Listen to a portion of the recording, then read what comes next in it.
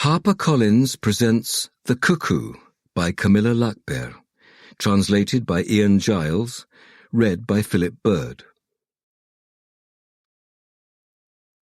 Dedication for Simon. 1. Saturday. He gazed at the photographs. He knew that Viviane was upset because he had decided they weren't going to the party, but he simply couldn't bring himself to go. Time had finally caught up with him and forced him to face the truth. Perhaps he should have done so long ago. What had happened had been like a millstone around his neck all these years. He'd been afraid of the questions, of the answers, and of everything in between. The choices he had made had shaped him as a human being, and what he now saw in the mirror was not particularly attractive. Choosing to live life with your eyes shut never was. In the end, he'd forced himself to tear the blindfold off and act based on what he saw. Slowly and carefully, one by one, he got out the framed photographs. He propped them up against the wall and counted a total of 16 pictures. They were all there. He took a few steps back and gazed at them. Then he turned towards the simpler frames he had, his placeholders. He wrote the names of every single photograph on scraps of paper in large, uneven letters before taping them to the respective frames. He didn't need the actual photographs to be able to picture them as he moved them around on the white walls of the gallery. Each photo for the upcoming exhibition was etched into his retinas, and he could quite easily summon them from memory and see them clearly. He knew that it would take many hours, probably well into the early hours, to hang the exhibition, and that he would pay the price for it in the morning. He was no longer a young man. But he also knew that at the opening in 2 days' time, he would feel lighter and freer than he had in many years. The consequences of what he had chosen to do would be dramatic, but that wasn't something that he could take into consideration. He had been far too considerate for far too many years. They had all been living in the dark shadow of their lies. Admittedly, they ran the risk of being crushed, but he still meant to reveal his truths, and theirs. He had never felt as free as he did now, carefully fixing the piece of paper with the word guilt to one of the frames. Not even death frightened him any longer. Erika Falk stretched. The warmth of the bed meant it was tempting to linger, but she'd promised to meet up with Louise Bauer for a power walk in an hour. Quite why she had done so she wasn't sure, but Louise was probably stressed about the festivities and needing to blow off some steam. "Do we really have to go tonight?" Patrik groaned beside her, covering his face with the pillow. Erika yanked it away and used it to gently pummel him. "It's going to be wonderful. Good food, some decent wine, your wife all dressed up for once." Patrik closed his eyes with a grimace. "A golden wedding anniversary, Erika. Just how festive can that be? A bunch of stuck-up guests and endlessly long speeches. You must know what kinds of people will be going." He groaned again. "We're going anyway, so you might as well bite the bullet and bring a positive attitude," said Erika. Sensing she had crossed the bounds of enthusiasm, she leaned towards Patrik's side of the bed and gently stroked his ribcage. His heart was beating so powerfully. It was hard to believe that he had ever had heart problems, even if the worry was still there. "Louise expects us to come. Anyway, I love seeing you in a suit. You're wildly handsome in them, especially that dark blue one." "Oh, give over." Patrik kissed her on the mouth, gently at first, before it turned into a deeper kiss. He pulled her very close to him, and Erika felt her body turn soft and warm throughout, like always. "The kids might come in any second," she mumbled, her mouth against his. Patrik responded by pulling the duvet over their heads. It quickly got hot under the covers. Nothing else existed inside their bubble except the two of them, their bodies, their lips, their breathing. Then a heavy thump confirmed what Erika had feared. "Hide and seek!" Noel shrieked with joy as he bounced up and down on the bed. As if he'd been fired from a cannon, Anton arrived shortly thereafter, landing right on Patrik's family jewels. "Ouch! Fuck!" He stopped himself after a glance from Erika. "Fiddlesticks!" Noel and Anton were choking with laughter. Erika sighed, smiling. She and Patrik had carved out a few seconds alone, just the two of them, and that would have to do. She bent over the boys and tickled them, making them howl like wolves. "I tried to get them to watch TV, but they sneaked up here as I was getting out the yogurt." Maya was standing in the doorway in her nightie, the one with a unicorn on it, her hands held out in resignation. "Sweetheart, you don't have to look after them in the mornings. They can get up by themselves," Patrik said, waving at her to come in. Maya hesitated at first, always so responsible. Then her face cracked into a smile and she hurled herself onto the bed too, joining in the game. Erika caught Patrik's eye over the kids' heads. Their family was perfect. Just perfect. "Do you think they'll call in advance, or do we have to wait until Thursday? We know they sometimes provide advance warning." Henning Bauer drummed his fingers on the tabletop. It was the first weekend in October. Beyond the window, autumn had taken over, and white-crested grey waves were breaking against the smooth rocks lining the shore of the small island. Their small island. He looked at Elisabeth, who was sitting opposite him with her teacup. "We've heard that I'm into the final 5, although obviously that doesn't mean I'll win, there are no guarantees. But if it's true, then I have a 1 in 5 chance." His fingers continued to drum against the table. His wife sipped her tea calmly. Henning admired her calm. That had always been their reciprocal dynamic when it came to his writing. He got worked up, she calmed him down. He worried, she reassured him. Henning continued drumming his fingers, waiting for her reply. He needed her confidence. He needed her to tell him that it would all work out. After a few sips of tea, Elisabeth carefully set down the cup on the saucer. They had been drinking from those very cups their entire marriage, one of the countless wedding presents from their extravagant wedding, though he couldn't for the life of him recall who had given it to them. Outside, one wave, larger than the others, threw a cascade of water against the picture window running the full length of the house. The salt from the sea always left its traces on the glass, and their housekeeper Nancy had her work cut out trying to keep up with the polishing. The archipelago was relentless in its capriciousness, as if it were constantly trying to displace civilization and reconquer lost territory. "Don't worry, darling. Either they'll call today or tomorrow, or they'll wait until Thursday. Or they won't call. But if they call, which of course I believe they will, you must pretend to be surprised. You can't give away that we know you were on the shortlist." Henning nodded, his gaze fixed on the window. "Of course not, darling. Of course not." He tapped out a diffuse rhythm as he regarded the pattern left by the water on the window. 1 in 5. He ought to be satisfied with that, but knowing what was in reach, what a single telephone call could give him, left him almost struggling to breathe.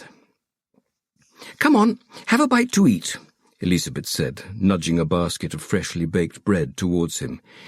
"We have a long day ahead of us, not to mention a long evening, and I don't want to find you nodding off at the table at 10 o'clock. Henning reached for a still warm French roll. He knew better than to disobey his wife. He spread a thick layer of butter across it, which immediately melted into the bread. "Tonight, we're going to dance," he said, his mouth full of bread as he winked at Elizabeth, who smiled slightly. "Tonight, we're going to dance." "Good grief! Just how early did you catch the boat? And in this weather?" Erika held up a hand in front of her face to shield herself from the wind as she struggled to keep up with Louise Bauer. As ever, it was a challenge. No matter how fast she walked, Louise walked faster. It wasn't made any better by the fact that she could feel the spatter from the waves breaking on the shore only a few meters behind them. The wooden houses provided them with some shelter, but Erika thought even they were almost crouching in the wind. "Oh, it's nothing. I always wake up at 6 anyway," said Louise. "And today's going to be a long one. I'm responsible for everything to do with the party, so it felt like I had to start with a power walk." Erika rolled her eyes. At the same time, she understood that Louise needed to clear her head.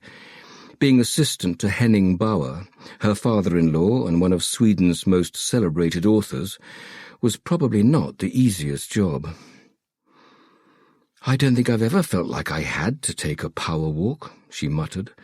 "In fact, on reflection, I don't think I've ever felt any form of physical activity was a necessity." Louise laughed. "You're so funny, you really are. Of course you like to get moving. It energizes you for the whole day." Erika struggled to speak as they climbed up the incline of Galarbakken at far too brisk a pace. She tugged her blue Helly Hansen coat more tightly around her torso. Louise was naturally wearing perfectly fitting sports gear that was both windproof and water-repellent.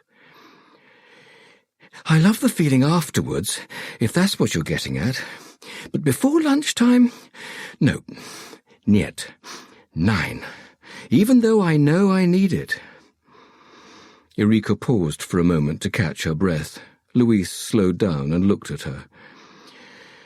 "To be perfectly honest, I've been feeling pretty lousy lately," Erika continued, "and I think it's to do with the wrong diet and being too sedentary, not to mention my advancing years.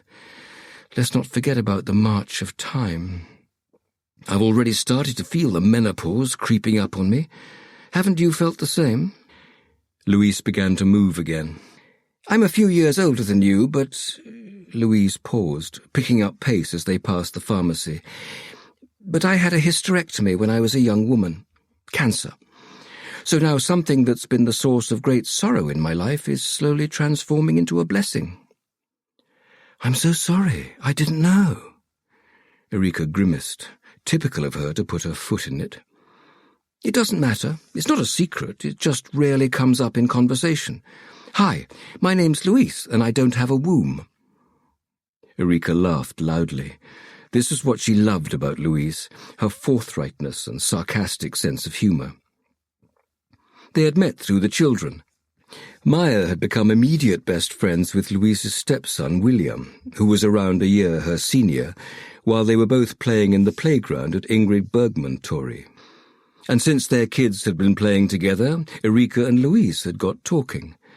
That had been last summer, and now they took the opportunity to meet up whenever Louise came back to Fjällbacka with her family. But Erika had to admit to herself that she appreciated their wine nights more than Louise's objectionable habit of power walking at all times of day. "So, how are you feeling about tonight?"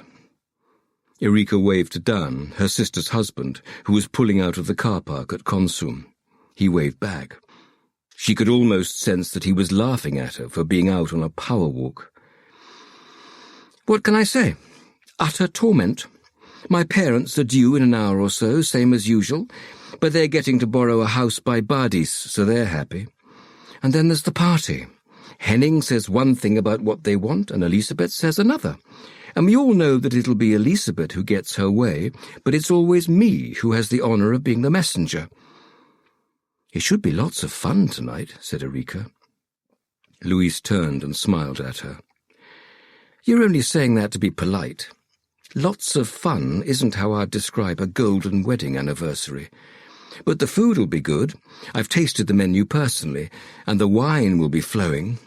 I've also made sure that you and Patrik have got good seats.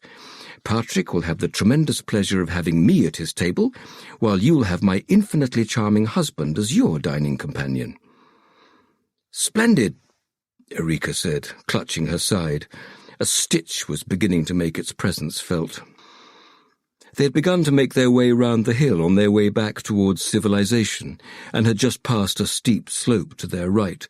Erika had called it the 7 Jumps when she'd been little, and it allowed you to get a sledge up to what felt like lethal speeds. She tried to figure out how much of their circuit was left, and concluded the answer was far too much. In front of her, Louise's dark ponytail bobbed rhythmically as she seemingly effortlessly maintained a brisk pace. Erika bent down and picked up a stone that she clenched tightly in her fist, hoping it would distract her from her increasingly painful stitch. She simply had to face facts. Working out wasn't her thing.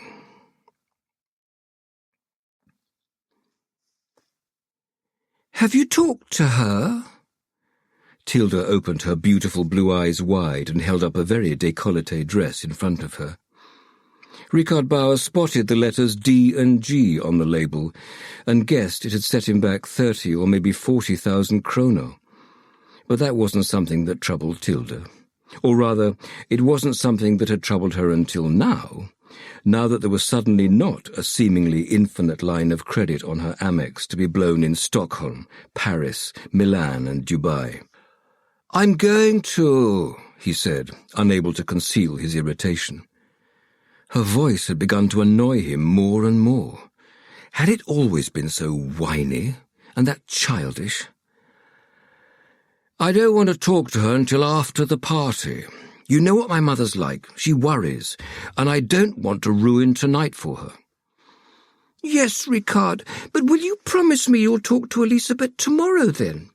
Definitely?" Tilda pursed her lips and thrust out her chest. She had showered and was naked, apart from a white towel wrapped around her hair. Richard could feel his own reaction. It fascinated him how his brain could be bugged by her, while his cock reacted to her mere presence. "I promise, darling," he said, pushing her down onto the bed they had only recently left. She let out a shrill giggle. "Come to me, baby," she said in a childish voice. "Come, just come." Richard buried his face between her big breasts, shutting out the world.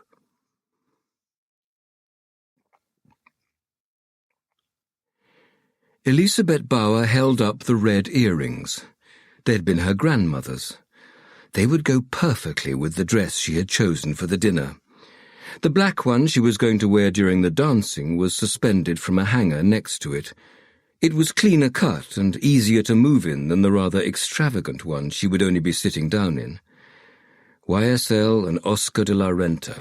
Bought in Paris in the spring, when she and Henning had spent a couple of weeks in the flat there. If you were shopping for a special occasion, like a golden wedding anniversary, well, there was nowhere but Paris to do it.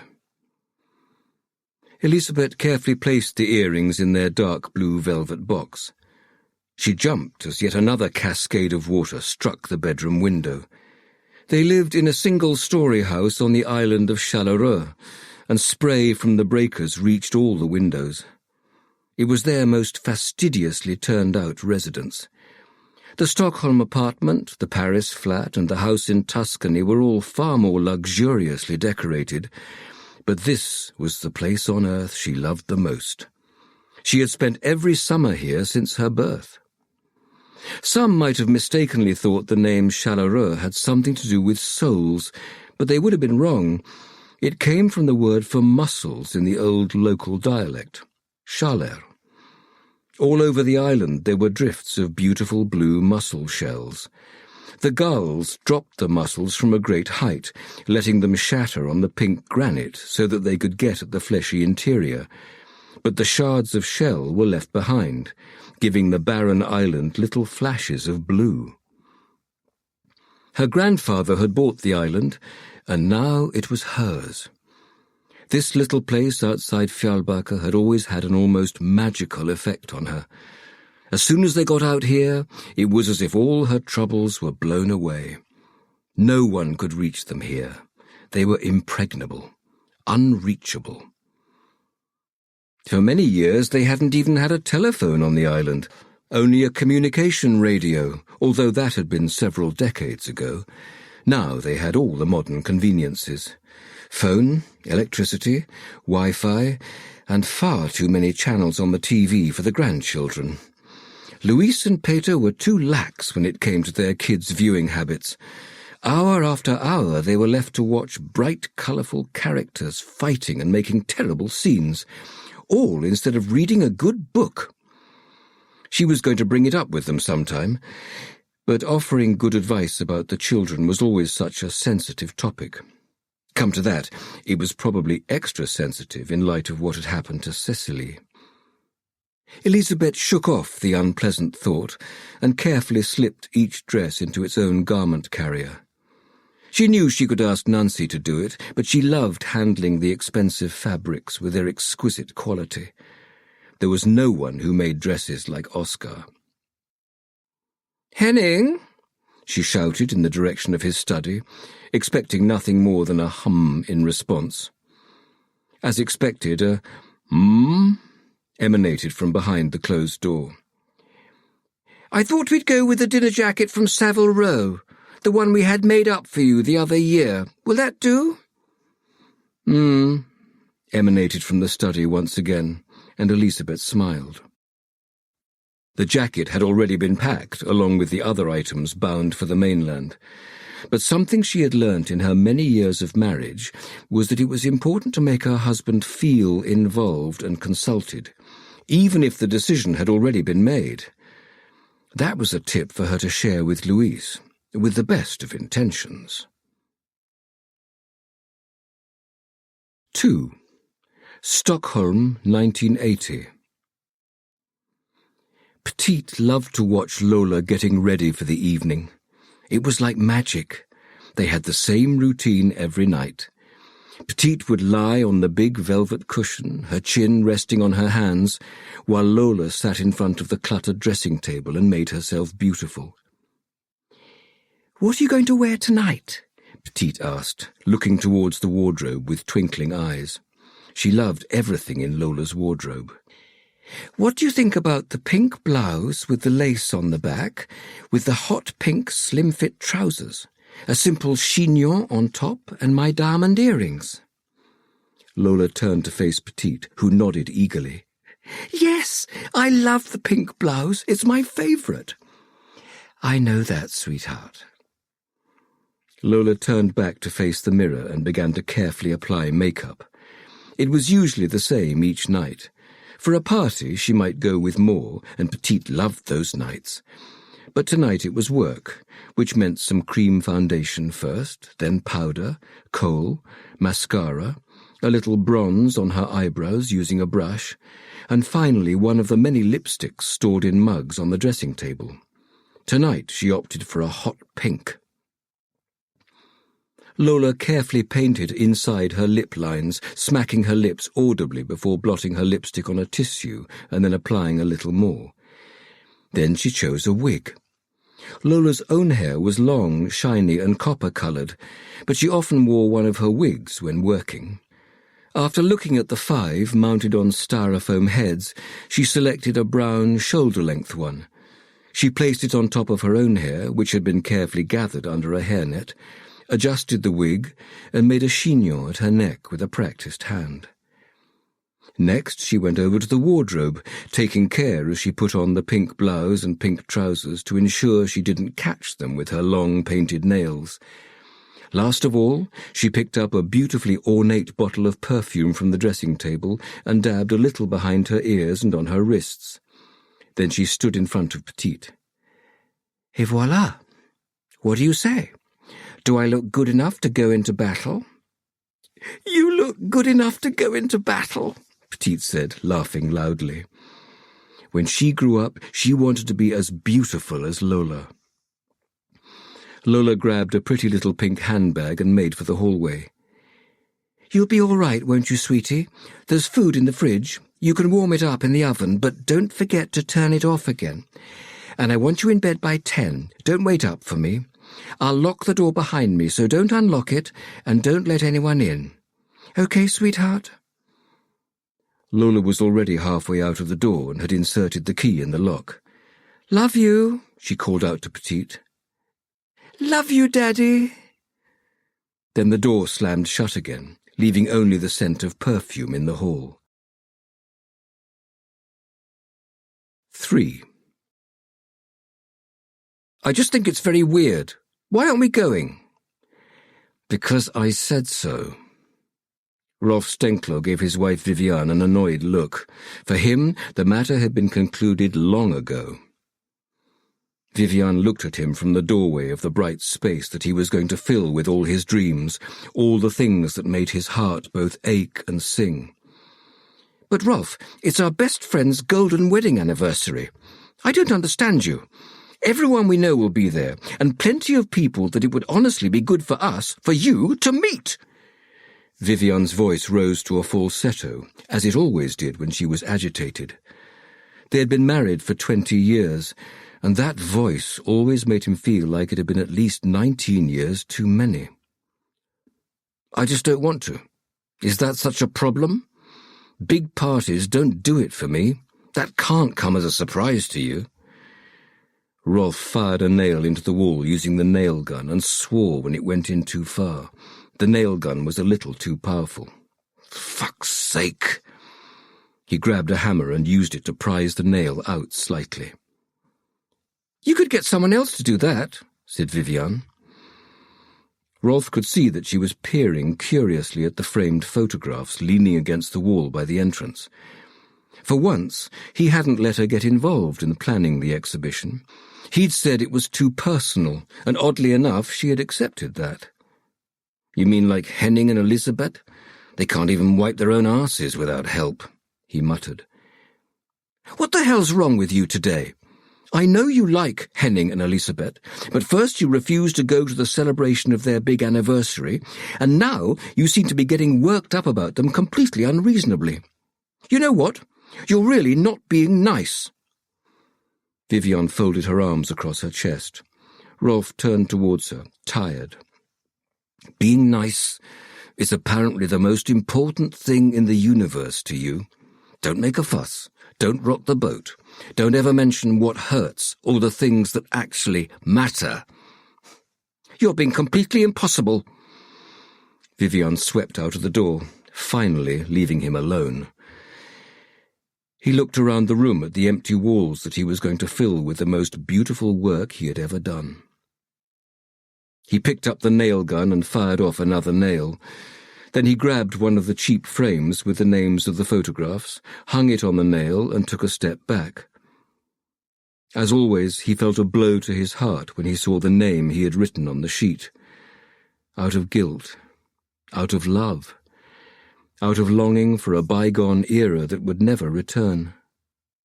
But soon the brightest of stars would shine again. "How are we getting on?" Louise Bauer paced restlessly around the large room known as Mademoiselle, which was to the right of the foyer at Stora Hotellet. The wooden floor creaked softly beneath her feet. The clouds had still been low, the waves still lashing the jetties when Louise had hurried into the venue. Barbara, the hotel supervisor, was following her nervously. "Everything's going according to plan," she said. "The food preparation is in full swing. We have everything ready to be laid on the tables. The tables will be set up just after lunch. The staff are well prepared, and we've got plenty of drinks to serve. And we've managed to source everything you requested in that respect." "Good," Louise said, stopping. "The kids, will they be getting special meals? Max and William won't want to eat the same menu as us grown-ups." Barbara nodded. "There are burgers for the kids and ice cream with chocolate sauce for dessert." "Brilliant. Yes, I must say you really do seem to have it all under control. Do you have the place cards?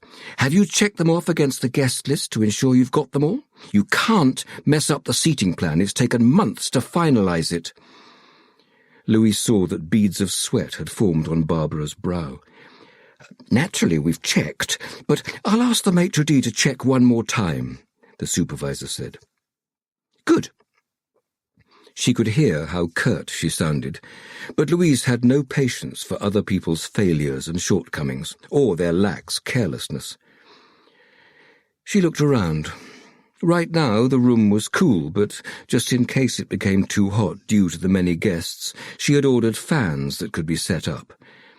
The walls were painted pale green with exotic features in the interior decor, which matched the rest of the hotel's theme. Louise pictured the crowds of people, turned out in their best, dancing the night away to the sound of the jazz band that would be playing on a small stage currently being built at one end of the room. It was going to be a magnificent event. It was going to be perfect. Like everything she did, nothing was ever left to chance. Henning Bauer pushed his teacup away from him and stared at the blank document on the computer screen. The cursor was flashing mockingly at him. His nemesis. Emptiness. Outside the closed door he could hear noise and movement. Elisabeth was excited about the evening ahead, that much he knew. As was he. It was going to be a great night. The guest list was impressive, just the way he wanted it, and he already knew the speeches were going to be superb. If only he could cough up a few words before then. Every day he sat there for hours, sipping his tea and staring at the flashing cursor on the display. He knew the words ought to be there, within reach. He had lived with words his whole life. They ought not to be unfamiliar to him. But they eluded him. Henning picked up the teacup and went over to stand by the window. He contemplated the wild landscape beyond. In the summer, it looked like an advert for seaside life. Blue skies, pink granite rocks glittering in the sunshine, yachts sailing past in all weathers. Now, in October, the sea was lashing the rocks as if it wanted to drag the island into the depths. He preferred it like this, when nature was showing its true power. Henning cradled the teacup, cursing his fate. He ought to be able to write here. It was the perfect environment. Behind the large desk by the picture window, he was able to regard himself as a Bergmanian figure, a recluse in the midst of a never-ending flow of creativity. But nothing came. Absolutely nothing. A timid knock on the door made him start. "Yes," he called out, more harshly than he had intended. "Sorry, Dad. The boys just wanted Grandad's help with something." Henning's face softened. He didn't really want to be disturbed in his study, but the grandchildren were always welcome. "Come in! Come in!" The door opened, and there was Peter with the boys at his side. Henning waved at them to come in. His heart filled with warmth as he saw Max and William's small faces light up when they saw his smile. He hadn't been much of a presence when Peter and Rickard were growing up, but that had been in keeping with the times. It was different with Max and William. He was able to give them the love he had never given his own sons. "We need help choosing ties, Grandad." Max, the oldest, precocious and serious, held up 3 options. William, the little brother who was always up to some mischief and whose hair was constantly standing on end, also proffered 3 ties. William had recently lost 3 teeth, so he lisped audibly as he repeated his big brother's statement.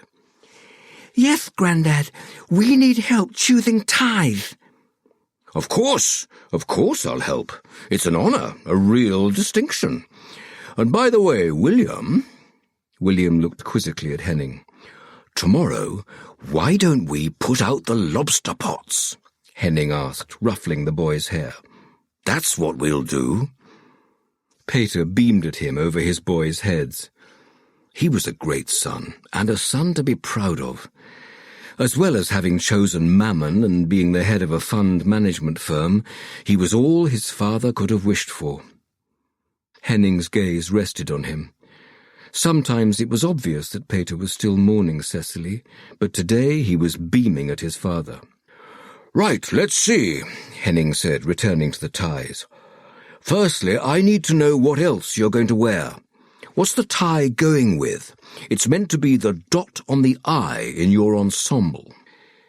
At that very moment, the mobile lying on the desk began to ring, and Henning jumped. He usually put it on silent when he came into the study, but he must have forgotten today. Annoyed, Henning went over to the desk to turn off the mobile as it blared away next to the computer, but he stopped with his hand in mid-air when he saw who was calling. They didn't know each other, but Henning had had his number saved on his phone for years, just in case. His hand trembling, he tapped the green button and then the speakerphone symbol. He put his finger to his lips to get Peter and the boys to realize they needed to be quiet. Then he said, "Hello? Henning Bauer speaking? This is Stein Salayan, Permanent Secretary of the Swedish Academy." "Oh, hello." His heart was pounding so hard in his ribcage that Henning thought he might pass out.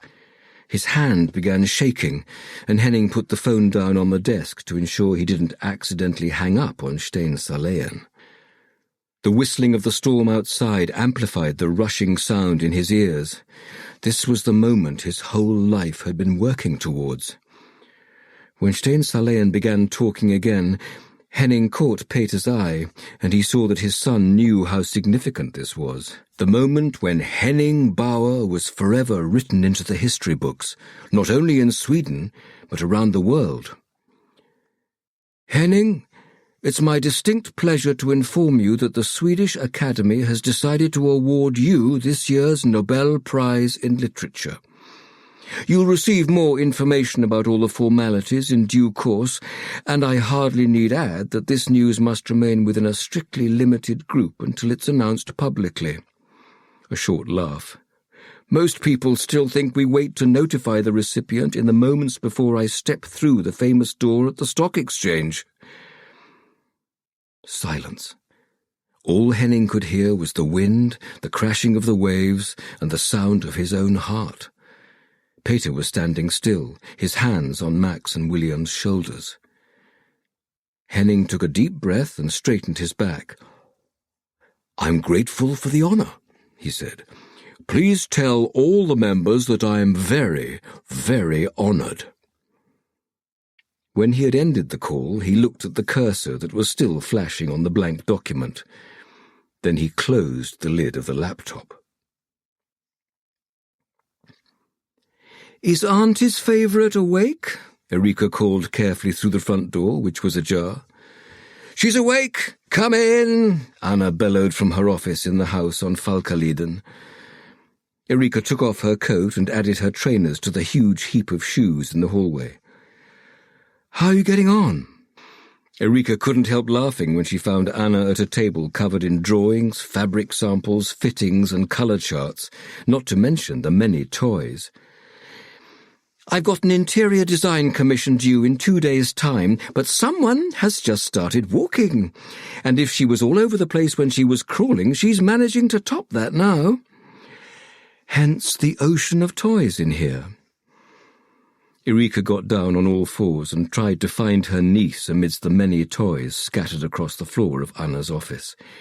She found her behind a huge teddy bear, and a big smile appeared on Fleece's face when she caught sight of her. Erika was a big favourite of Felicia's, or Fleece, as she was fondly known by all in the family. Born a month premature, but the picture of health, she had turned out to be the world's happiest and most active baby. The horror of that time when Anna had begun to bleed had almost been forgotten. "It's like working in the middle of a tornado," Anna sighed, getting up and surveying the mess on her desk with a look of resignation. "I can take her for a while, so you can get some work done in peace and quiet," Erika said, cooing at Fleece, who was now amusing herself by tugging as hard as she could at Erika's nose. "Oh, would you? That would be the best," Anna groaned. The client is the demanding kind, and I got my hands full trying to ward off all the proposals for curtains adorned with lighthouses and cushions with shells on them. Isn't the customer always right? Eureka said, pinching Fleece's nose gently, which made her laugh loudly. Nope. In fact, it just so happens that the customer is actually very, very rarely right. Anna scratched at her blonde hair, which now reached down to below her shoulders, hiding all trace of the scars she'd acquired on her head from the accident. Eureka thought her little sister was glowing, even though she was complaining. Anna seemed to have been haunted by misfortune for so many years, but she was now happily married to Dan, Eureka's childhood sweetheart, and they had a happy blended family, as well as their own little darling that all the siblings fought to fuss over. "Have you been out for a workout?" Anna said suspiciously, only now noticing Eureka's leggings. "Louise dragged me out for a power walk," Eureka sighed. "Of course she did. Of course she needed to go for a power walk," Anna said. Eureka stuck out her tongue at her, which Fleece found hilarious and immediately began to imitate. "What exactly is it you have against Louise?" Eureka said, putting Fleece down on the floor.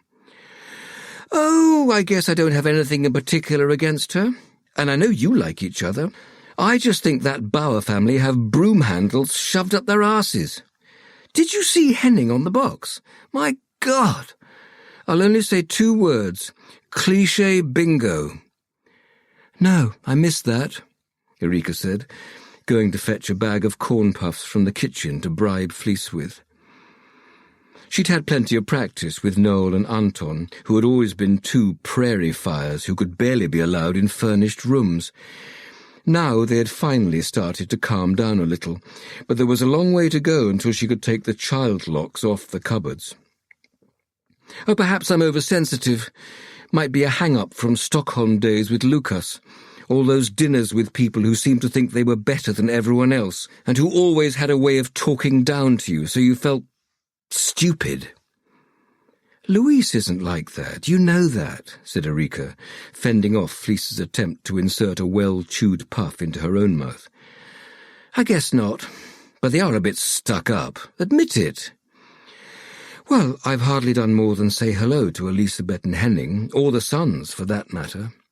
But the boys are sweet, Max and William. Maya and William are basically inseparable. He winds her up and she calms him down." "Typical girl's role to calm down wild lads," Anna muttered, rooting through the samples on her desk. "When did you become a feminist?" Eureka said, cocking her head to one side and regarding her sister. "You don't need to be a feminist to realize that the world is unfair. I can see what it's like at school for Emma right now. The disruptive boys get all the attention, while the calm girls like her get barely any time or attention at all."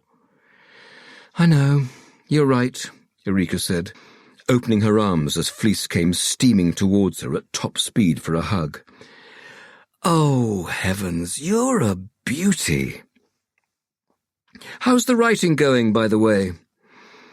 Anna reached towards a hidden biscuit tin high up in the cupboard. Oat snaps, of course. They'd been a constant presence in their childhood home. "Oh, don't mention that miserable subject," Eureka said, accepting a biscuit. "I've got writer's block.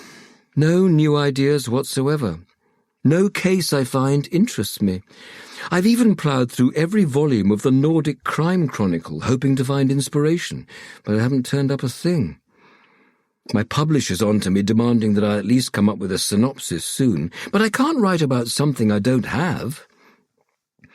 Eureka shook herself to dispel the feeling of discomfort. "Do you mind if we change the subject? It's making me anxious." "Of course," Anna said, grinning. "So what do you think about tonight's dinner?" She placed a piece of fabric on top of a colour sample, muttered glumly, picked up a different fitting and held it against a new colour before shaking her head in dissatisfaction. "Come on, let's have a coffee. I need to rest my brain for a bit." "So, the dinner." Eureka picked up Fleece, put her on her hip and followed Anna into the kitchen. "It's going to be interesting," Patrik is suitably amused, but we're only going because Louise invited us. It's still a bit awkward. We hardly know Elisabeth and Henning." "But you're an author. That must count for a lot in their world," said Anna, her back turned as she shoveled ground coffee into the filter of a battered coffee maker. "I don't know whether people like Elisabeth and Henning consider me to be an author. I'm too easy to read, and normal people like what I do." "No, of course. Good sales figures must be a proper author's worst nightmare." Anna grinned as she poured water into the machine. "I expect so," said Erika. "But all joking aside, it should be okay. Louise has promised me good food and good wine." "Well then." "Here comes Dan. He's been down to secure the boat. When you're done with the marauder, you can pass her on to Dan. She can be his daughter for a couple of hours." Erika sniffed Fleece's head. She was sitting on her aunt's knee playing with her keys, always a safe bet. "Sweetheart, when Mum is mean, you're always welcome to come to Auntie Erika's. She's the stable one, don't you know? The safe one." "Go on then, give me a kiss," said Anna, setting down a cup of coffee in front of her big sister, but at a safe distance from the baby. She leaned forward and kissed Erika on the cheek. "Love you." Erika gulped. Anna had always been stingy with her affection. "Love you," she whispered back. Vivian Stenklow hesitated. She usually left most things up to Rolf. She wasn't all that fond of making decisions, but this was something she neither understood nor liked. Why was she supposed to stay at home just because he didn't want to go? It was absurd, downright ridiculous. For 20 years, Vivian had let Rolf be in charge. She had adapted to his schedule, his exhibitions, his travels, his habits. She had known when they'd met that was how he was used to having things. His first wife, Esther, who had died the year before Vivian had met Rolf, had taken care of everything in his surroundings. That was also what life had been like for Vivian before Rolf. Her ex-husband had been an artist, and their life had been dominated by his whims. It was a life that was very familiar and felt, in some strange way, safe. She could usually see a logic in Rolf's whims, but this was just weird. Besides, these were new times. The habits of their own generation were as extinct as the dinosaurs. She didn't have to adapt to a man. She could make up her own mind. Vivian picked up her phone from the coffee table. The small house they rented in Salvik was pretty but draughty. Each gust of wind could be felt through the walls. She tugged her cardigan closer to her body. "Louise, it's Vivian. Sorry to bother you. I'm sure you got a lot on today, but I know Rolf has declined on behalf of the two of us for this evening. Yes, it's a real shame, but I was going to ask you, if it wasn't putting you out too much, if I could come to the party on my own. That's okay with you?" "Oh, thank you, Louise. That's so kind of you." "Yes, no. Well, we felt a bit off, but I'm back on my feet again, and Rolf can manage on his own for an evening. Thanks again." Once Vivian had hung up, it felt as if the brief conversation had been a huge victory, a first step towards independence. There was so much that was about to change. Rolf was already different. He'd lost his joie de vivre, the thing that had made the sacrifices in life with him worthwhile. Over the last few months, he'd been replaced by a gloomy, listless man. Rolf was getting old, and this wasn't the existence she wanted. Vivian went to the wardrobe to see whether she'd brought any party clothes with her. At a pinch, she'd have to make a quick outing to Uddevalla.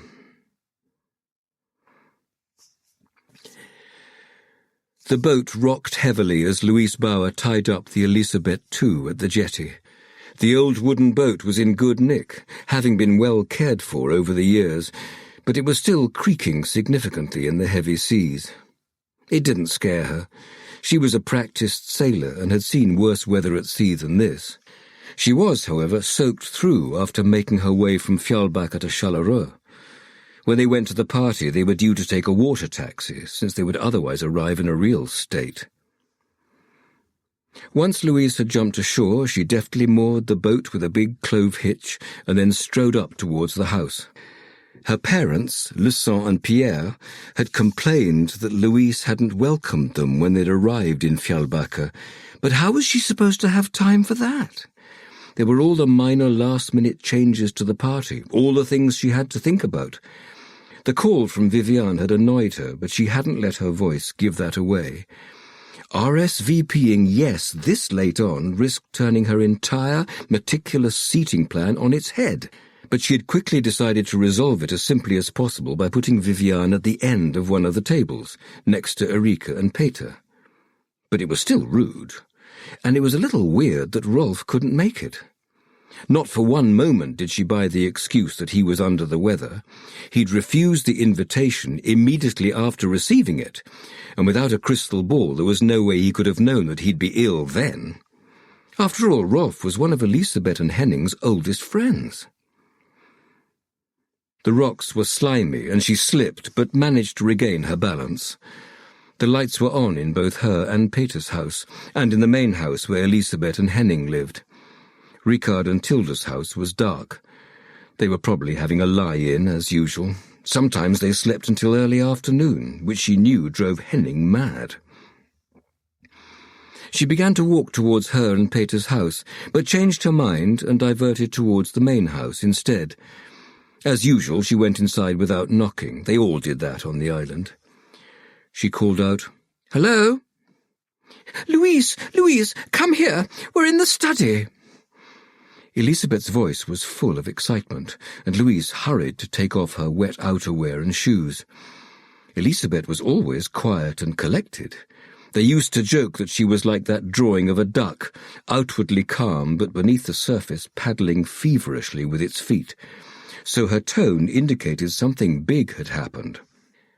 When Louise reached them, Elisabeth and Henning were each sitting in an armchair with a bottle of champagne and 2 glasses on the table between them.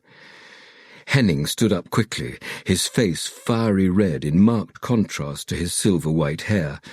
He fetched another champagne glass and passed it to her, his hand trembling. "Have you started early?" Louise said, taking the proffered glass, which was now filled with champagne. She noted the bottle, an Henri Giraud, worth almost 30,000 kroner.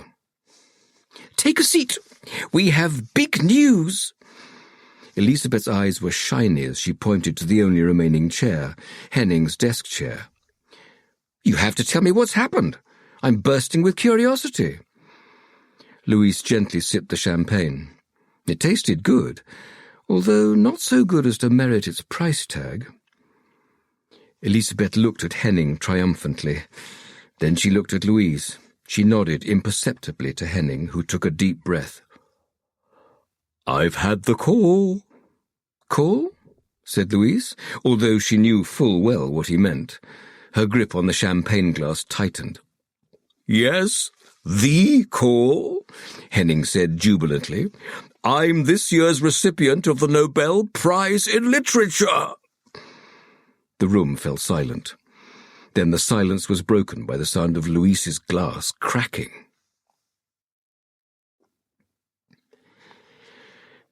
"When do you think we can go home?" Patrik hissed to Erika as they stood outside Stora Hotellet. For a while the storm had seemed to be waning, but now the waves were lashing the shore again. Erika could almost taste the salt in the air. She shushed Patrik and hurried him along to make sure they got indoors before her hair was blown all over the place. He continued to mumble to himself as they took off their coats, but in the end she managed to get him to let go of the tie he was tugging at. If only he knew how incredibly handsome he looked tonight, she thought to herself. "I gather Louise has given you a pleasant dining partner," she said. "And look how inviting it looks. It's going to be a great night." There was apparently something the matter with his jacket, too, because Patrik was fidgeting gloomily, and he cast only a brief glance at the laid-out long tables in the illuminated room. "Did you tell Anna and Dan to call if the kids become too much?" The hope in his voice was much too obvious. They won't call, and we get a child-free evening and a child-free lie-in. Don't forget about that. I can't remember the last time we had that. True, Patrik said, discreetly squeezing Erika's rear end. And I know exactly how we're going to make use of that time. Sleep? Erika said, winking at Patrik. How she loved this man. She kissed him on the cheek and pointed to the large seating chart on the wall by the door.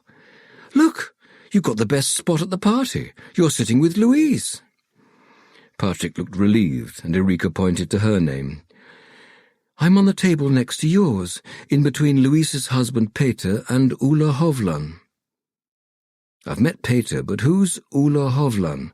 Patrik said, looking towards Erika's seat where a man in a dark suit with dark, slicked-back hair was sitting. He's married to Susanna Hovland, who's a member of the Swedish Academy. They're close friends of Elisabeth and Henning. They run how to describe it, a cultural club in Stockholm, together with Rolf Stenkler. You know, the one who's so well known for his nature photography? It's called Blanche. It's where all the culture vultures go. In other words, I've never been invited. It'll be very entertaining having him on the table.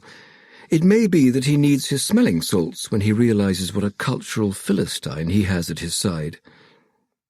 Are you bothered by that? Patrik said, supporting Erika so that she didn't stumble as she descended a flight of steps in her heels. Not one bit, said Erika, squeezing Patrik's arm.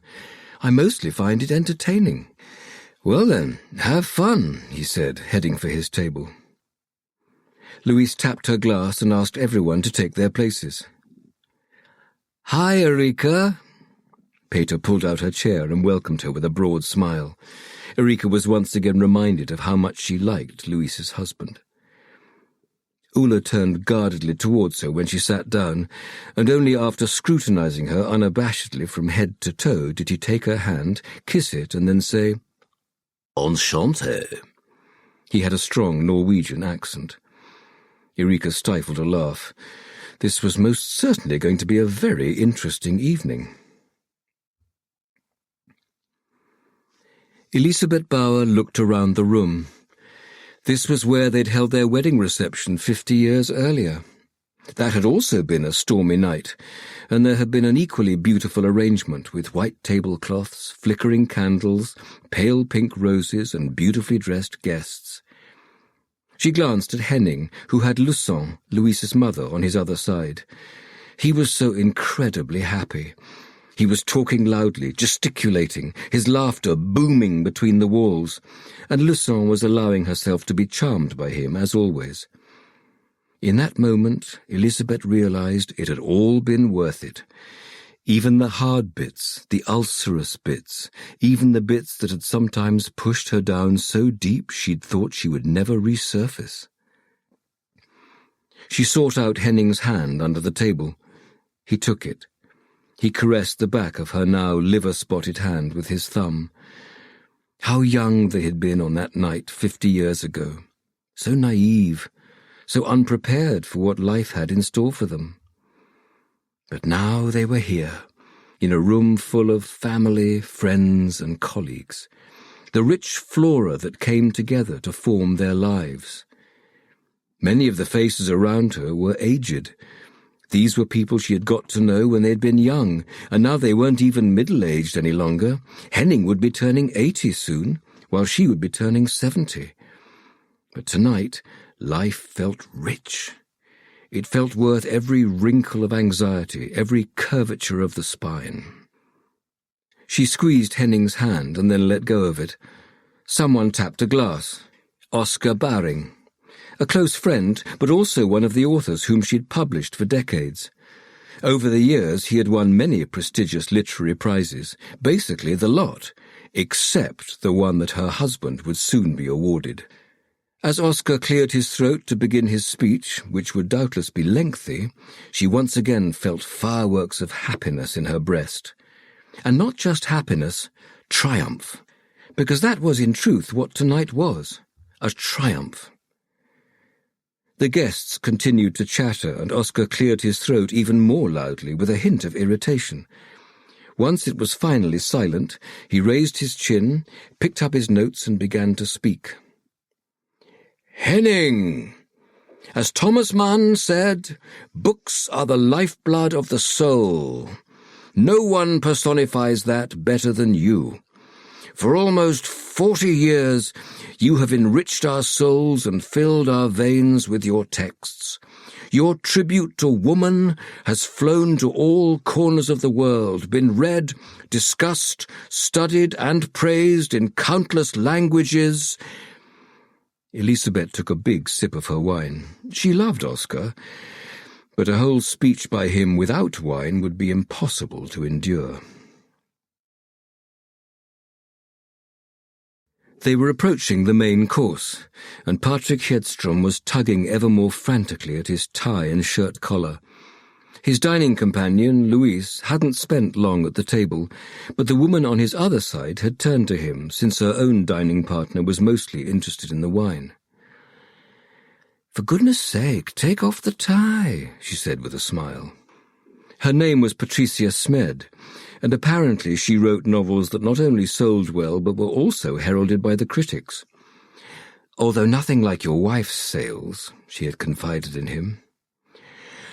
"I don't intend to take anything off in this company," Patrik said, although he did loosen the tie slightly before taking a sip of the full-bodied wine. He didn't dare contemplate which glass of the evening this was. "Elisabeth wouldn't mind," Patricia said, smiling even more widely, the fine lines around her eyes getting deeper. "Although Henning has probably always been a little more prim." "Isn't Elisabeth Henning's publisher? Have I got that right?" Patrik dug deep to recall what Erika had told him earlier that day. He loved his wife, he admired her profession, but when she began talking about things that related to books and the publishing world, he usually zoned out, if he was honest. "Yes, Elisabeth is a legendary publisher. Her family founded Bowers a few years after Albert Bonnier started his place. She's been Henning's publisher since the very beginning, and he took her last name when they married." Patricia took a small sip of wine. She had barely touched the wine during the 2 courses they had hitherto eaten. She seemed to be mostly sticking to water. "Isn't it hard, working together like that?" Patrik asked, curiously. "It's clearly worked for them," said Patricia with a shrug. Suddenly a hand caressed his neck. Erika was apparently heading back to her table after a visit to the ladies. From her breath and her somewhat swaying centre of gravity, he guessed she'd also drunk her fair share of the wine. It was lucky they had a lie-in in the morning. "Have you been taking good care of my husband?" Erika said, tousling his hair. "He's a dear," said Patricia. "So nice to see you in your own neck of the woods for a change, rather than at a book fair somewhere. How are you getting on with Ola over there?" Erika rolled her eyes. "He intends to teach me to write and achieve my ultimate potential instead of casting pearls before swine." Patricia let out a low laugh.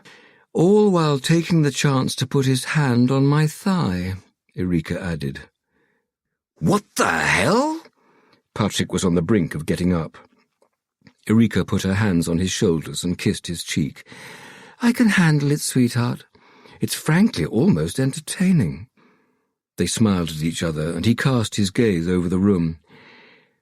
"By the way, who are the 2 people sitting next to Henning and Elisabeth? The woman who looks like she's sitting on a pitchfork, and the chap who looks like he's straight out of Farmer's Weekly." "Your powers of observation are not altogether off the mark, despite their prejudiced nature," Erika said in a low voice. "Those are Louise's parents, Lucien and Pierre. He's the heir to one of the largest estates in Skåne, with all that entails, and he and Lucien have been married since they were young." "Did you get that from some women's weekly at the hairdresser's?" Patrik asked, smirking. Erika snorted. "No, it was actually Louise who told me.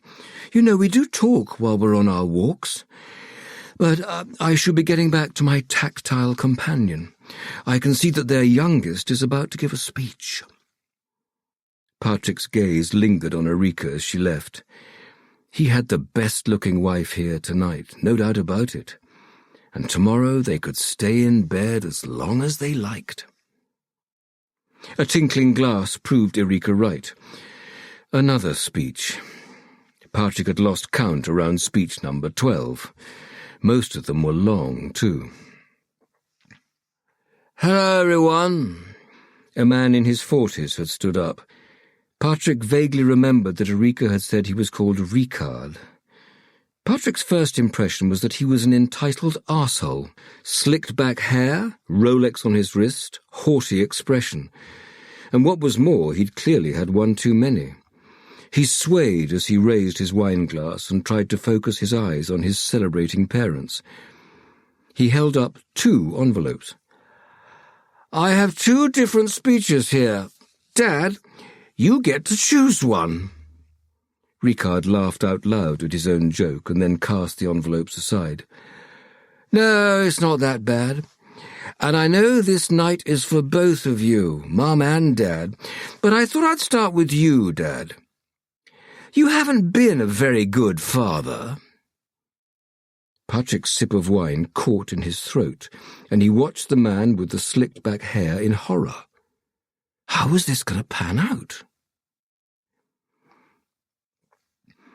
Henning clenched his fists under the table. Ricard. Always Ricard. Ever since he'd been a kid, it had been as if he was determined to ruin everything that came his way. Not like Peter, who always did everything right. Henning glanced at his eldest son. Peter looked as angry as he felt. Over on the children's table, Max and William were sitting there in the blue and grey striped ties that they'd chosen together earlier that day. They were listening to their uncle, wide-eyed. Elisabeth placed a hand on Henning's thigh. He'd never understood her weakness for Ricard. Their son was her only blind spot. She forgave all and gave him constant second chances. "He's had too much to drink," she pointed out in a whisper, and Henning leaned in towards her. "He's making a fool of himself," he said in the same low voice. "He's making fools of us all." From the corner of his eye he saw Lucin's horrified gaze, and he felt ashamed. He knew how careful Louise's parents were when it came to etiquette, and in the circles they mixed in, behaviour such as this was simply unacceptable. "You'll probably get an apology tomorrow." Elisabeth squeezed his thigh even more tightly. Henning gritted his teeth. More than anything, he wanted to stand up, grab his youngest by the collar, and drag him outside. But everyone's eyes were on them, and he now had a responsibility greater than himself. He wasn't just Henning Bauer, author, not just Henning Bauer, husband and father. Soon he'd be Henning Bauer, Nobel laureate in literature. He couldn't afford a scene. So while his son stripped him of credit and honour, swaying on unsteady feet, his eyes shiny with booze, Henning merely smiled stiffly. And once the speech finally reached its end, after far too long, he was the first to applaud. "Good God!" Erika exclaimed, turning to Ulla. Dessert had been eaten, and the room was beginning to empty. Many of the guests were staying at the hotel and had gone to change ahead of the imminent dance, to powder their noses, or simply to catch their breath after Ricard's speech. The mood was one of unrest, and Peter had excused himself to speak to his parents.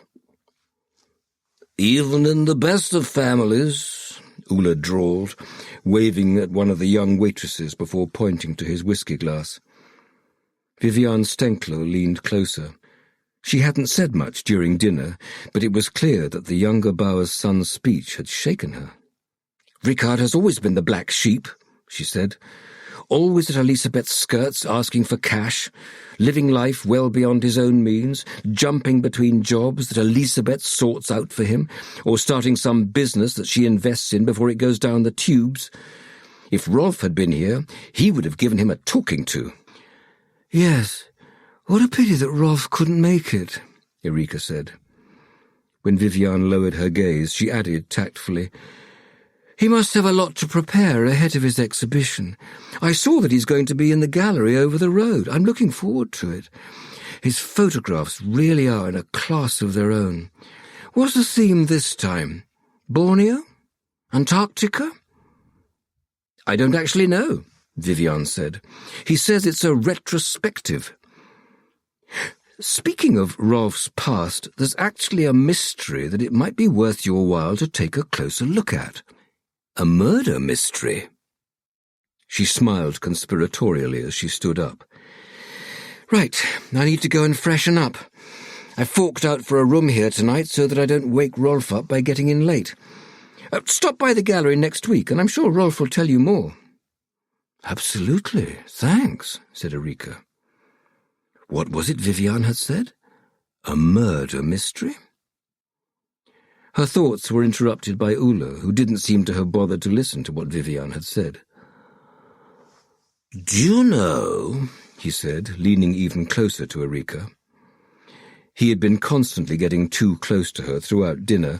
Now he reached indolently for the refilled whiskey glass and knocked back a gulp before continuing. Do you know that Henning is going to win the Nobel Prize in Literature?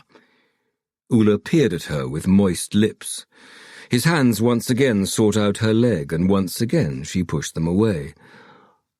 And how do you know that? Erika didn't take his drunken ramblings very seriously. The identity of who was going to win the Nobel Prize in Literature was a secret, strictly guarded by the 18 members of the Academy. Everyone knew that.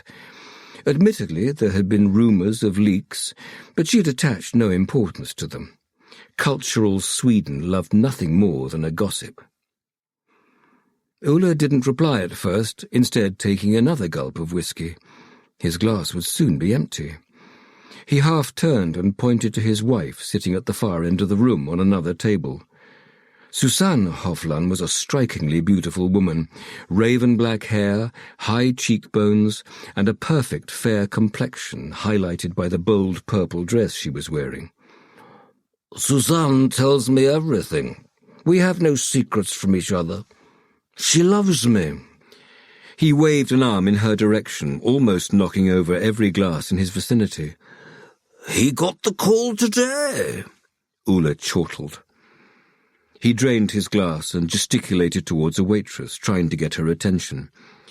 When he lowered his hand, it landed once again on Erika's thigh and immediately began to make its way up. This time she'd had enough. She stood up, picked up her small evening bag and thanked him for a pleasant evening. A crestfallen Ulla watched her leave. As Erika headed for the ladies, she glanced towards Henning, who was deep in conversation with Peter. Could it be true? She snorted and shook her head. Of course not. The Academy didn't leak. His whole body ached, but Rolf was finally satisfied. He'd lost count of how many times he'd rehung the photographs, or rather the placeholders that symbolized the photographs, but there were probably hundreds of them. It was nothing out of the ordinary. It was his usual process, but it had never been as important as this time. He had to get it right. He stood with his back to the door, trying to assume the role of a visitor seeing the photographs for the first time. He walked slowly through the gallery, stopping by each note, the way the visitors would. In his mind's eye, he saw each photograph before him. His goal was for all the pictures to give the observer the same feeling he'd had when taking the photo. That was why the order was so important.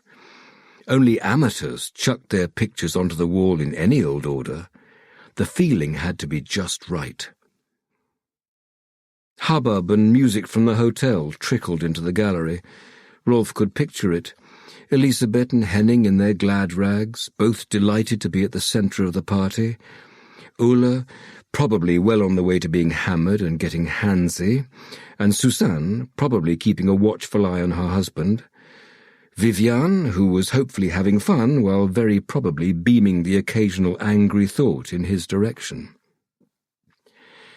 He was conscious that their relationship would require tender love and attention once he was done with the exhibition. It had never been his intention to make Vivian sad or upset. It had simply turned out that way. He loved her. Not like he'd loved Esther, because she had been in his blood, while he and Viviane were more like two celestial bodies in the same orbit around the common sun, his art being the sun. But he knew that she would be there when he needed her. And he would need her. A knock on the door made him jump. He had just positioned the photograph he'd titled Guilt beneath his placeholder. It was the most important photo in the entire exhibition, and its position was critical. Reluctantly, he went to open the door. He didn't like being disturbed when he was mid-process, but the knocks were insistent. "Oh, hello there," he said after opening the door. "What are you doing here?" Then he stepped aside to let his visitor in. "Can I dance with you later?" William tugged at Erika's skirt and looked up at her hopefully. Erika's heart melted. "Of course! It would be an honor. Why don't we make the first dance ours?" "I've promised that one to Louise," William said, his face falling before he perked up. "But how about the second dance? The second is almost as good as the first." Erika crouched down to look William in the eye. "Don't tell anyone, but I happen to think the second dance is better. During the first dance, you're never quite sure what to do, and it's all a bit awkward and wobbly. The second dance is completely different. So that's ours." "Great," William said cheerfully and ran off. Erika stood up and met Peter's amused gaze. "I think my son has a bit of a crush on you." "He's lovely," Erika said, grinning. "He and Maya play so well together. You should see them. They're on the same wavelength." Well, from what I've heard, she has a calming effect on him. He can be something of a tornado at home." "Oh, really?" Erika said, laughing. "I haven't seen that side of him. Maybe you're right. Maya really does have a calming effect on everyone around her." "A fine quality to have," Peter said, leaning against a pillar in the center of the room. Erika agreed, but couldn't help thinking about what Anna had said, about girls being expected to keep boys in check. There was feverish activity underway around them, transforming the venue into a dance floor. The clusters of guests had thinned out and the room had cooled down. Erika took a deep breath and smoothed her dress. "Cecily was like that," Peter continued, looking tenderly towards William, who was now talking to the band with big gestures. She kept her composure in every situation and had a stabilizing energy that everyone around her could feel. Harmonizing, I think that's the word I'm looking for. Cecily spread harmony. Do the boys miss her a lot? As always, it tugged at her heartstrings when Erika thought about the fact that William and Max had lost their mum. "Yes, and I try to let them do that. We talk about her a lot. Look at photos of her and watch videos with her in them. She's always with us, and Louise has been incredible in her attitude towards it all." "It can't always be easy," Erika said cautiously. "Living with a ghost? No, probably not," said Peter. He fingered the wine glass he was clutching. "But Louise is sensible enough to recognize that they're two distinct things. The fact that the boys and I miss Cecily has nothing to do with our love of Louise." "Do you stay in touch with Cecily's parents, the boys' maternal grandparents?" Sadly, they died before the boys were even born. And, to be perfectly honest, Lucien and Pierre aren't much of a substitute." He grinned, and he and Erika exchanged meaningful glances. "I know what you mean. Not exactly the warmest people I've ever met." Sitting on the floor and playing with the grandkids isn't in their nature. Their focus is different. And I think Louise had a tricky childhood on that monstrosity of an estate down in Skåne. "She still seems to have come out of it on her own 2 feet, Erika said, raising her glass towards Louise, who had just entered the room with a stressed look on her face. "People are all over the hotel," "I've no idea how we're going to get them back in here when the dancing begins," she said when she reached them. "Ricard is sulking in his room, and Ula is shit-faced and fell asleep on the stairs. I had to shake him back to life. Jesus Christ! Darling, next time your parents ask me to arrange something like this, shoot me." "I know you love it, really," said Peter, kissing her on the cheek. "Bringing order to chaos. The party's a smash hit. Forget Ricard. Mum's spoiled him all these years, and now she only has herself to blame." "You're right," said Louise, composing herself. "Now I'm going to enjoy the rest of the night. I've already got the first dance on my card, bagged by the most handsome man at the party." "I heard about that," said Erika. "I had to settle for the second dance." "You snooze, you lose," Louise said, smiling broadly. She went over to talk to the band, who looked ready to start, and put an arm round William. "When God closes the door, he opens a window," Peter quipped, following his wife with his gaze. "Louise is my window, and the boys. It might be cheesy to say so, but it's true in my case. And I'm not even religious." Erika didn't reply, merely squeezed his arm instead. She knew it wasn't just Peter who had been lucky. Louise could count herself as lucky too. She went off to find Patrik. The first dance would be his, whether he liked it or not. 4. Sunday. Soon she, Fanny Klintberg, would be able to leave this fucking place behind. She was saving every single penny this shitty job gave her so that she could leave. 18 years in Fjällbacka was more than enough. Endless winters in a place with only 1,000 inhabitants, where everyone knew everyone else and no one was allowed to stand out. Then there were the stuck-up summer visitors to the seaside, coming here and thinking they owned the place and could act however they pleased. Fanny retrieved the cleaning gear from the boot of the old Fiat she'd been given by her parents as an 18th birthday present. It wasn't exactly a flash set of wheels, but she loved the little red car since it had at least made her a little freer. After checking that she had everything, she closed the boot, sighed deeply, and dug in her pocket for the bunch of keys for the places she cleaned. Once she got to Bali, she wouldn't ever clean again. Well, except perhaps for her bungalow. She was going to work in a bar, that was the plan. She'd already started boning up on drinks online. And she'd seen that ancient movie Cocktail that her mum loved so much because she had, for some unfathomable reason, a crush on that dodgy guy from the cult who played the lead. She opened the door and used the bucket filled with cleaning equipment as a doorstop while she lifted in the vacuum cleaner. This was a relatively easy job. The gallery space was usually empty and didn't have loads of knick-knacks that needed picking up, wiping down, or working around. She heaved in the vacuum cleaner and picked up the bucket of mops and detergent, the door slamming shut behind her. Then she turned around and screamed shrilly. "You up for it?" Patrik Hedstrom's voice was husky. It felt as if his mouth was filled with carpet. "No." Erika's voice from her side of the bed left no room for doubt about the sincerity of her answer. "Jesus Christ, is this why we don't hit the town anymore?" "That and 3 young kids," Erika groaned, turning to face him. A whiff of her breath made him grimace. Then he grimaced even more as he realized that his own was probably just as bad. "I don't know what I was thinking. Drinking that much," Patrik said, unable to raise his head from the pillow.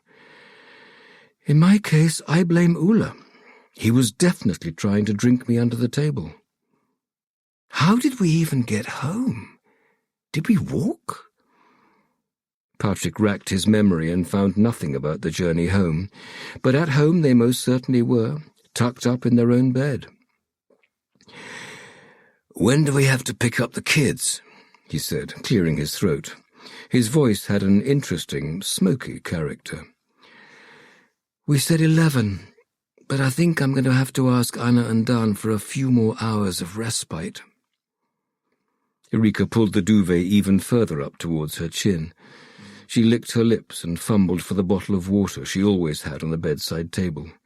She drained half of it before passing it to Patrik, who received it gratefully. "I'm too old for this," he sighed, trying to work out whether there was any part of his head that wasn't aching. "You have to admit that it was a pretty fun night at any rate," Erika said. "Perhaps not quite good enough to merit this, but still." "Agreed.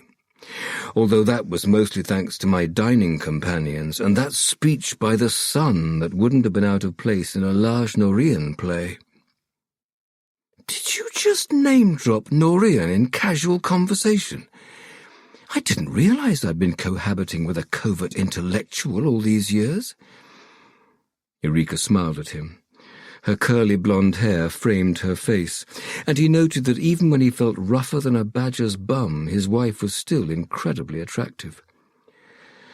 "I've always been ragingly intellectual," he said, managing to prop himself up on his elbows and lift his upper body slightly. "It's only commercial authors like you who don't understand my greatness." A pillow came straight towards his face, making the whole world rock. Once he'd collected himself, he sought revenge by tickling Erika. Slowly his sunken spirits began to revive, and just as soon as he'd popped a paracetamol and an ibuprofen, he'd be more or less human again. When his phone began buzzing on the bedside table, he considered ignoring it. "It might be Anna and Dan," said Erika, heaving herself up on one elbow so that the duvet slid off one of her breasts. After giving her a long look, Patrik reluctantly reached out for his phone. "It's work, not Dan and Anna." He cleared his throat a couple of times before answering. "Patrik speaking." "What the hell?" "Okay, where?" "I'll be there right away. Is forensics en route?" "Good. I'll wait for them there." It was as if the hangover was gone. Patrik kicked the duvet away and got out of bed. "What's happened?" Erika said, sitting up slowly. Patrik pulled on a pair of jeans and a T-shirt which were at the top of the heap of clothes beside the bed. Then he searched for his socks. "Someone's been found dead at the gallery on Galarbakken." "Someone? Is it Rolf? Or Vivian?" Erika also began to get dressed. She chucked a pair of black socks over to him. "I don't know any more than that right now. The cleaner found a dead body this morning. That was Arnica on the blower. I'm heading straight over there. Will you deal with the kids?" "Yes, I'll deal with them," Erika said, tugging a sweatshirt over her head. "Keep me posted," she called to Patrik, but it was too late. The door had already slammed shut behind him. 5. Stockholm, 1980. Lola could hear Petite getting up quietly so as not to wake her. She had worked late, later than usual, and her eyelids were heavy and impossible to open. But the sound of Petite's tiny feet tripping across the wooden floor to the kitchen made her smile with her eyes closed. Lola often wondered whether Petite knew that she was her whole world. Petite was the light streaming through the white curtains at the window. She was the sound of gravel underfoot after a long winter. Lola stretched in bed. It had been a rowdy night at Alexa's. Several drunk, angry men had come in and started yelling. Fortunately, that didn't happen very often. The club was a wonderful place. She loved working there and being part of the community. Being loved. It was that simple. It made all the rest worth it. The men from the night before didn't know any better. They were ignorant, narrow-minded, small. There was a clatter of saucepans and frying pans in the kitchen. Lola smelled the scent of coffee and reluctantly began to come fully to life, even though she knew she could sleep as long as she wanted. Petite was fine on her own, but she missed her. Time spent with her daughter was always more worthwhile than sleep. She turned on the radio. "Don't Do Me Like That" with Tom Petty and the Heartbreakers blared out at full volume, and Lola hurried to turn it down before the neighbour began hammering on the wall. When she opened the curtains, Stockholm was sparkling in its full summer beauty beyond the rooftops. She'd been lucky to bag this flat on a sublet. One of her colleagues at Alexa's was going to Los Angeles for a few years and had asked if she wanted to rent her one-bed flat in Vasastan. Late 19th century tenement. Top floor, morning sun. She'd said yes on the spot. It was perfect for her and Petite, much better than the poky hole they'd been in before in Bandhagen. A crisp white dressing gown was hanging on a hanger at the foot of the bed. White was her favourite colour. It always had been, ever since she'd been little.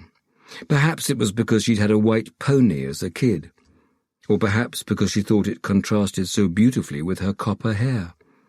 It was dyed, but what difference did that make?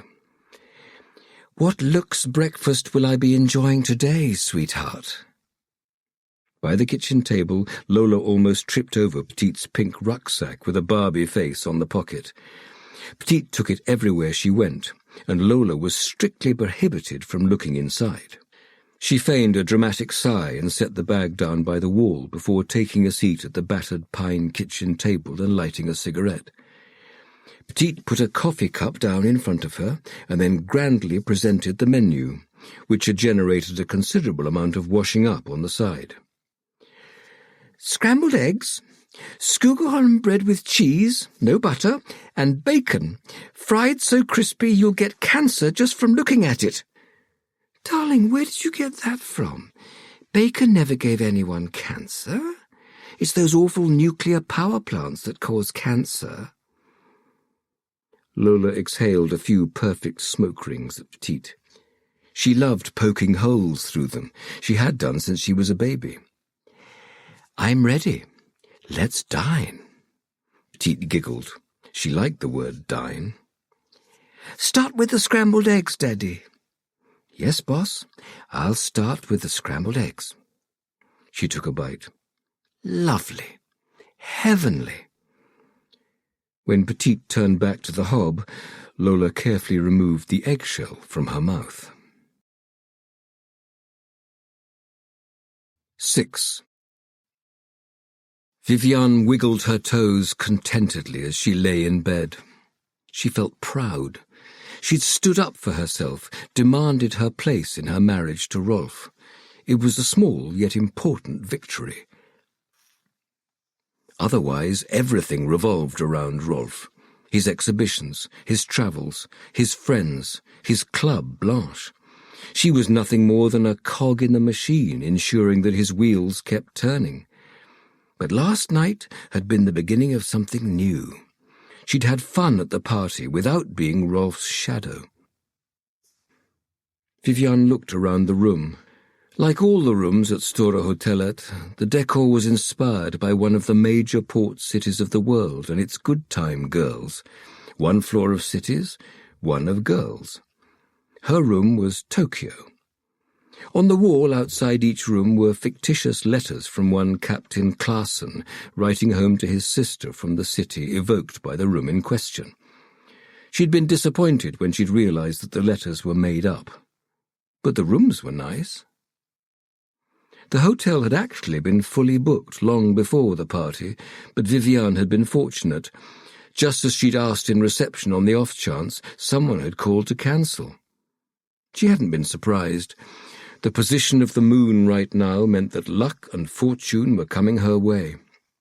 Rolf thought that was nonsense, but Viviane knew better.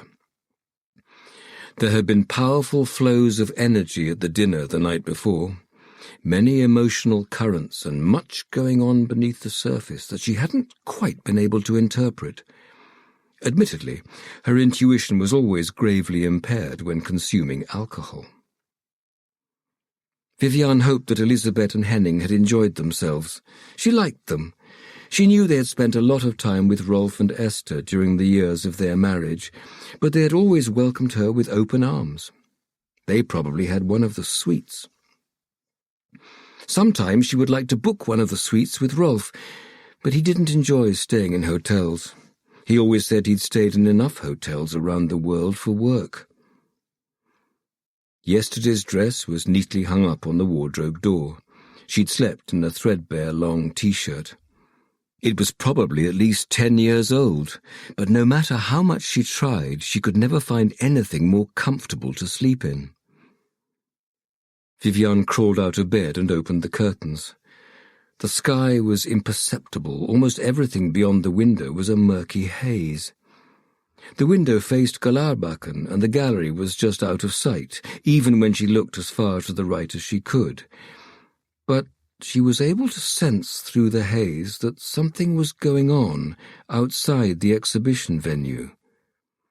At this time of year, the hill running down to Ingrid Bergman's Torre ought to be more or less deserted, other than the odd pedestrian. But right now there were cars and people pouring down the hill. She couldn't see where they were going, but something made her feel a gnawing sense of unease in the pit of her stomach.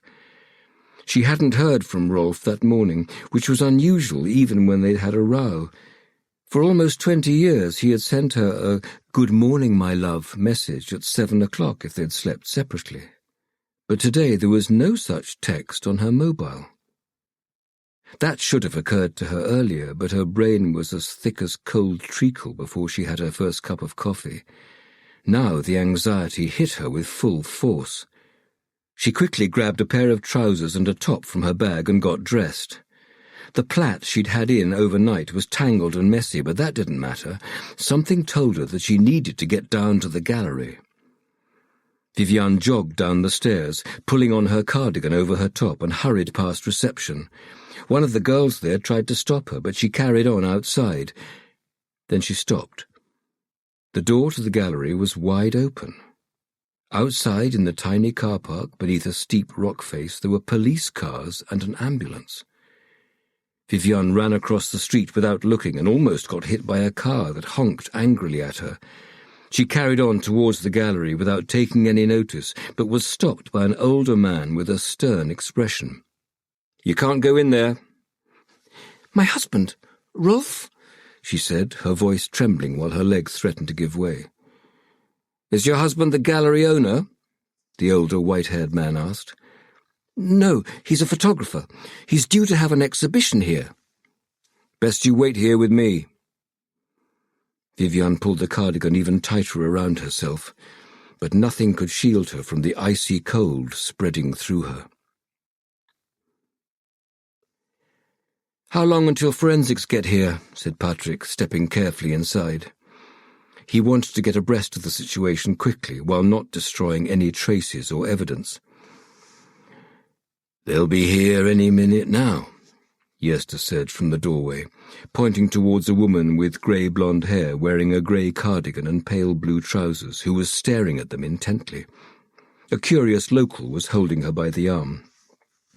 "That's probably the wife, if it's the photographer due to have the exhibition that we're dealing with here." "It is," Patrik said, nodding. "I've seen his photo. It's Rolf Stenkler." "Should I get someone to take care of her?" said Gösta, turning back to the woman whose teeth seemed to be chattering with the cold in the mist shrouding Galärbacken. "Is Martin on his way?" 5 minutes.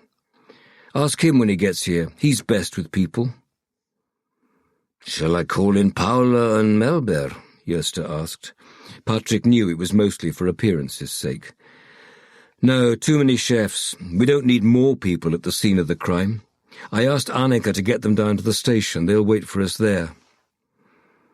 Gösta pointed up the hill through the haze. "Here come forensics."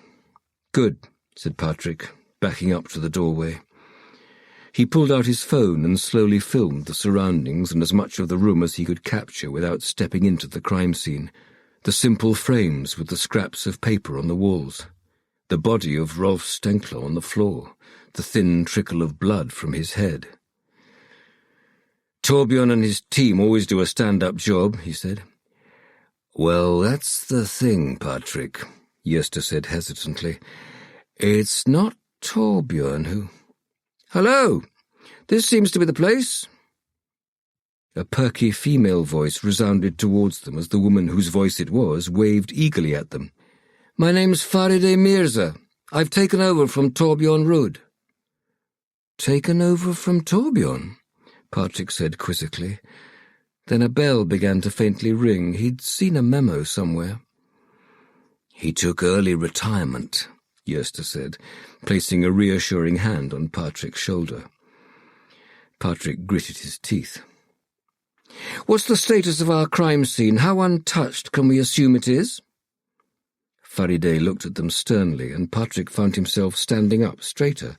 She had a commanding presence. It was the cleaner who found him first thing this morning. We've taken her statement, and according to her, she came straight in and then legged it straight out again without touching the body. The on-call doctor has been and confirmed the death. Good. And what about you guys? She eyed Patrik and Yersta from head to toe. Behind her, two of her team approached in full protective gear and awaited her go-ahead to enter. I popped inside, said Patrik. Yersta waited here by the front door. Brilliant. That's a good place for us to start. She stepped inside. Then she turned to Patrik. Next time, it'd be best if you didn't go inside at all. Okay, he said submissively, feeling like a rebuked schoolboy. Battle axe, Yersta said admiringly. Patrik said. He missed Torbjörn. Why couldn't things just stay the way they were? In the distance he could see the medical examiner approaching. There was a loud fizz when the submarine tablet hit the water. Or perhaps loud was an exaggeration, but to Erika's aching head it sounded like a huge waterfall. A paracetamol and an ibuprofen had preceded the submarine, but they still hadn't kicked in. Good God. She really wasn't up to much these days. There might have been copious wine the night before, but a few years ago that wouldn't have caused her anything more than a gently throbbing forehead. Now she had an entire symphony orchestra inside her skull, with a voluble percussion section. Erika replaced the box of submarine in the cupboard above the cooker hood and managed to topple another packet out of it at the same time. She turned it over sullenly. It had been given to her by Christina, her mother-in-law, after she had complained a little too much and a little too often that her body was beginning to give her grief. It hadn't crept up on her slowly, it had shown up more or less overnight, or at least over a few days, which was apparently not unusual. The menopause. That word alone made Erika shudder with discomfort. That was at least the diagnosis that Google offered her, and Christina seemed to agree, given that she had given her a natural remedy that would alleviate her discomfort for that particular condition. Erika couldn't quite put her finger on why the thought precipitated such an acute sense of discomfort. Surely she and Patrik weren't that old. Or were they? Was it all downhill from here? Her periods had become irregular, she was constantly hot and sweaty, and she no longer recognized her own body. She didn't really know what was different, it simply was. Men didn't have those concerns. They sailed through those years without any hormonal changes. All they had to grapple with was a receding hairline and a swelling gut. On the other hand, she thought Patrik had started to become increasingly fixed in his habits and more reluctant to change. Surely that was a clear sign he was turning into an old man. She briskly replaced the pack of tablets that promised harmony and happiness and shut the cupboard door. The headache had lost its sharpest edges, and she poured herself a big glass of water and downed it, even though she wasn't thirsty. She needed to restore her fluids, especially given that she planned to have a big cup of dehydrating coffee and head out onto the terrace. She intended to max out her hours without the kids as much as she could. She knew everyone said you had to enjoy the early years because once they were over you missed them, but she couldn't quite bring herself to agree. She loved her kids to death, but goodness gracious, she longed for these chaotic early years to be over. The glazed terrace was chilly, so she turned on the heater and wrapped a thick blanket around herself before flopping into one of the wicker chairs. Only now did she manage to think about what might have happened at the gallery. Patrik had sent a brief text in which he had written, "Rolf murdered. Don't know when I'll be home." It was actually against all police regulations to tell her anything about a crime scene, but they had long ago erased that rule. Patrik regarded Erika as a resource to bounce ideas off during his cases. Erika jumped when the doorbell rang. She cast off the blanket and went to open the door. A rosy-cheeked Louise was standing on the threshold. "I didn't ask whether you wanted to meet up today. I thought the two of you might want to lie in, but you must be up by now. Any chance of a coffee?" "Come in," Erika said, stepping to one side. "How early were you up?" Louise took off her weatherproof fitness jacket. "Very early. I couldn't tip back bucket loads of wine last night like the rest of you since I was in charge. So I've already been out walking for an hour. It feels great. And with a little luck, my parents will have had breakfast when I get back. Thought I'd do 10K today." Erika could but grunt in response. Bile rose up in her throat at the mere thought of going out to exercise. "You look a bit green about the gills. Are you hungover? Where's Patrik got to?" Louise glanced around the living room and towards the kitchen. Erika realized that her friend must have left the hotel before the body had been discovered. Could she tell her anything? Though as soon as Louise got back to the hotel, she'd find out anyway. Playing for time, Erika filled her own cup and passed another to Louise, who took her coffee black. Obviously. Erika couldn't fathom how anyone could drink coffee without full-fat milk in it. "Come on, let's sit on the terrace." "There's not much to see out there today," Louise said, peering through the beautiful windows. Ordinarily there was a sea view from the terrace, but today almost everything was shrouded in grey mist that seemed to be growing thicker. "No, this weather doesn't cheer anyone up." Erika sipped her coffee, wondering how to break the news to Louise. She didn't know how well Louise knew Rolf Stenklo, but she knew that he was close to Elisabeth and Henning, and that they were all very involved in their club, Blanche. Given how closely Henning and Louise seemed to work together, surely she had come across Rolf too. "You didn't say where Patrik was," Louise said, providing Erika with the perfect opening to embark on the subject. "He's at work. He got an urgent summons not long ago. Something's happened at the gallery." "The gallery? Where Rolf's having his exhibition?" Louise said, horrified. "Has there been a burglary? Oh no, not Rolf's photographs. He was so looking forward to exhibiting them here in Fjällbacka. He must be crushed." "Rolf's dead." That sounded more brutal than Erika had intended, but there probably was no gentle way to deliver that kind of news. Louise recoiled, spilling her coffee, and stared back at Erika. Erika passed her a napkin to wipe the coffee up with. She took it hesitantly, but didn't start mopping up. Her eyes were wide. "Dead? From what? Heart attack? I know Vivian was worried about his weight. It can strike when you're least expecting." "He was murdered." Louise continued to stare at Erika. Slowly she set the coffee cup down on the table and began to dab at her leg, where the coffee stain was now beginning to spread across her pale leggings. "I have to get back to the hotel," she said, getting up abruptly. Without saying another word, Louise walked through the living room, retrieved her jacket from the hook in the hall, and disappeared. "Martin!" Gösta was calling to him from the steps leading into the gallery. Martin Molin hurried over and looked up at the older policeman who was leaning against the banister. "Victim's wife, can you—" Gösta pointed to a woman with a long, pale plait and big cardigan who was standing stock still and shivering as her gaze followed everything that was happening. "Sure," Martin said, going over to her. He tried to put his police officer's hat on. He'd abandoned Meta, Yuva, and Wee Yon at the kitchen table when Gösta had called. Sometimes the change was just too abrupt. "Martin Molin, Tanumsjeda Police. I gather you're married to Rolf Stenklo?"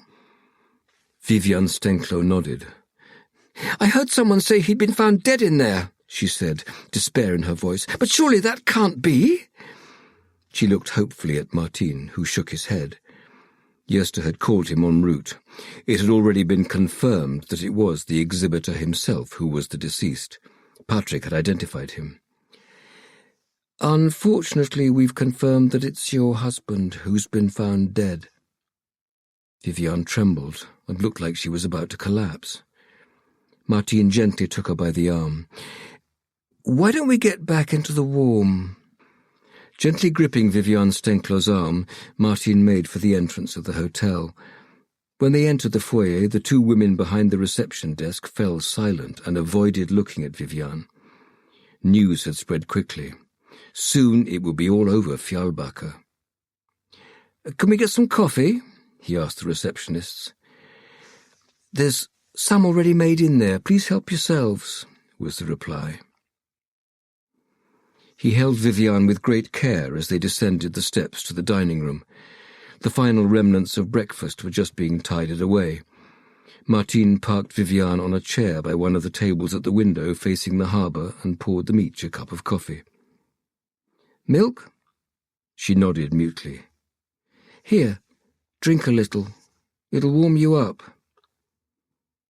Martin contemplated the woman before him. He'd lost a spouse, too, albeit to illness, but he could still largely understand the pain she was feeling at this moment. Vivian did as she was told, while staring into the mist covering Ingrid Bergman's Tory. More and more curious onlookers were gathering. In a small community, an incident like this assumed far greater proportions than it ever did in the city, where police cars and ambulances were merely part of the daily backdrop. "When was the last time you saw Rolf?" Martin asked, taking a sip of coffee. He grimaced. It had spent far too long on the hot plate at the bar and tasted acrid, not unlike the coffee down at the station. "Yesterday afternoon. We had a row." "What was the row about?" Vivian shook her head, making the bedraggled plait move. "It was stupid, insignificant, and stupid. Sorry, I already said stupid." She brushed a strand of hair out of her face with a trembling hand. "It doesn't matter. What was the stupid thing you had a row about? Sorry if my questions seem intrusive and personal. I'm afraid it's my job to ask questions, even uncomfortable ones, so that we can quickly find out as much as possible. Right now, we don't know what's relevant and what isn't." "I understand," Vivian said, looking down into her coffee as if she didn't understand what it was. "We were arguing about a party. Our good friends Elisabeth and Henning Bauer were celebrating their golden wedding anniversary yesterday. In this very room, as it happens, and for some unfathomable reason, Rolf didn't want to go. And as usual, he assumed that I wouldn't want to go either. But I put my foot down. I called Louise. That's Elisabeth and Henning's daughter-in-law and Henning's secretary. She was organising the party, and I asked if I could join at the last minute. And she sorted it all out. Louise sorts everything out. As a sort of protest, I stayed at the hotel overnight. I suppose I thought deep down that Rolf might be sitting there at home on his own, thinking over his mistake." Vivian clapped her hands to her face. Martin sat still, watching her trembling body. After a minute or so, Vivian raised her head. She didn't look at Martin. Instead, she once again looked out at the mist. Martin gently cleared his throat. "So the last time you saw him or spoke to him was yesterday afternoon?" Vivian nodded, her gaze still on the window. "No, I was sulking. But I did think it was strange this morning. He always sends me a text in the morning if we're not sleeping in the same place, whether we've quarrelled or not. And this morning, I didn't get one." Her gaze seemed to move towards the square, and Martin followed it. The previous day's storm had abated, but he actually preferred it when there were white horses out on the waves and the water was lashing the quayside to this heavy torpor that had settled on the place. Sensing that Viviane needed a moment to herself, he allowed his mind to wander to the recently announced plans to reinforce the square. Fjällbacka was one of several communities on the Bohuslän coast built on clay, which were now threatened by future landslides. It probably had something to do with climate change and rising sea levels, although he didn't feel up to ruminating on those issues. He had his hands quite full with the leaks in his own home. There was no room to take in the thought that the world was slowly being engulfed by the oceans as the ice sheets melted. "So you don't know how long Rolf was at the gallery? When was the exhibition due to open?" "Tomorrow, Monday. He'd been preparing this one in situ for a week, and before that for 6 months at home in Stockholm. He'd picked his theme, picked his photos, developed them. For his exhibitions, Rolf worked exclusively with platinum prints." "Platinum prints?" Martin asked. It was a concept he'd never heard of, but then he knew nothing about photography. He took as many photos as he could of his daughter Tuva, his partner Mette, and her little boy Jon, using the portrait feature on his iPhone. He thought the results were good enough. In the most recent photo, Tuva had her hand on Mette's belly. Martin swallowed as he thought about them. "I'm not an expert, but over my years with Rolf I've overheard this and that," said Viviane. "It's a way of printing images where you use the precious metals platinum and palladium. It's expensive, but Rolf said it gave the best and most unique quality to the pictures." "So the pictures in the gallery were valuable?" Martin frowned and leaned forward. This was important information. It increased the possibility that this might be a burglary gone wrong. "Yes, although not just because of the printing method. Rolf is one of our most internationally successful photographers. His originals sell for hundreds of thousands of kroner at auctions and galleries the world over." "Impressive. Forgive my ignorance." "No problem. Naturally, not everyone knows." For the first time during their conversation, Viviane smiled. It softened her tense face, and Martin saw what a beautiful woman she was. Beautiful in a brittle, fragile kind of way. "I suppose it's likely a lot of people were aware that there were valuable pieces in the gallery?" "Yes, it was common knowledge that Rolf was going to have an exhibition. There are posters all over the place, up and down the coast, too. But he didn't start arranging the photographs until I was there yesterday. At first, he works with sheets of paper on which he writes the names of the photographs so that he can move them around and feel his way forward. It takes several attempts before you get the perfect composition and experience for the gallery visitors. He didn't need the originals there for that. The images were in his head, just as clearly as if they were there in front of him." "He was a nature photographer, right?" Martin said hesitantly. "Yes, nature and indigenous peoples. His most famous photos were taken during the year he spent living with the Panan tribe in Borneo."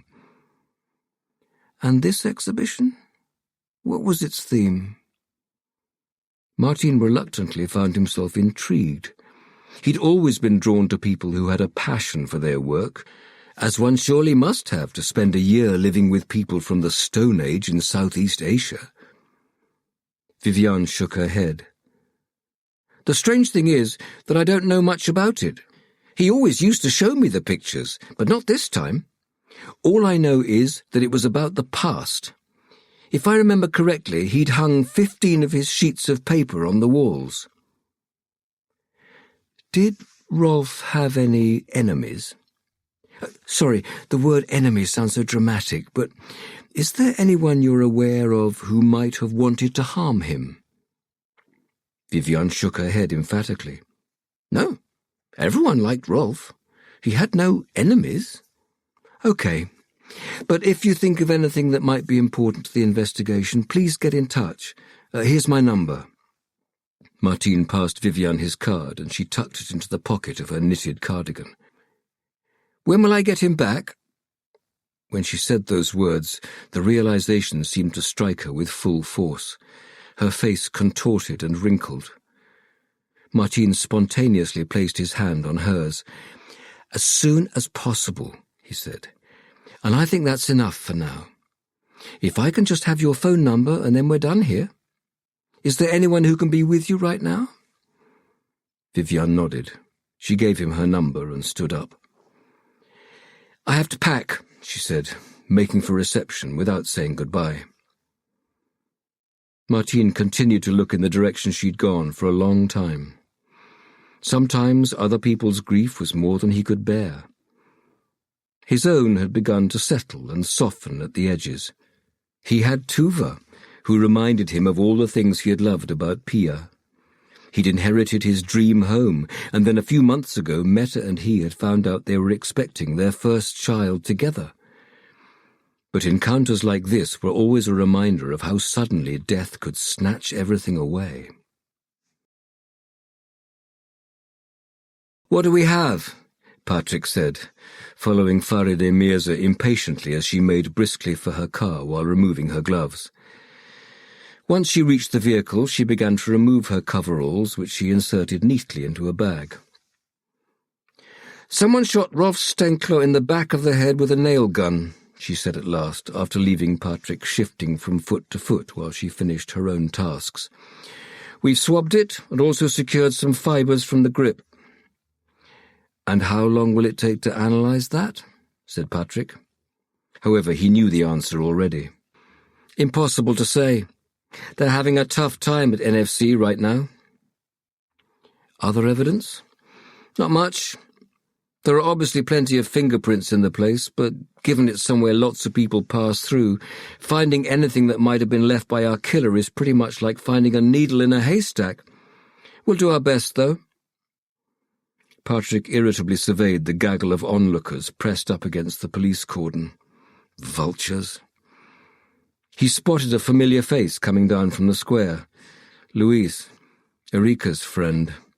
She was stopped at the cordon, but a nod from him indicated she was to be admitted, and after a quick wave to him, she ran inside the hotel. "Can you say roughly when Rolf Stenkler died?" he asked Faride, who shrugged. "We'll get final confirmation on the time of death later, but according to the medical examiner's preliminary assessment, somewhere around midnight, give or take 2 hours either side." "The medical examiner can't be more precise than that," he said, glancing towards the window into the function room. In other words, it was very likely that Rolf had been murdered while Patrik had been only a few meters away. "No, not right now." "Okay, I'll take that."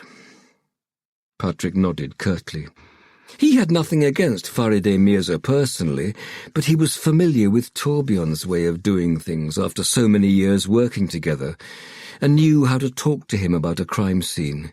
This was just new. "I hope we'll work well together. Torbjörn sends his best from Torre Vieja," said Faride, as if she had heard his very thoughts.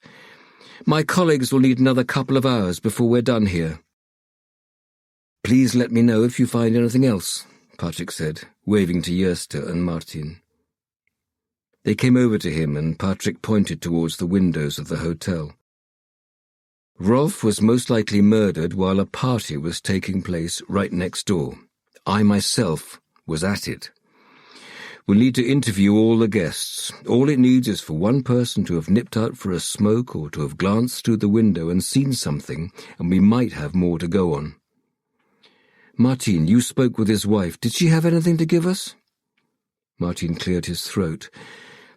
"The photographs that Rolf was going to exhibit, the ones he was in the process of hanging on the walls, were very valuable, so we might be dealing with a break-in gone wrong. 15 photographs, each one worth a couple of 100,000 kroner. That's a lot of cash." "Not easy to sell, but we might be looking at stupid burglars. Wouldn't be the first time.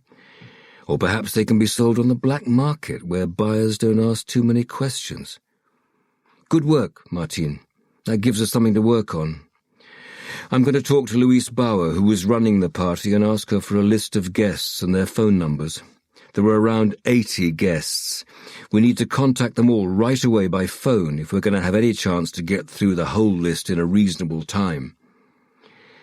Yersto and I will head to the station. Will you come as soon as you've got the list? Said Martin, beginning to make his way up Galarbacken to his car, which he'd left in the car park by the church.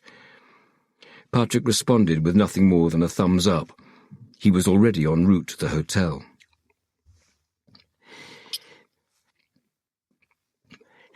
Elisabeth, Henning, are you awake?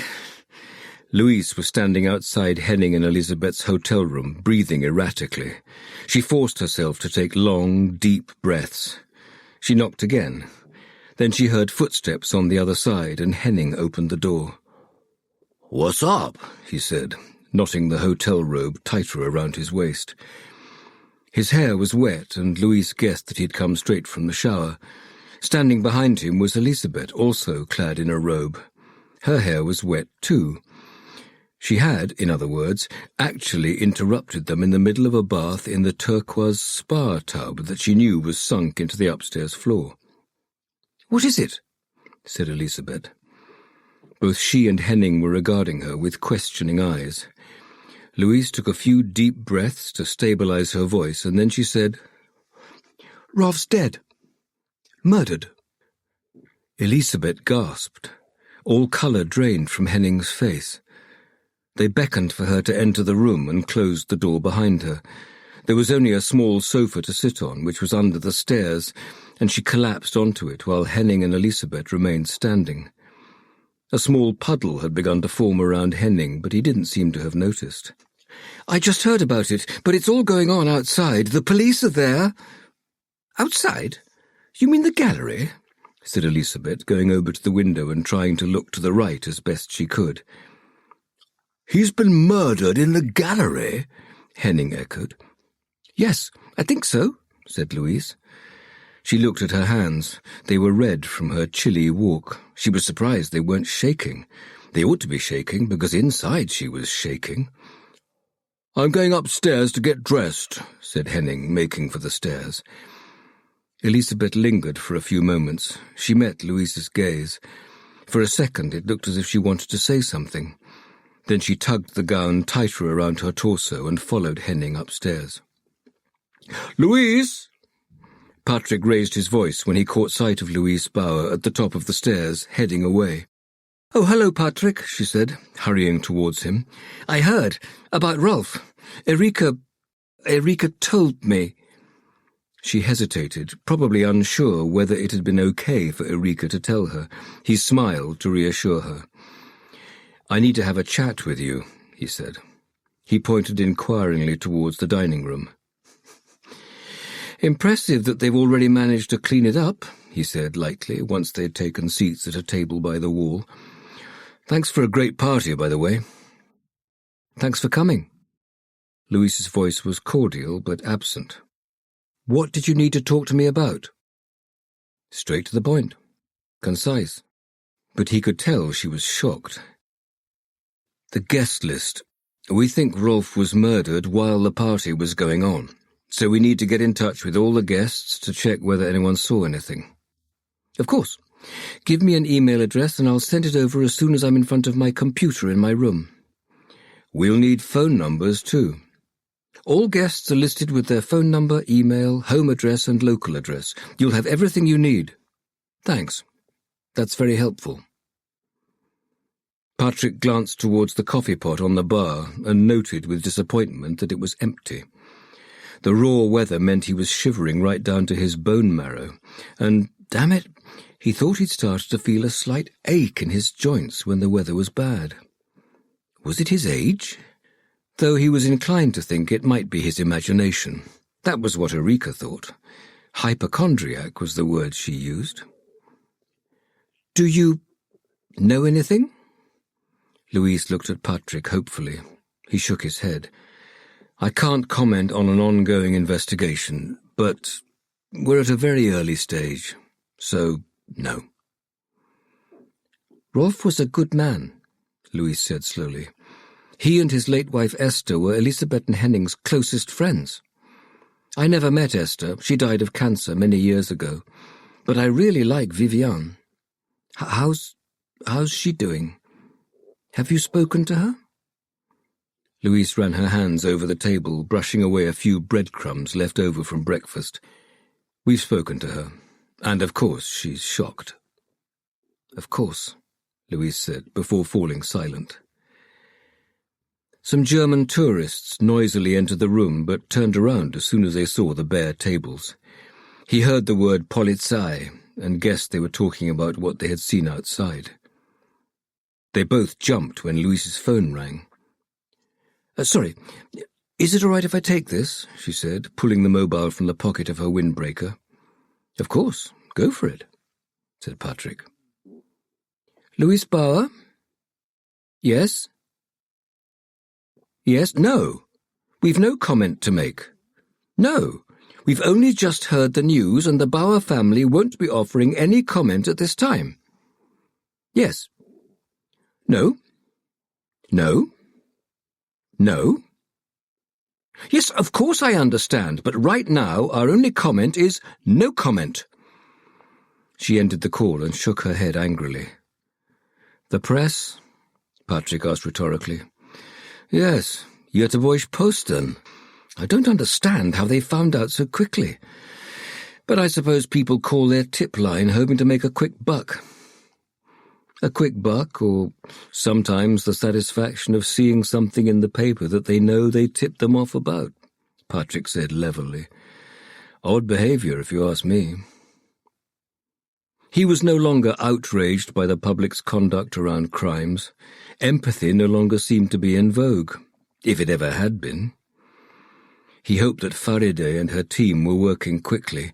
Before long, the media would flock to the police cordon, and while they wouldn't dare to cross it, you never knew what they might get up to. It was always disruptive, regardless. I'd also like to talk to Henning and Elisabeth, preferably now, Patrik said amicably, while still managing to make it sound more like an order than a request. They had been close to Rolf, and together with Viviane they might be able to provide important information. Louise nodded. They're still in the hotel, packing. I'll call them. Thanks, said Patrik, standing up.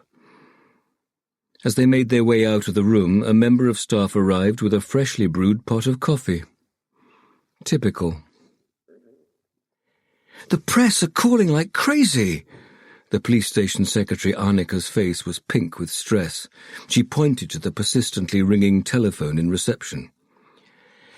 Tell them we aren't able to comment right now, but we'll call a press conference when the time is right, Martin said automatically, glancing at Gösta for his colleague's approval. Where's Melber? On the way in.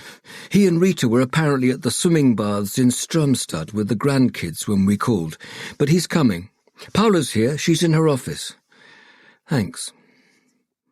Martin walked ahead of Gösta into the station. As far as he was concerned, Melber would have been welcome to stay in the pool in Strömstad.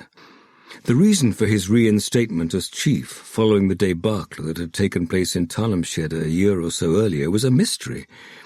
Presumably the brass in Gothenburg had been worried that they might end up with him otherwise. That was the only plausible explanation. Hi, Paula. Martin stopped in the doorway to Paula Morales' office, while Gösta continued on to his own room. Paula still had the smallest office as the most recent hire, but she didn't seem bothered by it. She had her things ordered with military precision, unlike Martin, whose own office always looked like it had just been burgled and the thieves had been searching for something they hadn't found. Hi, how's Meta? He grimaced. Meta had rushed into the bathroom the moment he'd switched on the coffee maker that morning. So, she's sick as a parrot all day long, and most of the night, too. If she doesn't start keeping her fluids down soon, they're going to have to put her on a drip. Jesus Christ, Paula grimaced sympathetically, before frowning. Why do they say sick as a parrot, by the way? A parrot's known for vomiting a lot. Martin mused. Then he shook his head.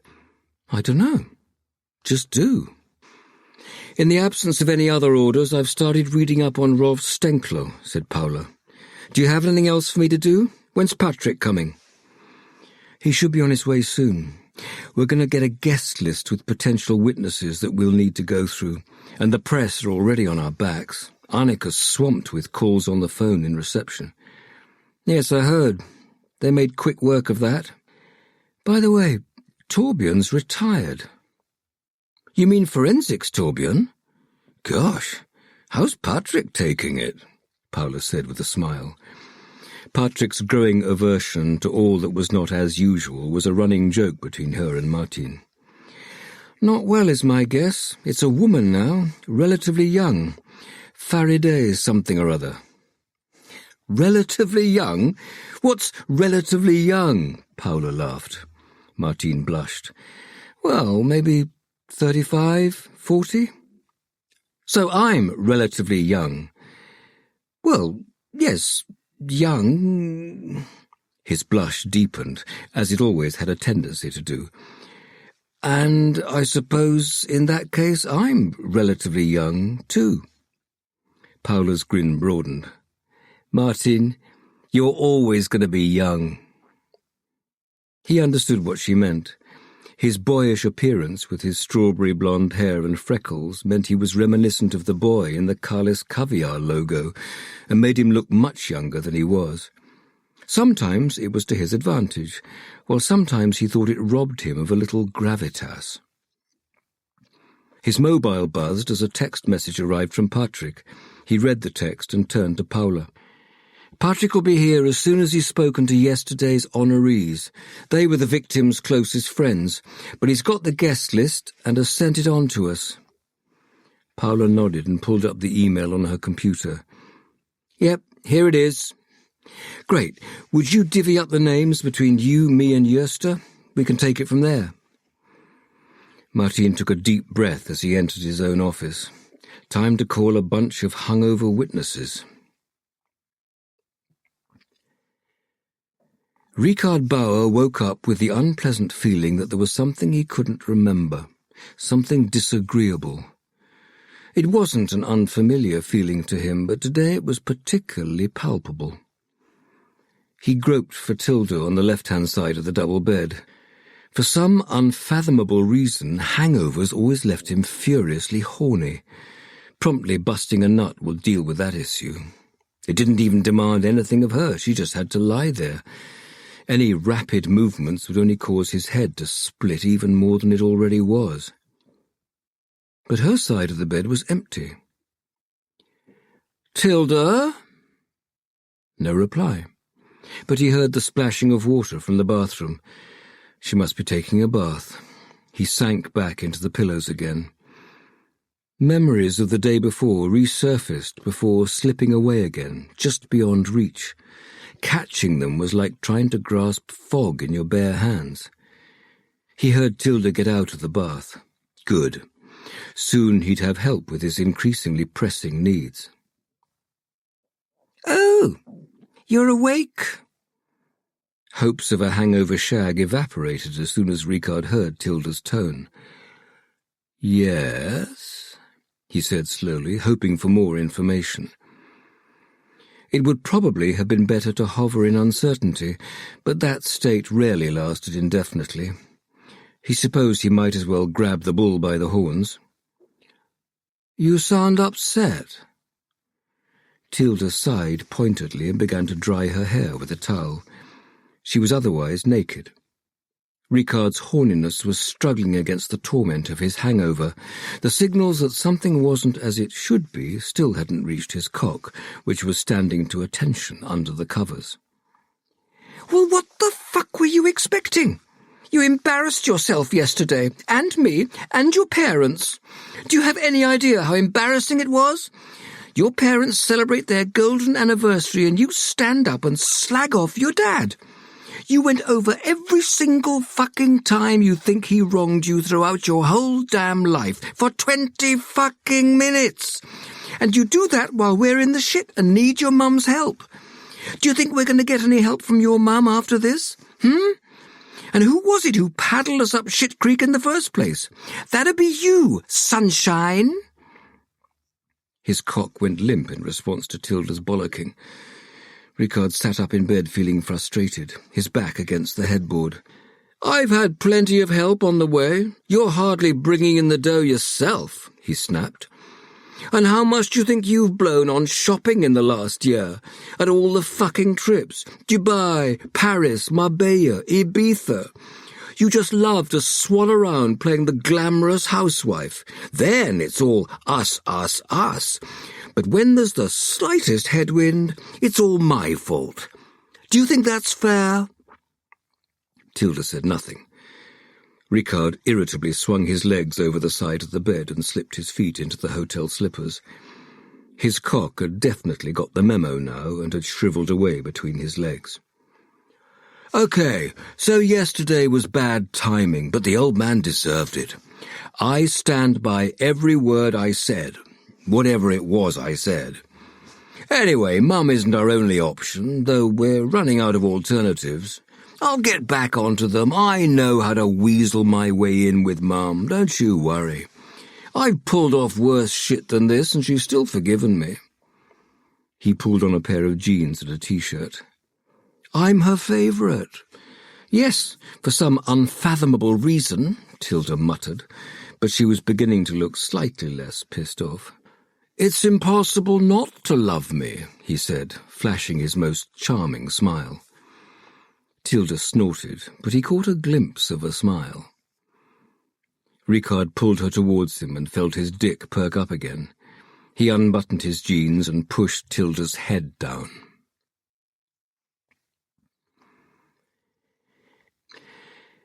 Erika was still sitting on the terrace, although Louise had rushed off. The fog refused to release its grip on the world beyond the window, but the painkillers were beginning to take effect. The more the headache faded, the more Erika thought about what Viviane had said the night before. Something about the fact that there was a murder mystery in Rolf's past. Could there be something in that? Feeling resolute, she went into the hallway and pulled on her Helly Hansen coat and a hat. The hangover meant she felt colder than usual, and after consideration she slipped a pair of gloves into her pocket. Erika knew which house in Salvik Viviane and Rolf had been renting during the festivities. Nothing went unnoticed in this community.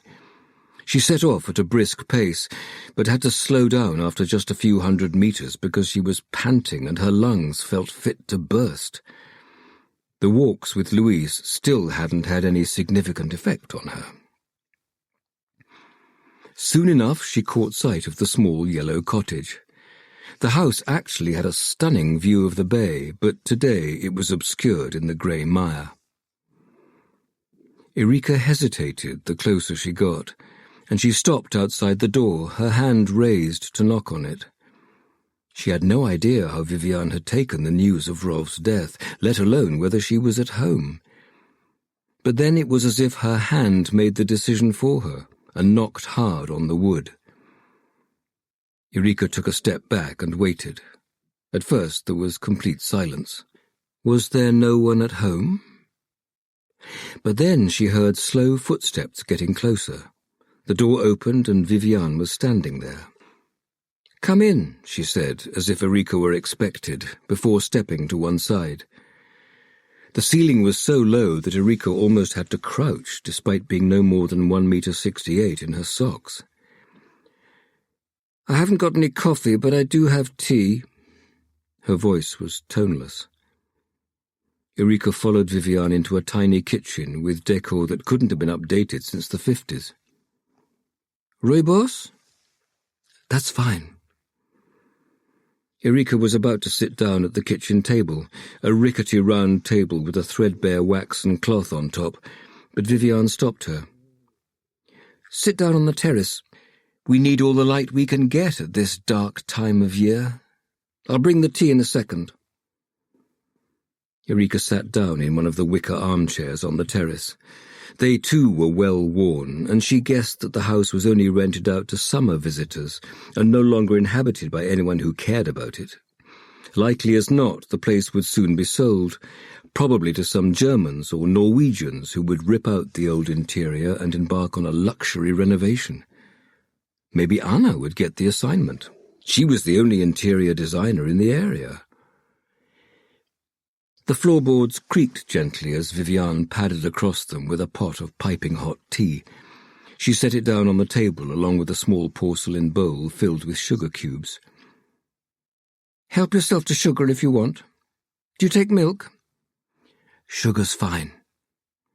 Eureka waited until Vivian had sat down. Then she asked softly, "How are you doing?" Vivian shook her head. "I've spoken to the police, but apart from that, I can't talk about it. I can't talk about Rov's death any more today. But I can talk about his life. I guess that's what your visit is about?" Eureka nodded. "You said something at dinner yesterday about a murder mystery that was somehow connected to Rov's background?" "I have to admit I was hoping to spark your curiosity. I suppose I thought if you got interested in the case, it might drum up some extra publicity for Rov's exhibition." "I was very curious. But are you sure it's okay for you to talk about this right now?" Eureka gulped. Here she was, intruding on the time of a grieving woman in a state of shock. Her timing wasn't always the best, as Patrik often pointed out. Vivian extended a hand covered in liver spots. She patted Eureka's hand a few times. "I'm not really sure what Rov's exhibition was supposed to include. I just said as much to that sweet young policeman. But over the last year back home in Stockholm, I would find Rov standing in front of a photo of Lola he took years ago." "Who was Lola?" Eureka sipped her tea. Apart from rooibos, she could make out the taste of ginger. It was good. She added another sugar cube and stirred. "Lola was one of Rov's friends when he was young. I don't have many details. Rov was taciturn about that period in his life. But he did once say that Lola and her daughter lived in Vasastan and that they were murdered. They were killed in a fire and the killer was never found." "How terrible." Vivian fidgeted with her cup without drinking anything from it. "It must have been. I think it affected them all in different ways." "Them?" Vivian winced. "Rolf and his friends, Henning and Elisabeth, Ole and Susanna. Sometimes I wonder whether it was actually because of Lola that they started Blanche." She shook her head. "Excuse an old woman her rambling," she said quietly. "What was Lola's last name?" Eureka asked. "And what kind of era are we talking? 80s? Vivian nodded. "Yes, the early 80s. And other than Lola, I don't have anything more by way of a name. I think Rov said the daughter had a pet name like Minnie or Little'n or something like that.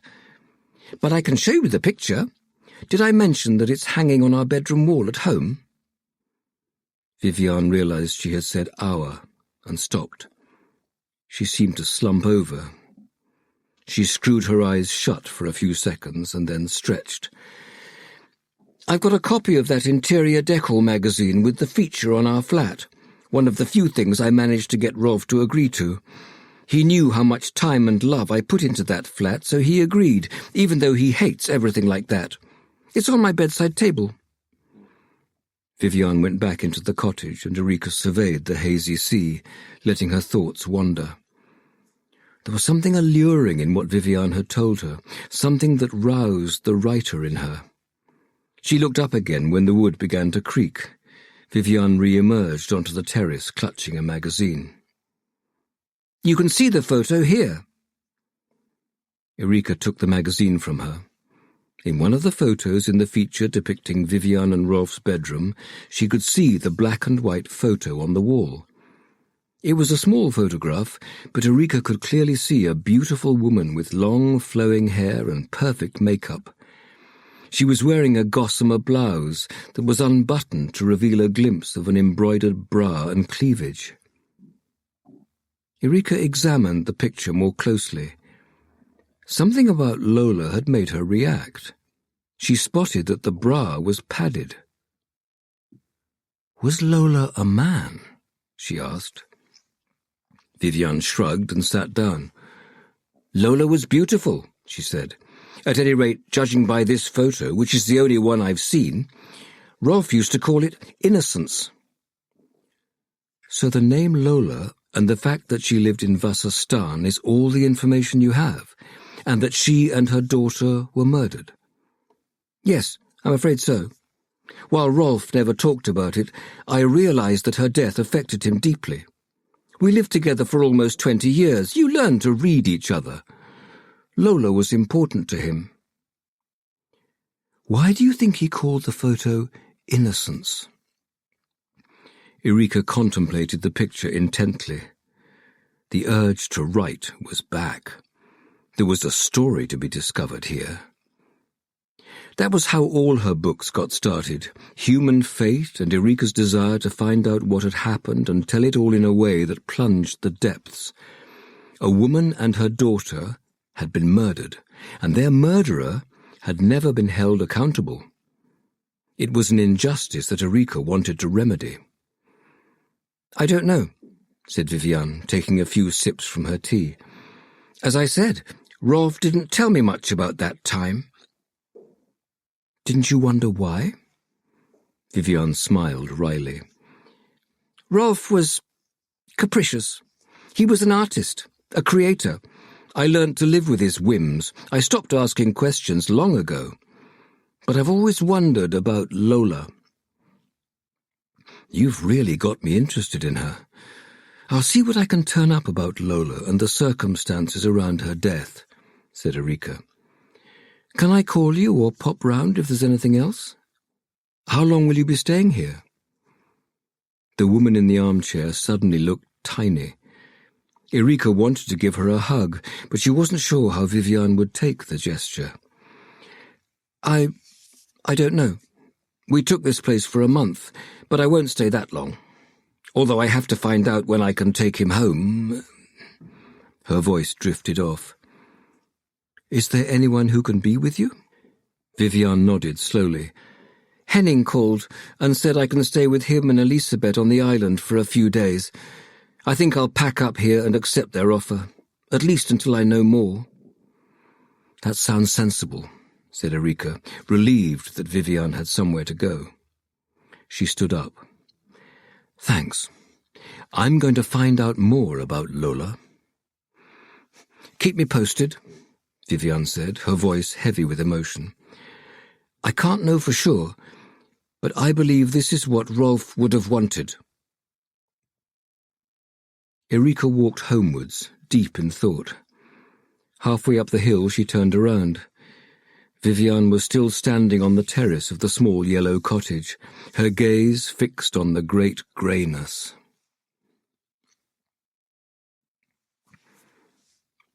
"I just called the taxi boat. They'll pick us up in 15 minutes' time down by the tourist information point," said Elisabeth. "Good," said Henning as he placed his party shoes from the day before into the top of his bag. He was only half listening to his wife.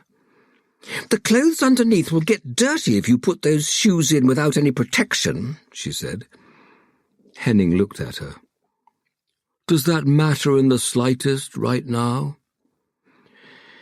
"No, not at all," she sighed. "I've invited Viviane to the island for a few days. Ole and Susanna, too." "Why on earth would you do that?" said Elisabeth, turning towards him. He took a few deep breaths to avoid getting worked up, then propped open the door into the corridor with his bag and gathered the rest of their luggage. Inviting Viviane felt like the right thing, the compassionate thing to do. And we need to talk to Ole and Susanna about Blanche, and we may as well do so in peace and quiet on the island." "Peace and quiet? It'll be a circus. Couldn't you have asked me first? And where were you thinking we'd put them?" Elisabeth swept past him and out the door. "Can't they take Ricard and Tilda's house, and they can stay ashore?" Henning muttered. "There always had to be a fuss." "Out of the question. Ricard was drunk and didn't know what he was saying. He's probably full of remorse today, and you'll get an apology." "I'll believe that when I see it." Henning closed the door behind them and locked it. They laboriously conveyed the luggage down the stairs.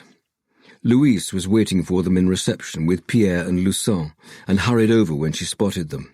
"Here, let me help you with those."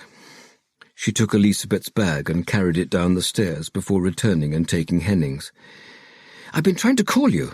There's a policeman who wants to talk to you. He just went in there." She nodded towards the large room opposite the reception desk. "The boat will be here in 5 minutes, Elisabeth said with a sigh. Henning leaned forward to kiss Lucien's cheek and shake hands with Pierre. He had always liked Louise's parents. Good people. Fine ancestry stretching back many generations. You couldn't buy that kind of thing. It was one of the reasons he had always liked Louise. "We heard. How dreadful," Pierre said, shaking his head. He was a head shorter than Henning, but as straight-backed as if he had a poker stuck down the back of his blazer. "Awful," Henning agreed, putting an arm around Elisabeth. "Are you heading back to Skåne?" "No, we'll stay on for a while in the house we borrowed from our good friends Giggs and Joy," said Lucien. "They live near the old Spa Hotel, Badis. It's absolutely wonderful, and they were generous enough to lend it to us when they heard we were coming here to celebrate with you. Anyway, they're in their place in Marbella right now." "Splendid," said Henning. "Then you must come out to the island for dinner. Get in touch with Louise and she'll arrange the details. But I gather we have a policeman waiting for us."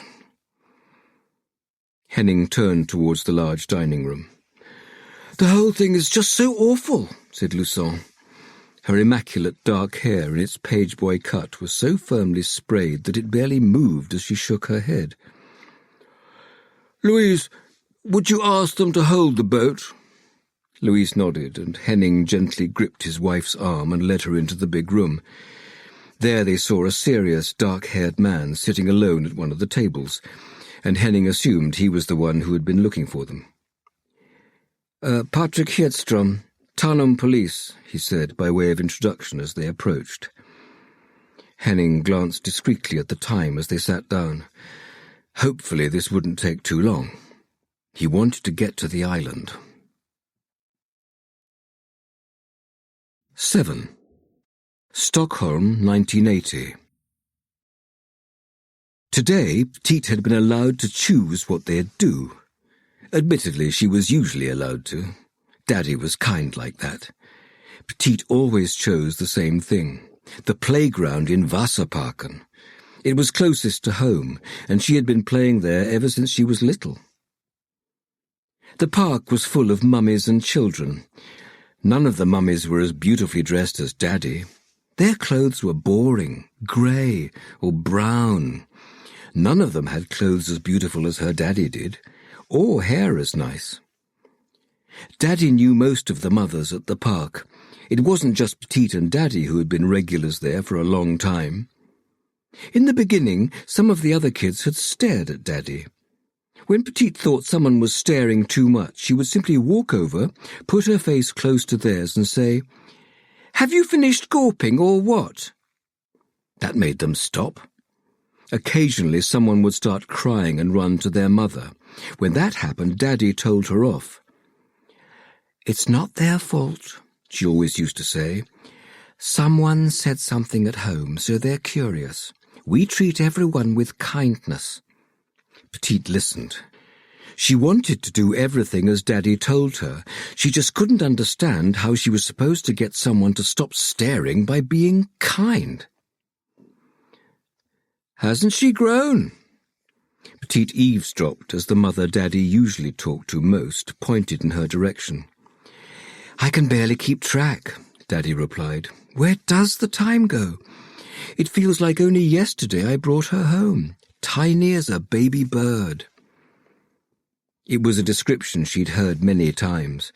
Mummy had died in hospital, and she had almost died in Mummy's tummy, but instead she'd come out alive, but tiny as a baby bird. Daddy said she'd fitted into the palm of her hand. Petite didn't really believe her. Surely no baby could be so small that it fitted into the palm of a hand, even if Daddy had big hands. She went over to the swings. This was her favourite spot in the park. There was no one who dared to swing as high as she did.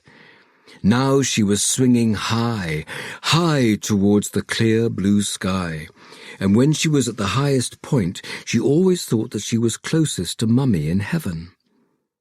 Not that she really missed her. Daddy was both her mother and her father. She couldn't really contemplate a world in which there was anyone other than her and Daddy. Daddy always said such kind things about Mummy. And she'd always said that Petite was so very much like her. So, of course, she was curious. And when the swing was so far above the ground that her toes seemed to be grazing the clouds, it sometimes felt as if she could almost see her.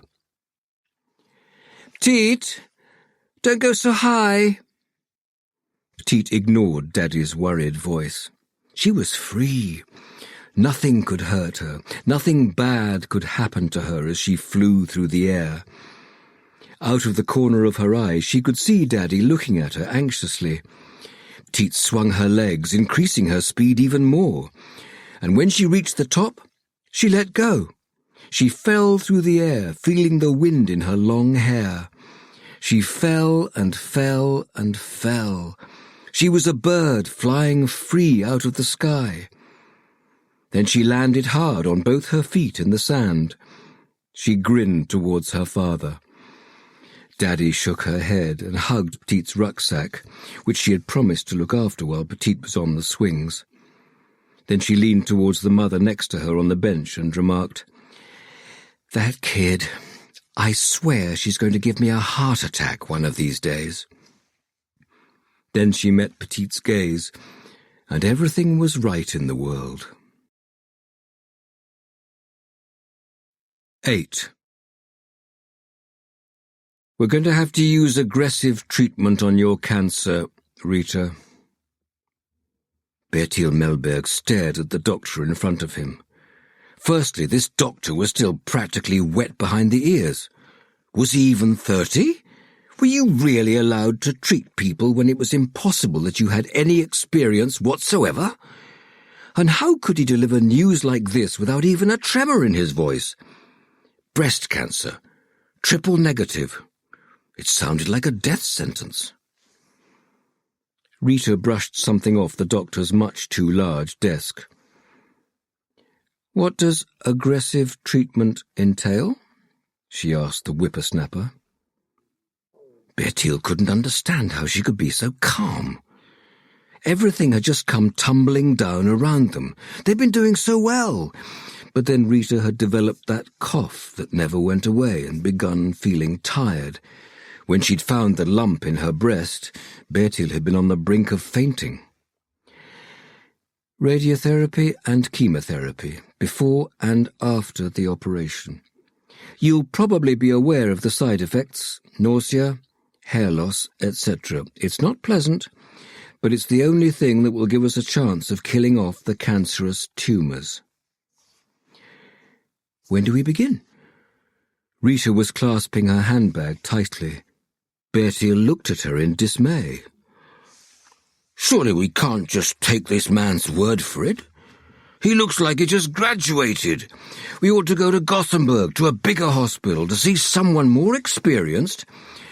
"I've been in this line of work for 15 years, said the doctor in a voice that gave no hint he had taken any offence. "Of course, you're most welcome to seek a second opinion, but I can assure you that you'll get the same answer, and it'll cost you time that I'm afraid you don't currently have. It's my strong recommendation that you begin treatment immediately." Bertil looked down at his hands. There was a roaring in his ears. He didn't want to hear what the doctor was saying. This wasn't possible. It couldn't be. Not his Rita. They'd barely had any time together. Rita placed her hand over his. He recognized the absurdity of her comforting him. It ought to be the other way around. But the abyss was so deep and so dark that he was incapable of averting his gaze from it. "Let's get started right away," said Rita. The doctor nodded. He cleared his throat behind a clenched fist. "A lot of people choose to shave their own hair off before it falls out, but it's very much a personal choice. We'll see. Rita replied brusquely. "For now, I just want to make a plan and get started." "Then we'll do that." The silence hung heavy in the room. Bertil couldn't breathe. He had lied to his colleagues and said that he and Rita were taking Paula's kids on some stupid outing to the swimming baths in Stromstad. Now he desperately wished it was the truth. Bertil took a juddering breath and held Rita's hand. Her hand was warm in his. He never wanted to let it go.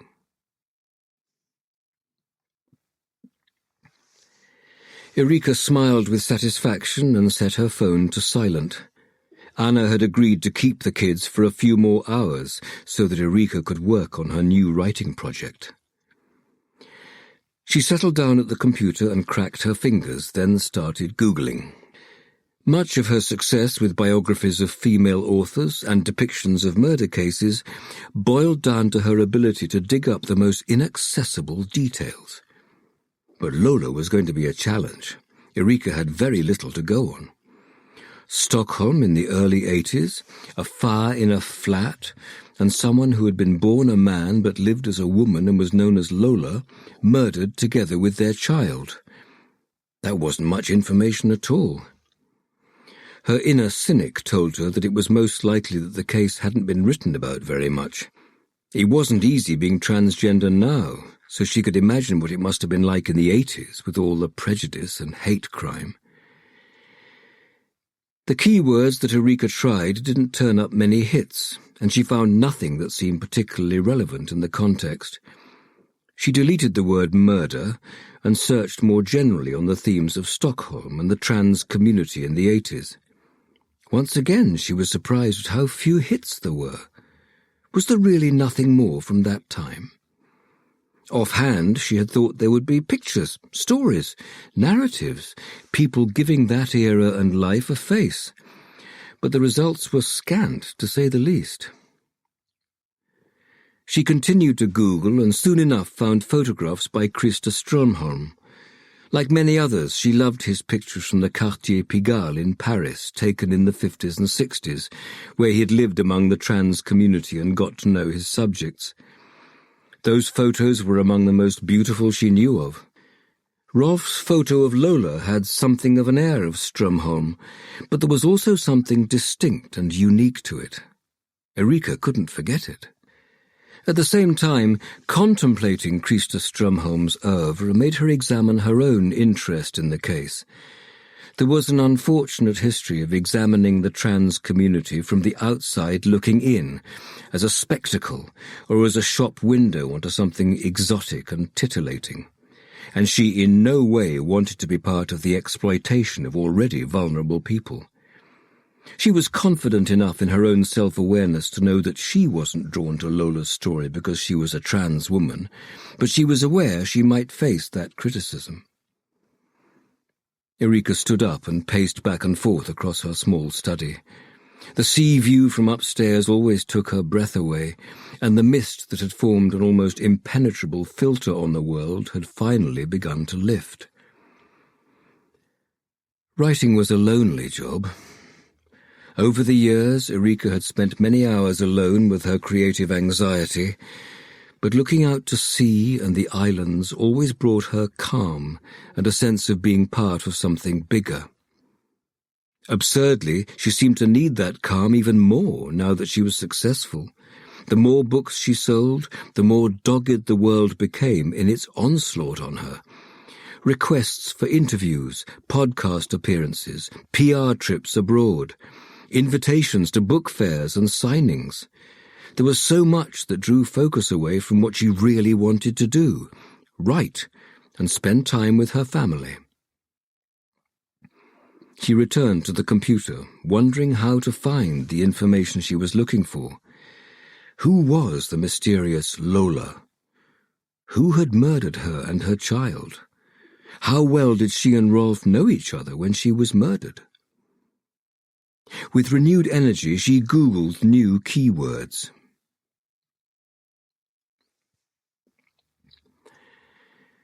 The yellow break room had looked the same for far too long. There was neither the budget nor the inclination to make any changes. Arnika sometimes muttered that they ought to freshen the place up a bit, but this never elicited any show of support. Her colleagues liked the place as it was. Maybe the coffee could be somewhat improved upon. "How long has the pot been on?" said Paula Morales, sceptically examining the coffee pot. "Do you really want to know?" Martin asked. "Probably not." Paula boldly poured herself a cup and sat down at the table opposite Martin. A plate of green marzipan-clad punch rolls was at its centre, and Paula reached for one before nudging the plate towards Martin. He shook his head. "I'm starting to put on sympathy pregnancy weight." "Comes with the territory," said Paula, laughing. She was pleased to see him happy again. For a while she'd been afraid the sorrow in his eyes would never go away. But time healed most wounds, at least to the extent that life could carry on without drowning in bad memories. Paula took a sip. The coffee tasted metallic and burnt, but she didn't even grimace. Just like the faded yellow decor, it was part and parcel of the place. It was home. "I heard Melber was in Strömstad for a splash about with the kids. There must be a sight for sore eyes. Melber in his trunks." Martin reached for a punch roll and devoured it in 2 bites. So much for abstinence. Paula looked down at the table. She hated lying to Martin, but Bertil had insisted they weren't to say a word about Rita's doctor's appointment, and she'd been disposed to agree. She didn't want sympathetic glances from her colleagues, especially not from Martin, who'd been through the same journey with a loved one. Besides, perhaps there would be good news today. If so, they need never mention to anyone how close they had come. She glanced at her mobile phone. Still no call from her mother or Bertil. But then again, doctor's appointments were always running late. "How's that list coming along?" said Martin, sweeping together a few crumbs on the table. After throwing the crumbs into the sink, he took a piece of kitchen roll from the dispenser and gave her a sheet. He'd become so tidy, Paula thought to herself. It must be Meta's influence. "Getting there," she said, "but I haven't turned up anything that stands out as yet. It was a party, people were drunk, everyone's memories are pretty vague, and I'm struggling to get any exact times out of people. But as I said, no one saw anything out of the ordinary, nothing you'd notice." "Same here," said Martin once he'd sat back down. He reached for another punch roll. He did seem to have got a little chubbier around the cheeks lately, but Paula thought it suited him. "I think the simplest explanation is the likeliest one," he said eventually. "A break-in.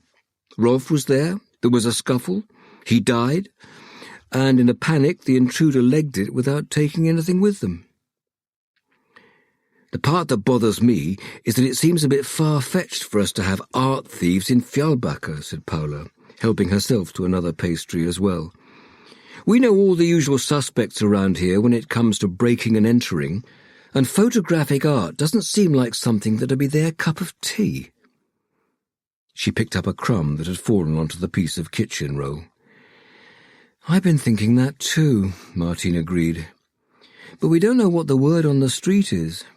There's been a bit of coverage in the local press on Rolf's exhibition and his successes, and don't forget the raid on the Munch Museum in Oslo. The perpetrators weren't exactly art connoisseurs." Paula whistled. "Oh, I didn't realize we had a specialist on art theft in our midst." Martin blushed, making his many freckles less visible. "We streamed an episode about it on Viaplay." "Ah," Paula grinned. She regarded the plate of punch rolls. There was one left. She pushed the plate towards him. "You take it. You got a pregnant partner to catch up with." "Thanks," said Martin ironically. Nonetheless, he helped himself to the roll. Paula got up after quickly checking her mobile. Still no call from her mother. There was a dull ache of worry in the pit of her stomach, but all she could do for now was focus on her work. And she had a list to be getting on with. "First of all, I'm sorry for your loss," said Patrik in a low voice. Henning and Elisabeth Bauer nodded mutely. They looked tired and worn out. That was no surprise after the evening's party, but nowhere in their fatigue was there any hint of satisfaction after a successful event. Their gazes were vacant. "Was it a burglary?" Elisabeth's tone of voice was stern. She radiated gravitas and an authority that made Patrik sit up a little straighter. "We don't know yet, and even if we did know, we wouldn't be able to disclose that at this stage." "I see." "The police must be allowed to do their jobs," said Henning, putting a hand on top of his wife's. He turned to look at Patrik. "We want to assist you in any way we can. We've been good friends with Rolf for many, many years." "How come he wasn't at the party?" Patrik frowned. If they had been as close as Henning claimed, then surely he should have been at the festivities. "Rolf was a bit of a loner, and it got worse with age, as things do for all of us." Henning extended his hands while seeking the support of his wife with his gaze. "Rolf became increasingly reclusive the older he got," Elisabeth agreed. "More than anything, he wanted to be behind his camera, preferably in some godforsaken corner of the earth. He regarded those of us living in the real world with ever greater contempt." "That's a little harsh," said Henning, looking from Patrik to Elisabeth. His wife glared at him. "It's true, and you know it. He was surly and distant, especially in recent months. Quite honestly, we weren't all that surprised when he turned down our invitation to the party." Patrik jotted away in his notepad as they talked. "But his wife was there?" "Yes. From what I've heard from Louise, Viviane accepted at the last minute, probably against Rolf's will." Elisabeth snorted. "But I consider that a salubrious sign. Rolf could be very dominating, and poor old Viviane has been bending to his will for almost 20 years. "Were they unhappy?" Patrik asked. "Not to the extent she would have cause to kill him, if that's what you're wondering." "They had their relationship problems, just like everyone." Henning Bauer once again toned down and softened his wife's words. Patrik wondered whether that was peculiar to this conversation, or whether it was the pattern followed throughout their relationship. "But nothing serious?" "No, nothing serious," said Henning. "How did you first get to know Rolf? You said you went back a long way." Henning looked at Elisabeth once again. She had turned her head and seemed to be studying the hotel guests at other tables. The mist had kept people indoors. "We've known Rolf since the 70s, Henning said at last. "There was a small and motley collection of us brought together by our love for cultural forms of expression." "Cultural forms of expression?" said Patrik. "Literature, photography, art, music, everything that separates us from the apes," Henning said, laughing, and Patrik guessed it was a joke he'd told many times. "So you've known each other since then?" "Yes, we've mixed both personally and professionally," said Elisabeth, whose gaze was now directed at Patrik again. "Rolf is the godfather of our youngest son, Ricard, and we've also run a club together for many years, Blanche." "Yes, someone mentioned that yesterday. Could you tell me a bit more about what kind of club it is?" Henning leaned forward. "You could say that Blanche is our way of giving something back, paying it forward. Blanche's backers are successful in our own cultural fields, and we know how small the eye of the needle is for those who want to succeed. This club is simply our way of offering a forum where fresh talent can grow and thrive." "A talent in what?" Patrik asked. "All the forms of expression that I just mentioned, literature, photography, art, and music.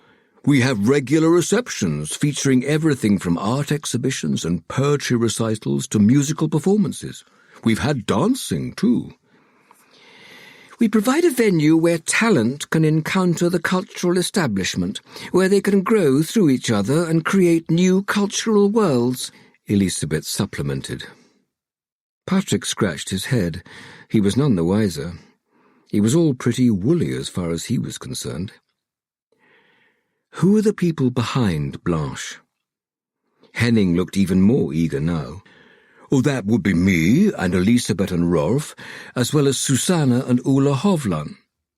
Do you know who Susanne and Ulla are? Patrik nodded. Henning's tone indicated that he didn't expect Patrik to say yes. I heard them mentioned yesterday. Susanna's a member of the Swedish Academy and Ulla is her husband. Yes, that's right. Ulla actively presides over Blanche. He's its host.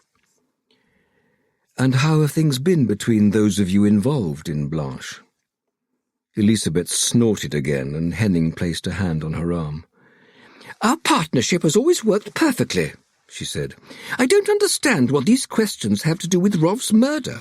That was obviously connected to the break-in. What has Blanche got to do with it? Patrik parried her query with his hands. Our first step is always to obtain as much knowledge of the victim as we can. Let them do their jobs, Elizabeth, said Henning, caressing her hand soothingly. She withdrew her arm, not looking at her husband or Patrik. Did Rolf have any enemies? Problems with anyone? Henning shook his head fiercely. No. Good God, Rolf didn't have any enemies. Who even has enemies? It sounds very dramatic. Sure, he could be a little abrupt, especially in recent years, and he was in an extremely competitive industry. But enemies? No, nothing like that. Elizabeth looked at her watch. It was a beautiful, elegant, silver-coloured timepiece. Patrik guessed it was worth a fortune. I'll let you get going in just a moment, he said, but my last question is about yesterday evening. Did you see or hear anything you thought was strange, that stood out, or that you think might have anything to do with Rolf's murder? So it happened during the party, said Elizabeth. As I said before, I can't make any comment on the investigation, but is there anything you feel you want to mention from last night's party? Henning and Elizabeth looked at each other, then both of them shook their heads. No, there's nothing that springs to mind, said Henning.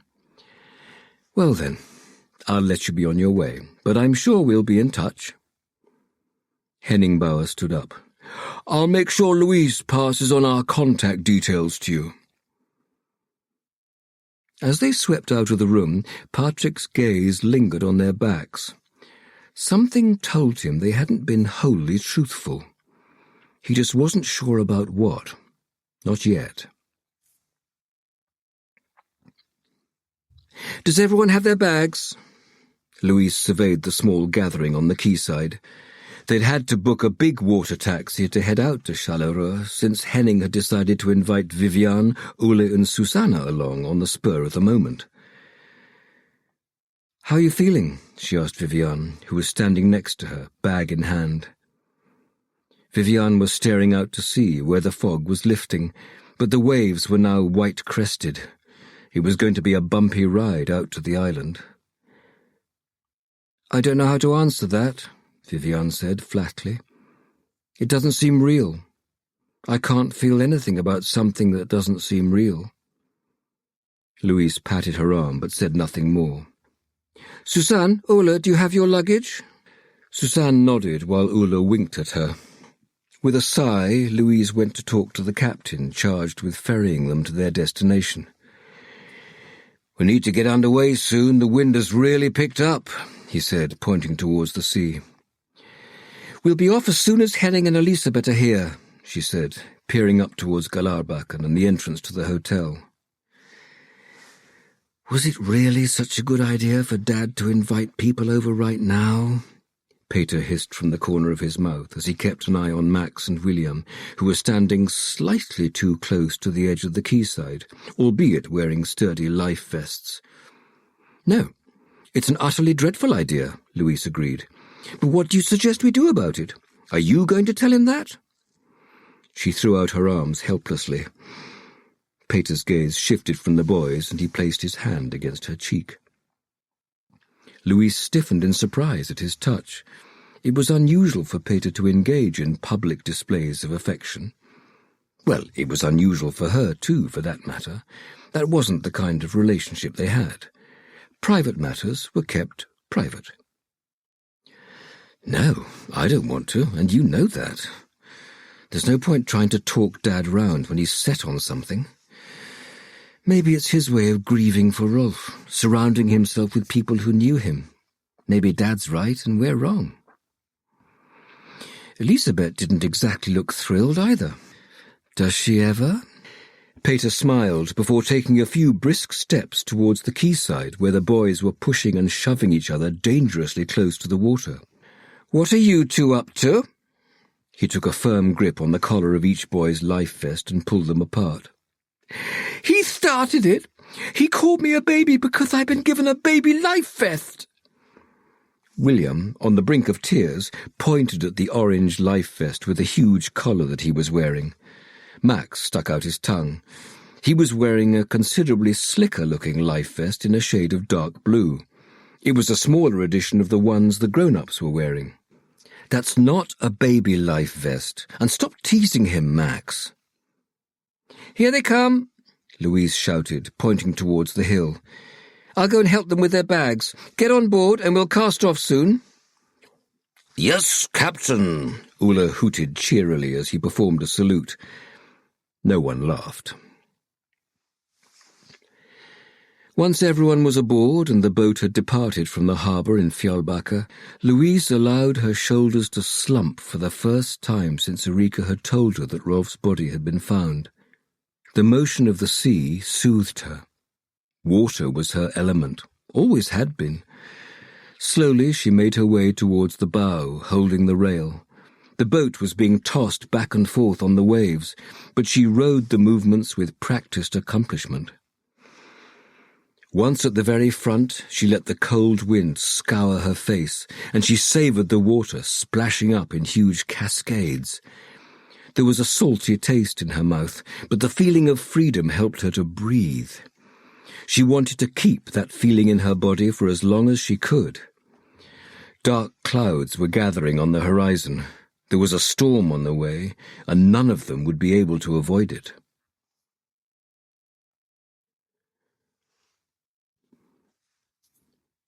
"Bertil!" Gösta Flegara called after the station chief, Bertil Melber, but the detective chief inspector made his way straight along the corridor to his office and shut the door behind him. Gösta sighed. Melber was apparently not in the best of moods today.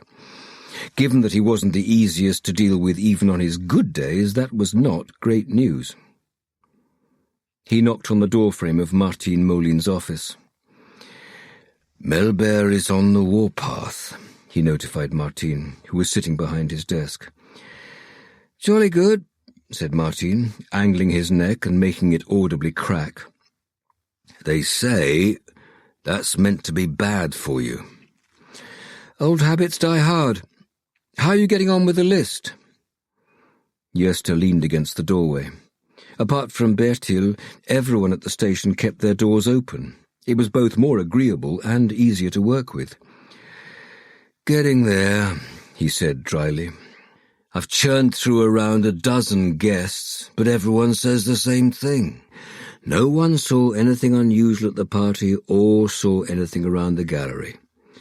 But judging by how hungover everyone sounds, the real question is how reliable any of them are. Seems to have been a pretty boozy do." "We'll have to ask Patrik about that. He was there." "Yes, he did look a bit green about the gills as well," Gösta chuckled. "What about yourself? How are you doing?" Martin waved his hand towards a list on which he had ticked off name after name. Same here. No one saw or heard anything. Neighbours? Who lives on the hill, full-timers or second homeowners? Full-time residents, to my knowledge, so we should definitely do door-to-door inquiries. The staff? At the hotel? I've asked Paula to compile a list of staff, too. Martin sighed and rolled his shoulders to disperse more tension. I think we should have a chat with the local miscreants as well, just in case there's some genius who got big ideas. We don't have anyone we know to be violent. It's a pretty big step from burglary to murder. True. But you and I both know that situations that start one way can spiral into something else entirely. And given that the weapon used seems to have been on the premises, my impression is that this wasn't planned. Quite the opposite, in fact. A murder in the heat of the moment. Yerster looked at his young colleague. He really had filled out his uniform in recent years. I dare say you're right about that, he said. But let's run it by Patrik first, eh? So that he's in the picture about who we're talking to and in which order. He should be here soon, Martin said, picking up his phone to carry on calling the numbers on the list. He'll probably want a briefing when he arrives. No doubt. Well, I suppose we'll have to see what kind of mood Bertil's in then, said Yerster, glancing towards the closed door at the far end of the corridor. Their work would have been much easier if Patrik had been allowed to continue in charge. But you couldn't have everything.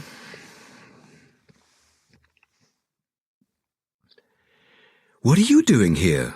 said Erika in surprise when Patrik stepped through the front door. She had made a pot of coffee and was about to return to her computer to continue her research. "Just a flying visit. I thought I'd grab a paracetamol, an ibuprofen and a packed lunch and then be on my way to the station." "You got time for a coffee?" said Erika, pouring him a cup and another for herself. "Okay, 5 minutes then," said Patrik, pinching the bridge of his nose hard and screwing his eyes shut. Erika got the painkillers out from the cupboard above the cooker hood and passed them to him with a glass of water. "No kids home yet," he said, looking around. "I don't have to pick them up until 3, said Erika, sitting down opposite him at the kitchen table. She gave her husband a searching gaze. "How are you getting on?" "We barely got started," he said, averting his gaze down into his coffee cup. "Not well, in other words," she said, reading between the lines. "I went over to see Vivian. She was surprisingly composed, although I think she's still in shock." Patrik looked at her questioningly. "Vivian? Why did you visit her?" "She said something last night about a murder in Rolf's past." "A murder? What do you mean?" Patrik's eyes narrowed. Erika's tendency to stick her nose into all manner of places it didn't belong, especially Patrik's investigations, was a regular topic of disagreement. "Way back, a good friend of Rolf's and a child were murdered in Stockholm. Vivian thought it was in the early 80s, but she wasn't sure. Right now, I'm on the lookout for a new book idea, and this is a case I've never heard of. The unsolved murder of a trans woman and her daughter. There might be something in it." "Trans woman?" "Yes. The murder victim was called Lola. I've started looking for more information, but so far I've only hit dead ends. Rolf once photographed her. Vivian had a copy of an interiors magazine with a feature about them. You could see the photo hanging on the wall in a picture of their bedroom." Patrik smiled at her. Was he impressed by her idea, or had the painkillers already begun to take effect? "You're a bit of a culture vulture," he said. "Tell me what you know about that club Blanche you mentioned yesterday." "Culture vulture? I don't think so. Wasn't it painfully obvious yesterday at dinner that people from the echelon of culture don't consider me one of them? But Vivian and I actually talked about Blanche while I was there. She said something mysterious about this Lola influencing them into starting the club. Erika frowned, reflecting. Wasn't it all a bit fateful if that was the case? At any rate, Blanche is a club in Stockholm that's as overbearingly snobby as you'd expect it to be. The whole thing is predictably chic and underground. They permit a selection of blessed chosen ones to perform for an audience at poetry nights, string instrument soirees, art installations. Sounds more like a punishment, Patrik groaned. I'm not exactly devastated that I've never been invited. But I assume you're asking since Rolf helped found it? Patrik nodded and grimaced. So the headache hadn't let up after all, she thought to herself. Yes, I asked Henning and Elisabeth a few questions about it. As I understand it, they're still actively involved in running it, together with Rolf, Ulla and Susanna. Yes, it's largely thanks to Susanna that Blanche has assumed such a desirable status. Everyone wants to be close to a member of the Swedish Academy. Why? Said Patrik. Sorry if that's a stupid question. As we tell the kids, there's no such thing as a stupid question. But it's hard to explain. In the cultural world, especially in the Stockholm cultural world, the Swedish Academy is practically royal in status. And Susanna Hovland is most definitely the uncrowned queen of the Academy. Her star quality, together with Henning's, Elisabeth's and Rolf's networks of contacts within the cultural elite, means that Blanche has been a favourite watering hole for years for those who want to be admitted into a world that is otherwise very hard to access. Erika took a sip of her coffee and looked at her husband. She always felt a tingle when he looked at her that intensely. What about Ulla, then? Where does he fit in? Henning mentioned something about him looking after Blanche. Ulla has gained access to that world thanks to Susanne. He's a wannabe film director, and rumour has it he spends most of his time chasing girls who are much too young. And I've heard he doesn't have anything against older ladies either. How does his wife put up with it? That's what everyone else wonders too. But they've been together for years and years and have no children. Who knows what their arrangements are? Because if she doesn't know that Ulla sleeps with anything that has a pulse and a vagina, then she's deaf and blind. Patrik snorted. Erika looked at him. Should she tell him what she'd found out? Yes, he needed to know. Ulla said something while he was pissed yesterday that I can't quite let go of. It might have been the drink talking, but... What? Patrik leaned forward with interest. Outside the window, the wind had begun to splatter rain against the glass, and Erika shivered and pulled her cardigan tighter around her. He said Henning's going to be given the Nobel Prize in Literature. Patrik roared with laughter. Oh, right. I thought it had something to do with Rolf's murder. But fine. Nice for him if it's true. That's not information you're allowed to leak in advance. It's one of the best-kept secrets in Sweden and the world. Okay, maybe it's a big deal in your circles. But in my little world, where I've got a murder to investigate, who gets the Nobel Literature Prize isn't really of much interest. Of course, that's true, but I still thought it was interesting that he claimed to know. It's a secret worth both money and power. Patrik shook his head and stood up. He walked around the table and kissed her tenderly on the cheek. As I said, in my world, that's worthless information. Take care, darling. I'll be back when I'm back. Of course. I'll get the kids. Erika waved goodbye to Patrik and went back upstairs to her study. She hadn't given up hope of finding out more about Lola. Why do we have to move? Tilda snapped. Ricard shook his head at her as she threw her belongings pell-mell into a large Louis Vuitton weekend bag. Dear God, they're only borrowing our place for a night or two, he said.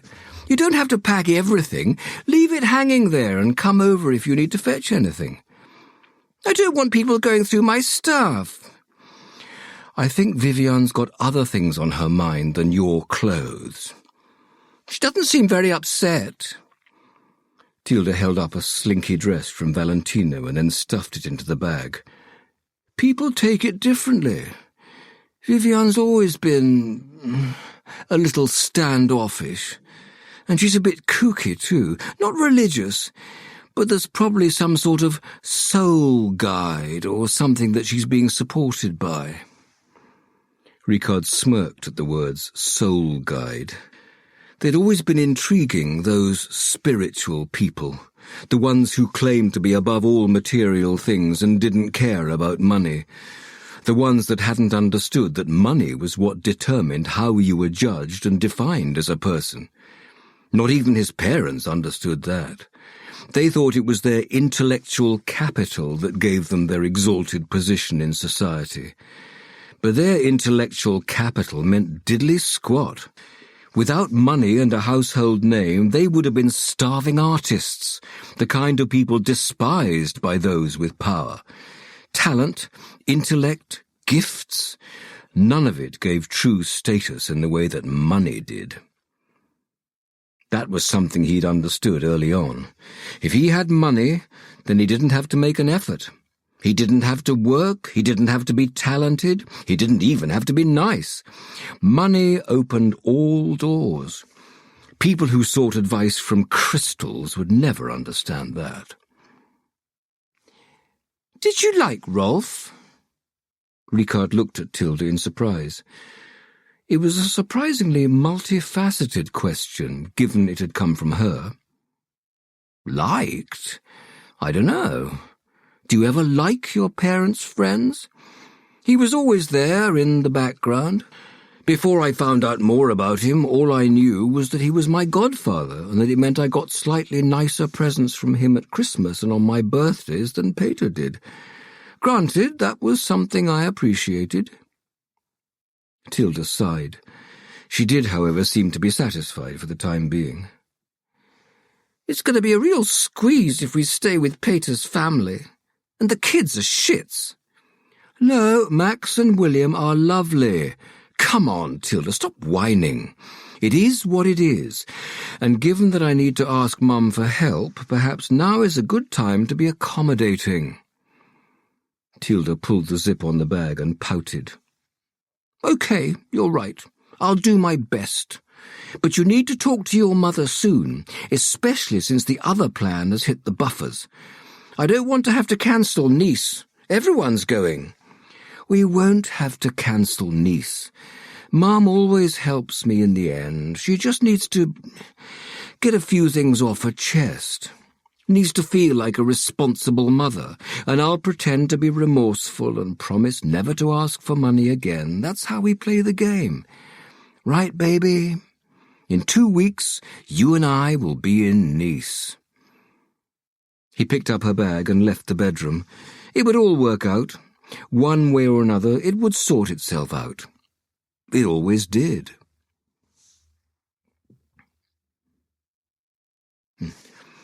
I still don't think this was a good idea.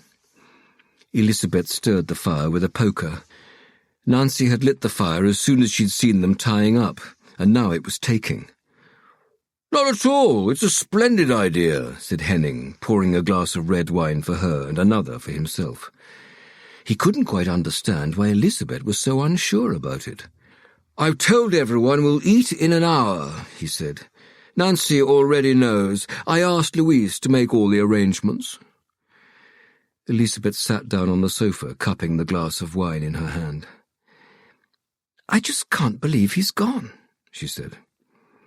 It's hard to take in. I've been looking forward to telling him about the prize. He'd have been delighted. He would. They sat in silence for a moment. Henning had a warm feeling in his breast as soon as he thought about the prize. To think that the Nobel Prize would soon be his, one of the most honourable awards a man could receive. Do you think this will... Elizabeth hesitated before continuing. Do you think this will mess it up? Mess what up? You mean the tabloids sniffing around? There's nothing to be messed up. Gossip and lies. It is what it is. We're above that kind of thing. I don't know. His wife took another sip of the wine. It was a 2009 Chateauneuf du Pape. He had chosen it with care. It had been Rolf's favourite. Good legs on this, was what he'd usually said when drinking it. Everyone is settled in? Louise's voice right behind him made Henning jump. He turned around. Has everyone got a bed? Yes. We put Ricard and Tilda in the boys' room in our house. The boys can sleep in our room. And Viviane and Suzanne and Ola are sharing Ricard's house. Brilliant. Did you ask Nancy to make her saddle of venison? Of course, with crushed potatoes and port wine sauce, and seafood tonight, fresh oysters. Wonderful. From Orsa at Calvo Oysters, said Henning, smacking his lips. Not today. Today they're from Lotte Klemming, said Elisabeth. It's great that there are so many incredible female business owners along this coast, Henning said cheerfully. Then he realized the occasion called for a more sombre tone. Well, the circumstances are unfortunate, but there's no reason why we can't try to make the best of the situation. And we'll need to make some decisions together about Blanche. Louise nodded. Let me know if there's anything I can do to help. You're always a help, said Elisabeth, raising her glass towards her daughter-in-law. Take a seat. Have a glass of wine, said Henning, patting the space next to him on the sofa. Louise appeared to hesitate, but then she shook her head. I've got a few things to prepare, but you enjoy yourselves. Lunch will be ready in an hour, and the guests are comfortable. Should I tell them they can join you earlier if they'd like? Of course, said Henning, ignoring a tired look from his wife. He raised his glass to her again and saw the flames of the fire reflected in the well-polished crystal as they took on the blood-red hue of the wine. To Rolf. Elisabeth also raised her glass. To Rolf.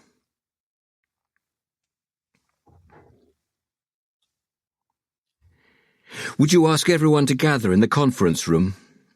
Annika nodded, and Patrik hastily tapped the counter at reception by way of thanks as he dashed past. He wasn't stressed, but felt acutely nauseous as his hangover had brought on a bout of travel sickness on the way from Fjallbacka to Talamshede. He ran into the toilet and barely had time to raise the lid before he threw up. He remained on the floor for another 30 seconds before he slowly got up. He felt much better after vomiting. He gargled with water, splashed a little more of that cold water over his face, examined his reflection in the mirror, and managed to convince himself that his bloodshot eyes weren't all that noticeable. He made his way towards the conference room on legs that weren't too unsteady, to find the majority of them there waiting for him. Gösta, Martin and Paula, and also Annika, the police station secretary. He couldn't wish for a better team. Only one person was missing from the room. Annika, would you find Melber? He said. Paula cleared her throat. She was unusually pale. Perhaps she'd been on the town the night before, too. He'll be along later. He had an important errand to run. Important errand, Patrik muttered. He had a pretty good idea what that entailed. Melber was in urgent need of a nap.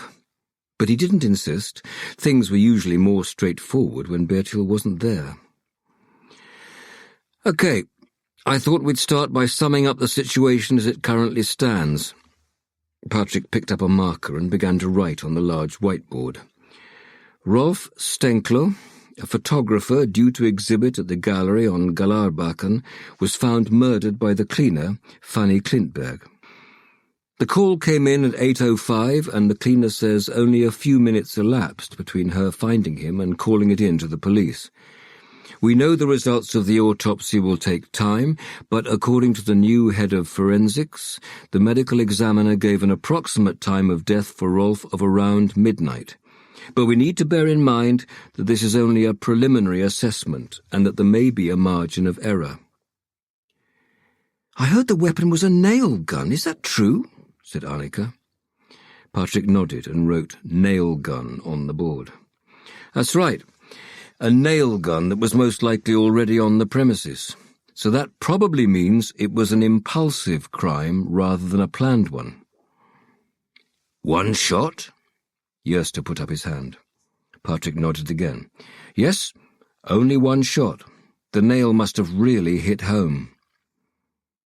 Martine pointed to the board. "There was no sign of a break-in, but the door was unlocked when the cleaner arrived." Patrik wrote down what he had said. "What else do we have? Have the guests given us anything?" "Not yet," said Paula.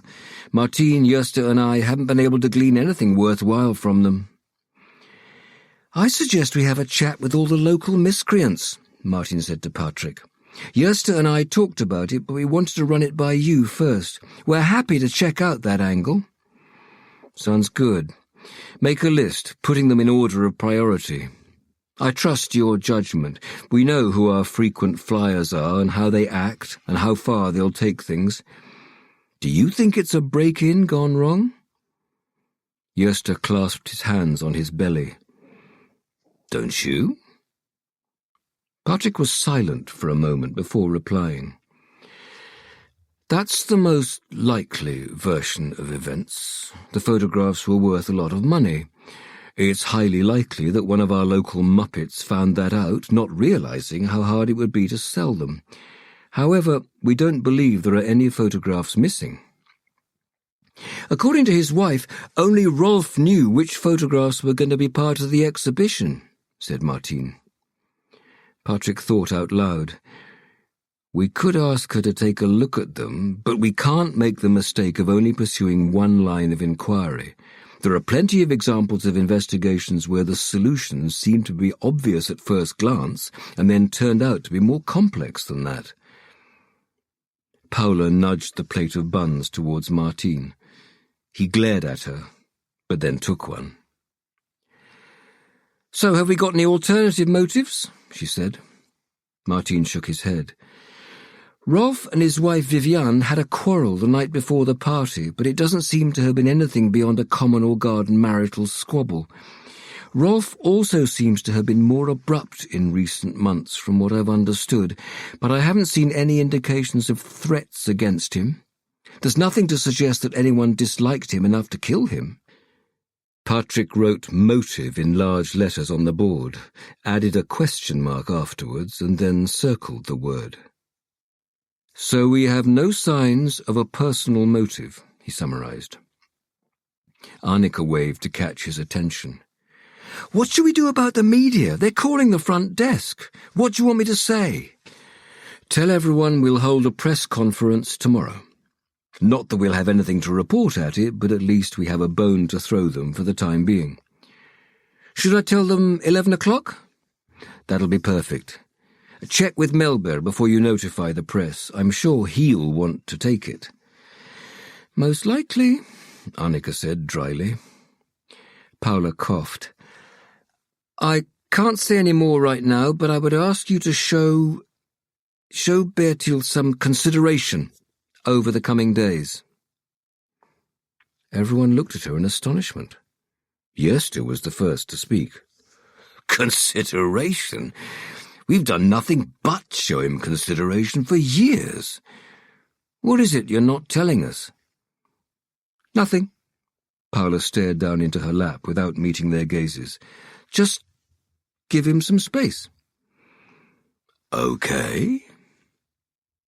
Patrik looked at Annika quizzically, and she shrugged. Normally she knew everything going on at the station, but this time even she seemed to be in the dark. Paula's face was tense. Patrik looked at her kindly. Something had happened, but Paula was apparently not ready to tell them. They would find out in time. Annika put a comforting hand on Paula's. Her colleague looked like she might burst into tears at any moment. "We could do with finding out more about our murder victim," said Patrik. Paula blinked a few times. "I've already made a start on that." "Good.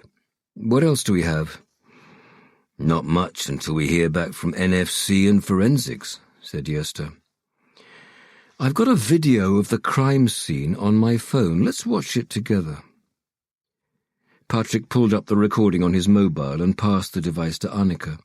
She was the only one who could achieve the feat of connecting it to the temperamental screen in the conference room. "Here's the gallery. There's only one room, and it's easy to take it all in," said Patrik. "As you know, Rolf's exhibition was due to open in 24 hours' time on Monday morning." "What's that hanging on the walls?" Yester asked, leaning forward to get a better view. "According to Viviane, Rolf spent a lot of time on the positioning of the photographs," said Martine. "And to avoid constantly moving the photographs around, since they were pretty heavy and unwieldy, not to mention valuable, he used cheap frames with notes inserted showing the names of the pictures." "Which means that every frame represents one of the photos that was due to be exhibited," Patrik clarified. "Exactly," said Martine. "There are the pieces." Patrik pointed to a neat row of framed photographs at the back of the venue. "There's not much blood, is there?" said Paula. "No, the nail was still in his head, and there wasn't much spatter." Patrik shivered and looked at the others in the room. "Does everyone know what they need to do?" Everyone nodded, gathered their things, and went about their duties. Outside, the wind had intensified and was verging on gale force in strength. Patrik remained in the room alone.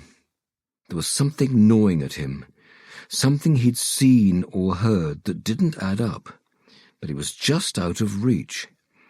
And now his headache had returned with a vengeance. He stuffed the phone back into his pocket and headed for reception, where he knew Annika ran a small pharmacy out of her desk drawer.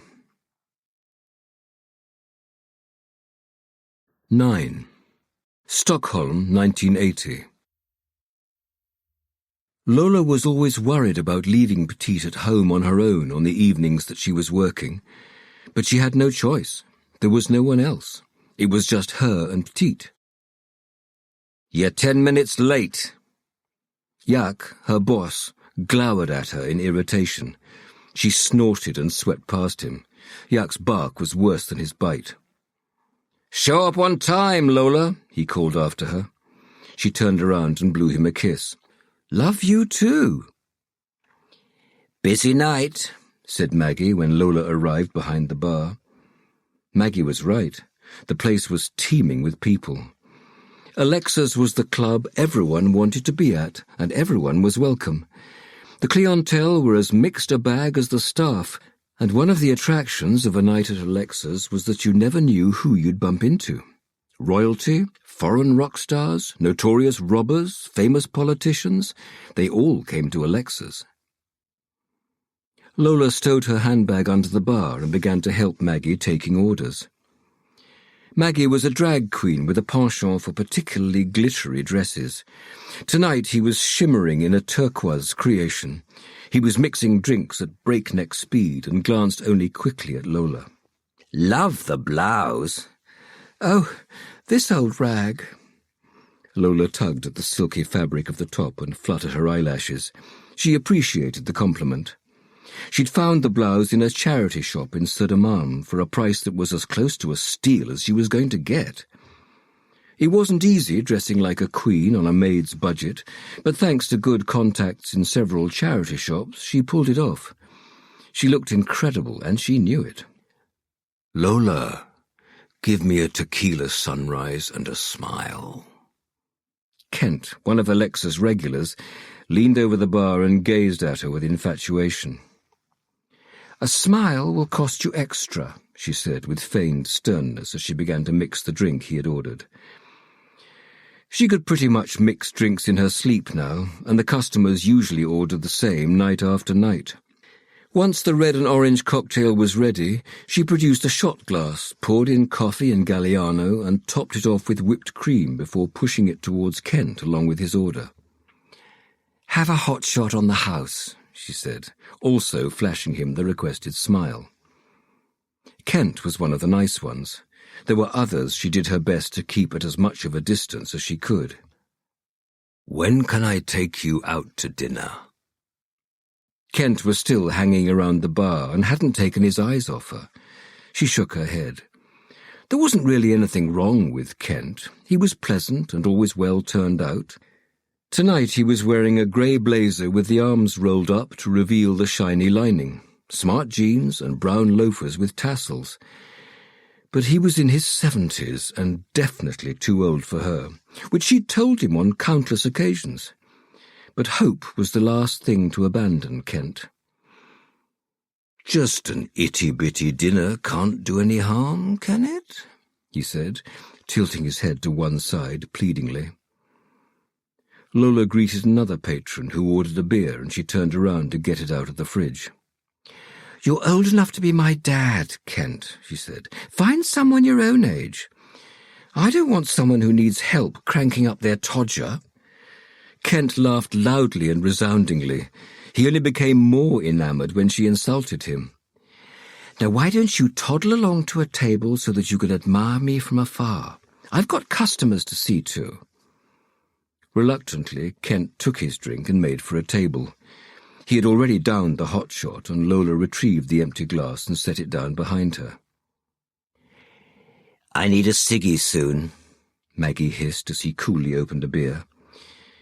"You nip off for a crafty one. I've got this," Lola said, gesturing to the queue for the bar. She meant it. She was practiced and had the situation under control. "Thanks, darling." Maggie sneaked off, leaving the scent of Dior poison in his wake. "Lola!" A familiar voice cut across the sound of Boney M's Rivers of Babylon. Rolf Stenklo had arrived at the bar and was smiling at her with that Hollywood smile he had. "Is the whole gang here?" she said, and Rolf nodded. "We're sitting over there. We're heading out for a bite to eat, but we can pick you up afterwards. How long are you working tonight?" "I get off at 1. We can go back to mine after." "Okay. We're only having one now, but we'll pick you up later. I'll make sure 2 bottles of wine and some glasses are sent over to the table." "You're a sweetie, Lola." Lola followed Rolf's bouncing shock of blonde hair as he made his way towards the round table in the corner with his characteristically quick gait. She smiled, raised her hand, and waved. The gang all waved back eagerly, and she felt a warm glow inside. She was already longing for closing time. In truth, that wasn't exactly what she'd thought when she left home. She wasn't alone. She lined up 6 shot glasses. She was going to give them hot shots with their wine. 10. "Hello? Are there any hungover mums here?" Anna's cheerful cry was audible from the hall, and Erika turned off the computer and jogged down the stairs. She was met by a hooting chorus of children, and she hugged them each in turn before they ran into the living room to play. "Come on, let's have a cup of coffee," she said to Anna. "I'm afraid I haven't got anything nice to go with it. I put on a couple of kilos, so I'm trying not to keep that kind of stuff in the house." "You're beautiful, Erika, and your constant dieting is completely unnecessary." Easy for you to say, having inherited Dad's genes. Did you know that Mum used to force Dad to eat cream for breakfast because she was so afraid that people would think he wasn't being fed at home? "No, I've never heard that." Anna laughed, before beginning to peruse the cupboards in a familiar way.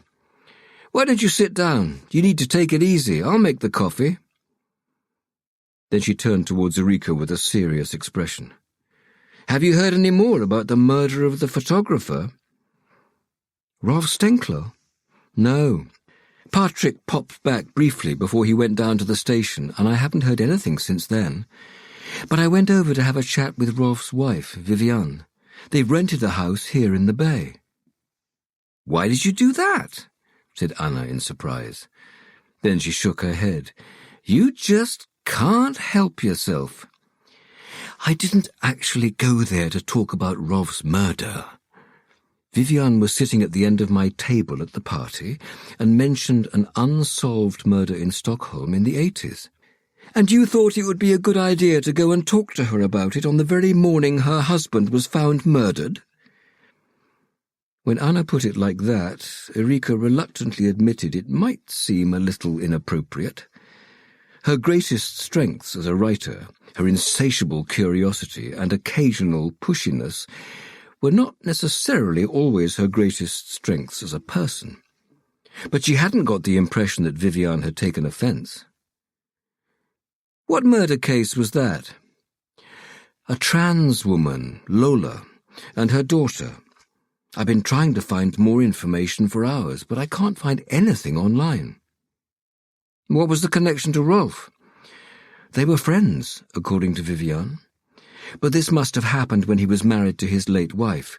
Vivian never met Lola. Anna looked at Erika thoughtfully.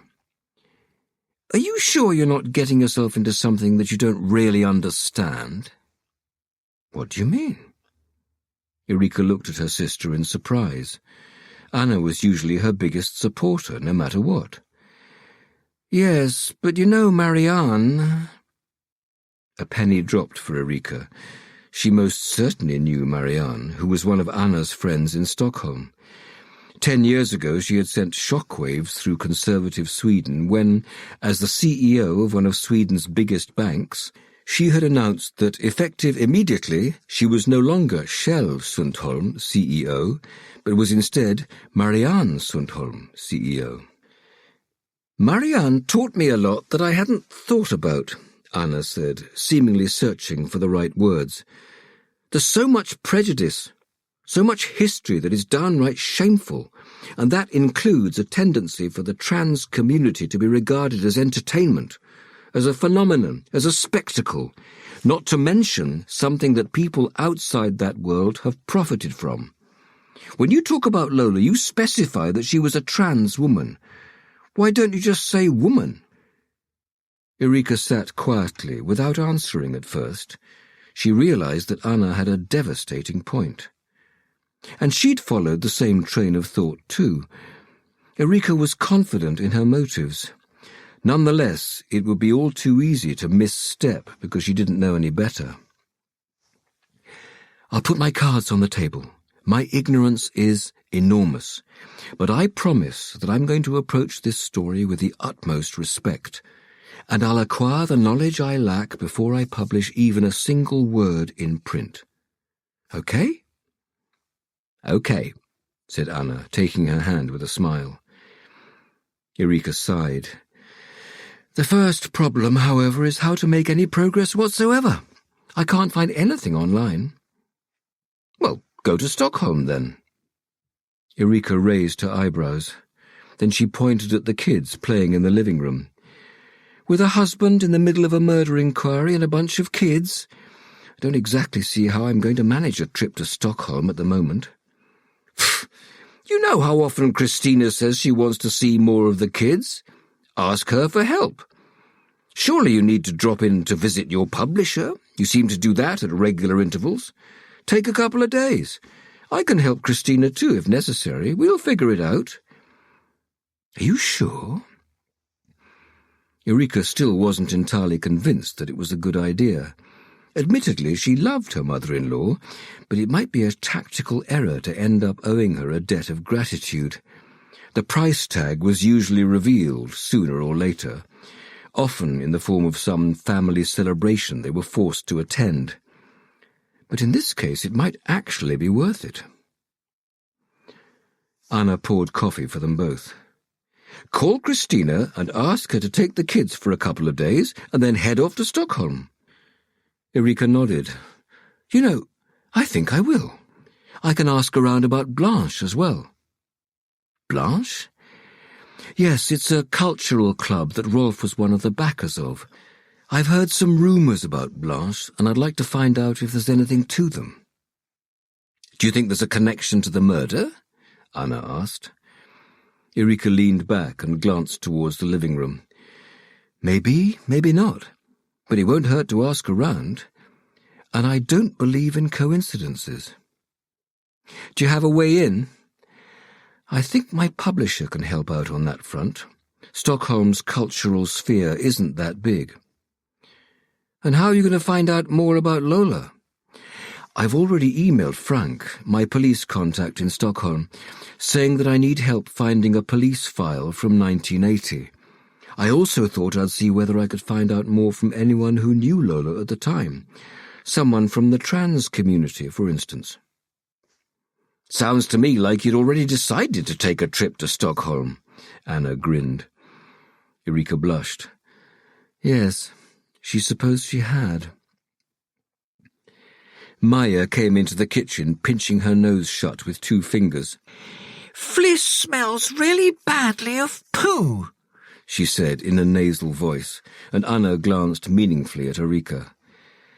Well, she is Auntie's favourite. Erika sighed and stood up, changing a shit-filled nappy while hungover. Exactly what she needed. It feels like we only just ate, said Susanne, stretching on the sofa. Beyond the picture windows, the wind was blowing wildly, and roiling waves surged against the shoreline. Henning had warned everyone that the rocks were slippery and that they had to exercise care when moving from house to house. "We don't have to eat yet if you don't want to," said Louise. William had fallen asleep on her lap, and her legs were beginning to go numb from his weight. He and Peter had been out setting lobster pots, and the boy had spent the whole afternoon talking about it. Now Peter was playing chess with his eldest, who appeared to be winning, judging by his expression. "No, we'll eat now." Elizabeth stood up and poked Henning, who was snoring gently in the armchair by the fire. "Henning, dinner." "Oh, what? Didn't we just eat? What time is it?" "It's past 8. It'll be late for the boys if we don't eat now." Yes. I just have to get up. This armchair is a dream, but it's hell to get out of it." He groaned as he readied himself and then got to his feet. "Right then, ladies and gentlemen, let's take our seats at the table." "But, Grandad, I'm winning!" Max looked at Henning, disappointment writ across his face. "You can carry on after dinner. Leave the chessboard there and remember whose go it was," said Louise, gently nudging William. It was a shame to wake him, but she'd asked Nancy to make spaghetti and mincemeat sauce for the boys instead of oysters, and since that was William's favourite dish, it would make it easier to get him to the table. "Gosh, what a feast!" Ole clapped his hands together exuberantly as they entered the dining room.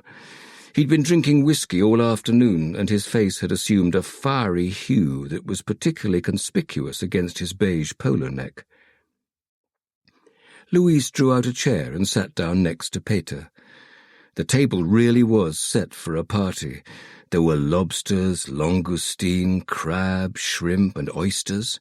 To go with that, there were fresh baguette, lemon, aioli, Västerbotten cheese, and a delicious Vendace rose sauce from the fishmonger in Fjällbacka. "Would someone let Viviane know?" Elizabeth, taking a seat at one end of the dining table, looked at the others commandingly. "I'm here," Viviane said from the doorway. She had pillow marks on her face, but she'd changed into a pale blue dress and braided her hair neatly to one side. "Come and sit here." Louise patted the chair next to hers. Viviane sat down and Louise stroked her arm lightly. "Are you sure you're up to this? We can ask Nancy to send food to your room if you'd prefer," she said softly. Viviane shook her head. "No. I need energies around me." "Okay." The atmosphere was subdued during dinner, and no one wanted to prolong it unnecessarily.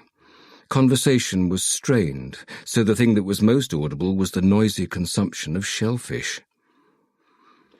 Louise managed to eat half a lobster and some shrimp, but that was as much as she could manage. There were too many thoughts spinning around in her head. Peter had no trouble eating. He could always eat, regardless of the circumstances, and the 10 kilometres he ran every day meant he could do so without any trace of it being visible on his person. Louise looked around the table. Henning and Elisabeth were seated at either end, the patriarch, the matriarch, like royal couples of old. Susanna and Ulla, the odd couple, Beauty and the Beast. The love between them was hard to comprehend, but it was apparent and palpable. Viviane, brittle and fragile in her grief, lost without Rolf, who had been the anchor of their relationship. Ricard and Tilda, selfish, egotistical, unable to love anyone but themselves, leeches living on the blood of their hosts. She wondered how people saw her and Peter. He and Cecily had been a beautiful couple. Did they make comparisons with her and Peter? Probably. Louise was completely unlike Cecily. Cecily had been small, dainty, and blonde. Louise was tall and dark. The boys had Peter's dark colouring, so they looked more like her kids than Cecily's, as if it had always been intended that they would be hers. Louise forced herself to think about something else. She couldn't go there. Henning tapped the table a few times from his prominent position. "We've got some matters to discuss in relation to Blanche, so I'm afraid we must ask for privacy. I apologize, Viviane, although I dare say you may find it a relief to be spared our dreary affairs." "I'd like to go to bed," Viviane said, wiping her hands clean. Louise noticed that she hadn't touched the food on her plate. "Good, good. Louise, would you join us in case we need to take notes?" "Of course," she said, opening a wet wipe sachet and wiping her hands thoroughly.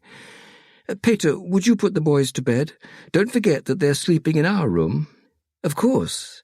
I'll probably turn in early too, so tiptoe when you come in." He kissed her on the cheek.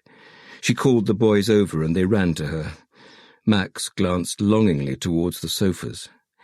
"I was going to finish playing." "Tomorrow, sweetie," she said, taking his face between her hands. "Tomorrow."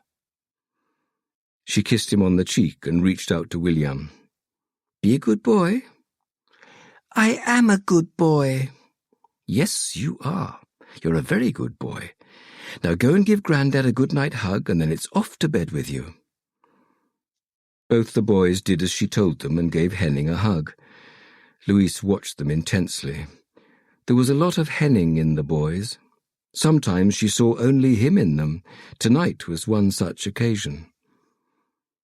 As they left with Peter, they blew kisses to both her and their grandfather. Henning cleared his throat. "Well then, we've got some business to attend to."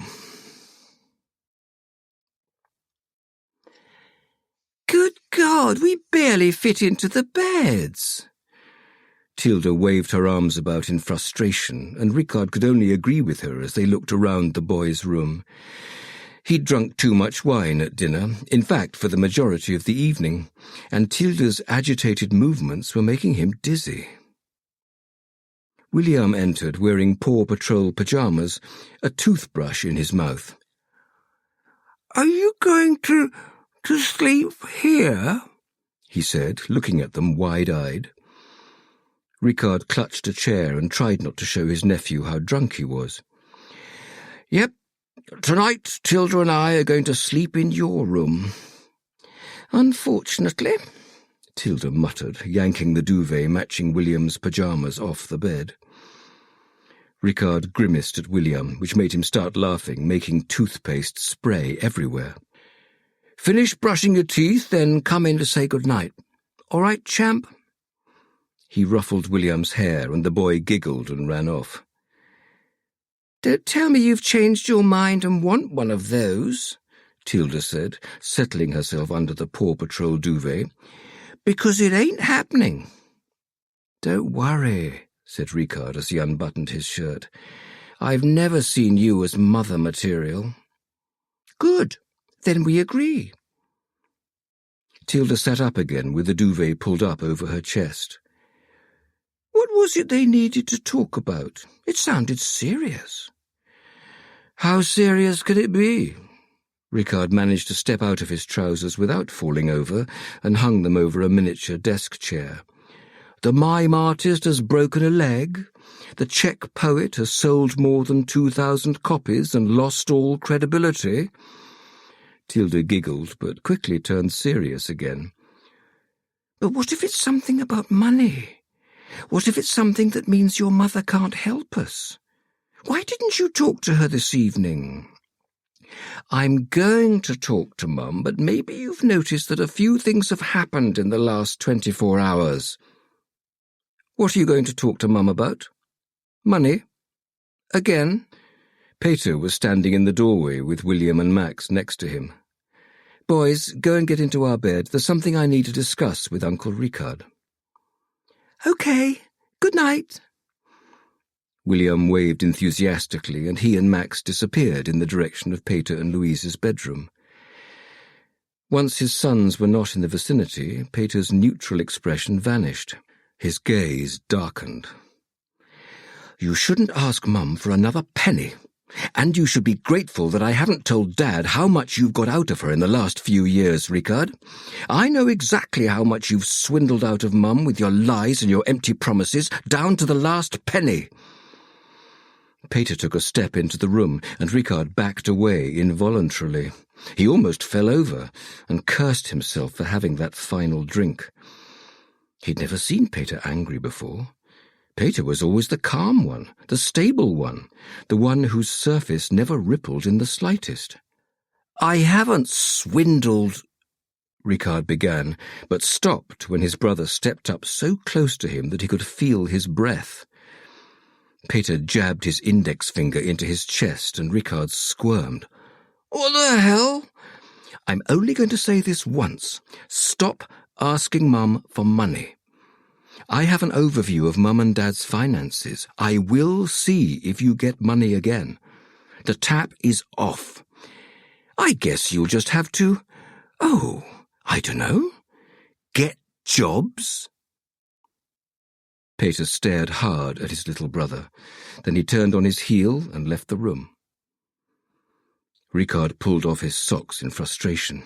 Tilda's eyes were wide and terrified. Her lower lip was trembling.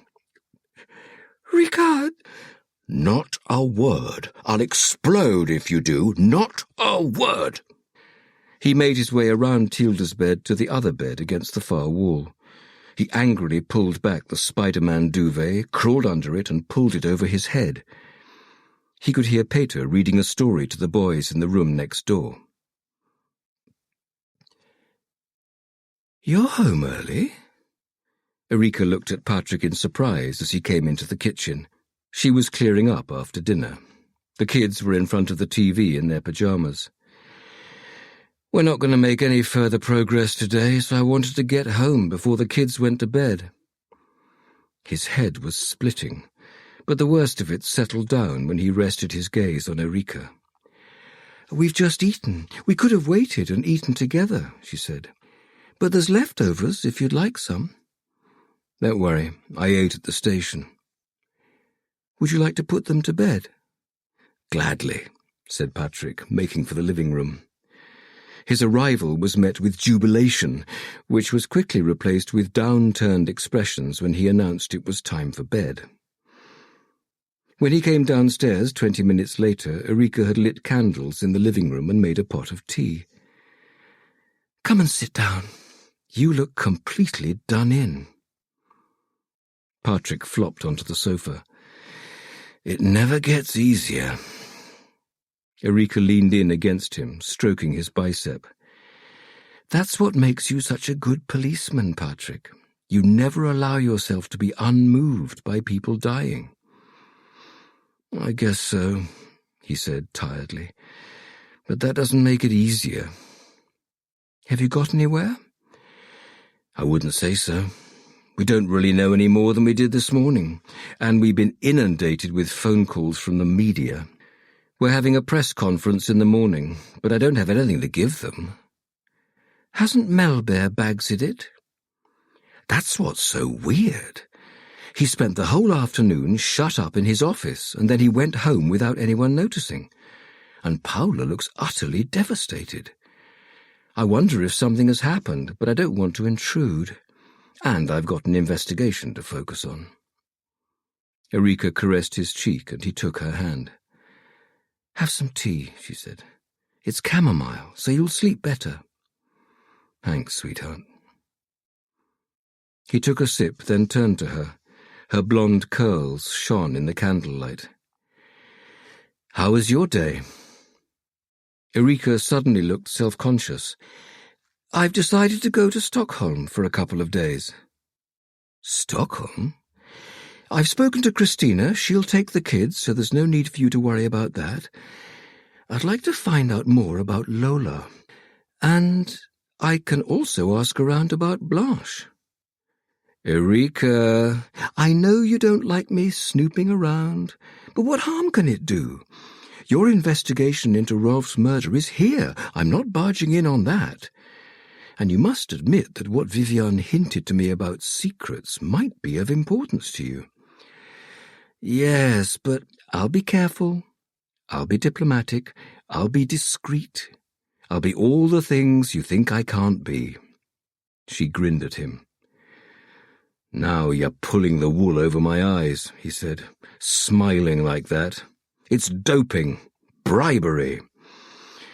Wait until you see the rest of my repertoire." She put her arms around him and hugged him before suddenly letting go.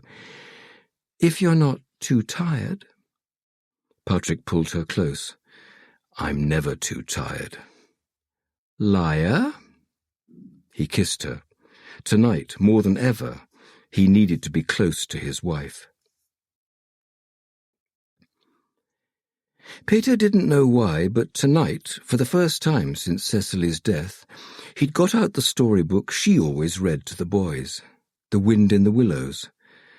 The book was old and worn out. It had been Cecily's when she had been a child. It had usually been Cecily who read to the kids. He had always worked late. There'd been few nights when he'd got home before the boys had gone to bed. At the weekends, she had been the one at the park with the boys, or at the swimming baths, or on fun outings to child-friendly museums. All that had changed when she died. His priorities had changed the very moment an untraceable car had struck her body. All those hours of overtime, all the bonuses, all that pursuit of success had in a second become meaningless. All that mattered was the boys. Telling them what had happened to their mother had been the hardest thing he'd ever done. 2-year-old William had been far too little, but Max had been 5, and he'd understood the gravity of what Peter had said. The howl that had emanated from him had sounded like it had come from a wounded animal. It was a primal cry of sadness. After talking to the psychologist at the hospital, Peter had been advised to bring the kids in to say goodbye. Cecily was lying in a hospital bed, hooked up to tubes and with no prospect of ever waking up again. The staff had been so nice. They had prepared her ahead of the boys' arrival. They had covered as many of the tubes as they could, wiped away the blood and brushed her hair. She'd looked peaceful. They'd curled up next to her on the hospital bed, pressing themselves against her like 2 small puppies seeking out warmth and reassurance. After an hour, Peter had lifted them down and carried them out of the room. Then he'd given the doctor permission to switch off Cecily's life support. He hadn't thought they'd survive those first few months, let alone ever feel happiness again. Louise had changed all that. At first, she'd been his best friend. Then she'd been a safe harbour for the boys. Then love had blossomed. Both he and the boys loved her. She wasn't Cecily, she wasn't their mother, but she was Louise. "Don't make a habit out of sleeping here," he said with a sly smile. "We promise," Max said gravely. Peter tickled his side. He'd been serious since the day he'd been born, and it had only been reinforced by Cecily's death. "Are you going to snore?" "Dad, I don't snore," said Max. "I'm a child." That's true, Dad. We don't snore because we're kids, William added. So what are you saying? Who snores so loudly it raises the roof every night? You, Dad, it's you. What? No. Me? Yes, it is. Both boys laughed out loud. Peter closed the book and put it on the floor by the bed. He tucked the extra duvet more tightly around the boys and turned off the bedside lamp. I love you. We love you, Dad. Peter smiled in the dark. He wasn't religious, but part of him was certain that at moments like these, Cecily was still with them.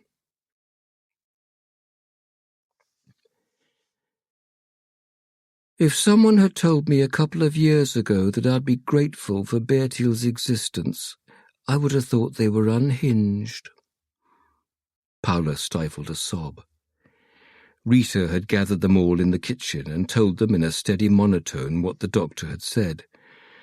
The silence that had followed had echoed around the small room. Bertil had looked so terribly small. She and Johanna hadn't talked about it since. The kids had come rushing in. They'd been romping about and making a racket and simply being lively in the way that only children could be, so it hadn't been possible to be serious. But now, as they were lying next to each other in the double bed, each with their book, desperately trying not to think about Rita's cancer diagnosis, it was no longer avoidable. Johanna put down her book and removed her reading glasses. She turned to Paula and caressed her cheek. It'll be okay. You heard what Rita said. They're going to start treatment right away. They wouldn't do that if there was no hope. I know, but... Paula wiped away the tears that stubbornly insisted on running down her cheeks. She hated crying. She hated being weak, being afraid. Sweetie... Oh, don't look at me like that. It's not me you should be feeling sorry for. It's Mum who's in a difficult place. I'm so afraid. Of course you're afraid. That's what happens when someone you love is sick, Johanna said, stroking some of the tears away. I could tell that Bertil is bloody terrified too. Paula took a deep breath. She needed to regain control. Her mother needed her. Yes, I don't suppose I've ever thought how much Mum means to Bertil.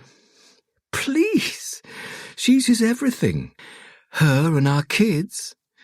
Johanna smiled at her. You're right. I know you're right, said Paula. But what happens now? Will he be able to cope? Bertil isn't exactly famous for staying steady when the wind picks up. Sometimes people can surprise us. You think? I find people do that very rarely, and I'm worried that this is more than Bertil can handle. I think you're wrong. But if that turns out to be the case, then we'll be there for Rita. Rita won't be alone, no matter what happens. I know, but... Johanna caressed her cheek again. No buts. You'll drive yourself insane if you worry about crossing bridges you haven't even reached yet. Bertil may surprise you. Paula sighed and turned off her reading light. Can we sleep now? I can't bear to talk any more.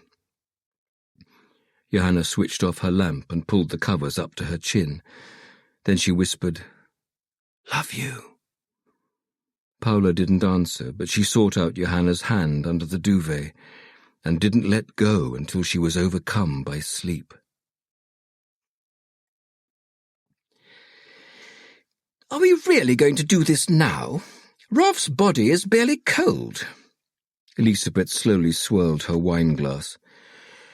I don't think we have any choice, said Susanna, standing up to refill her own glass. She'd kicked off her high heels and was barefoot. Her long, silky caftan from Rodeber undulated on her slender body as she moved across the room. We can start with something more pleasant, said Henning. He could hear the joy in his own voice. The more it sunk in, the more that joy and expectation grew.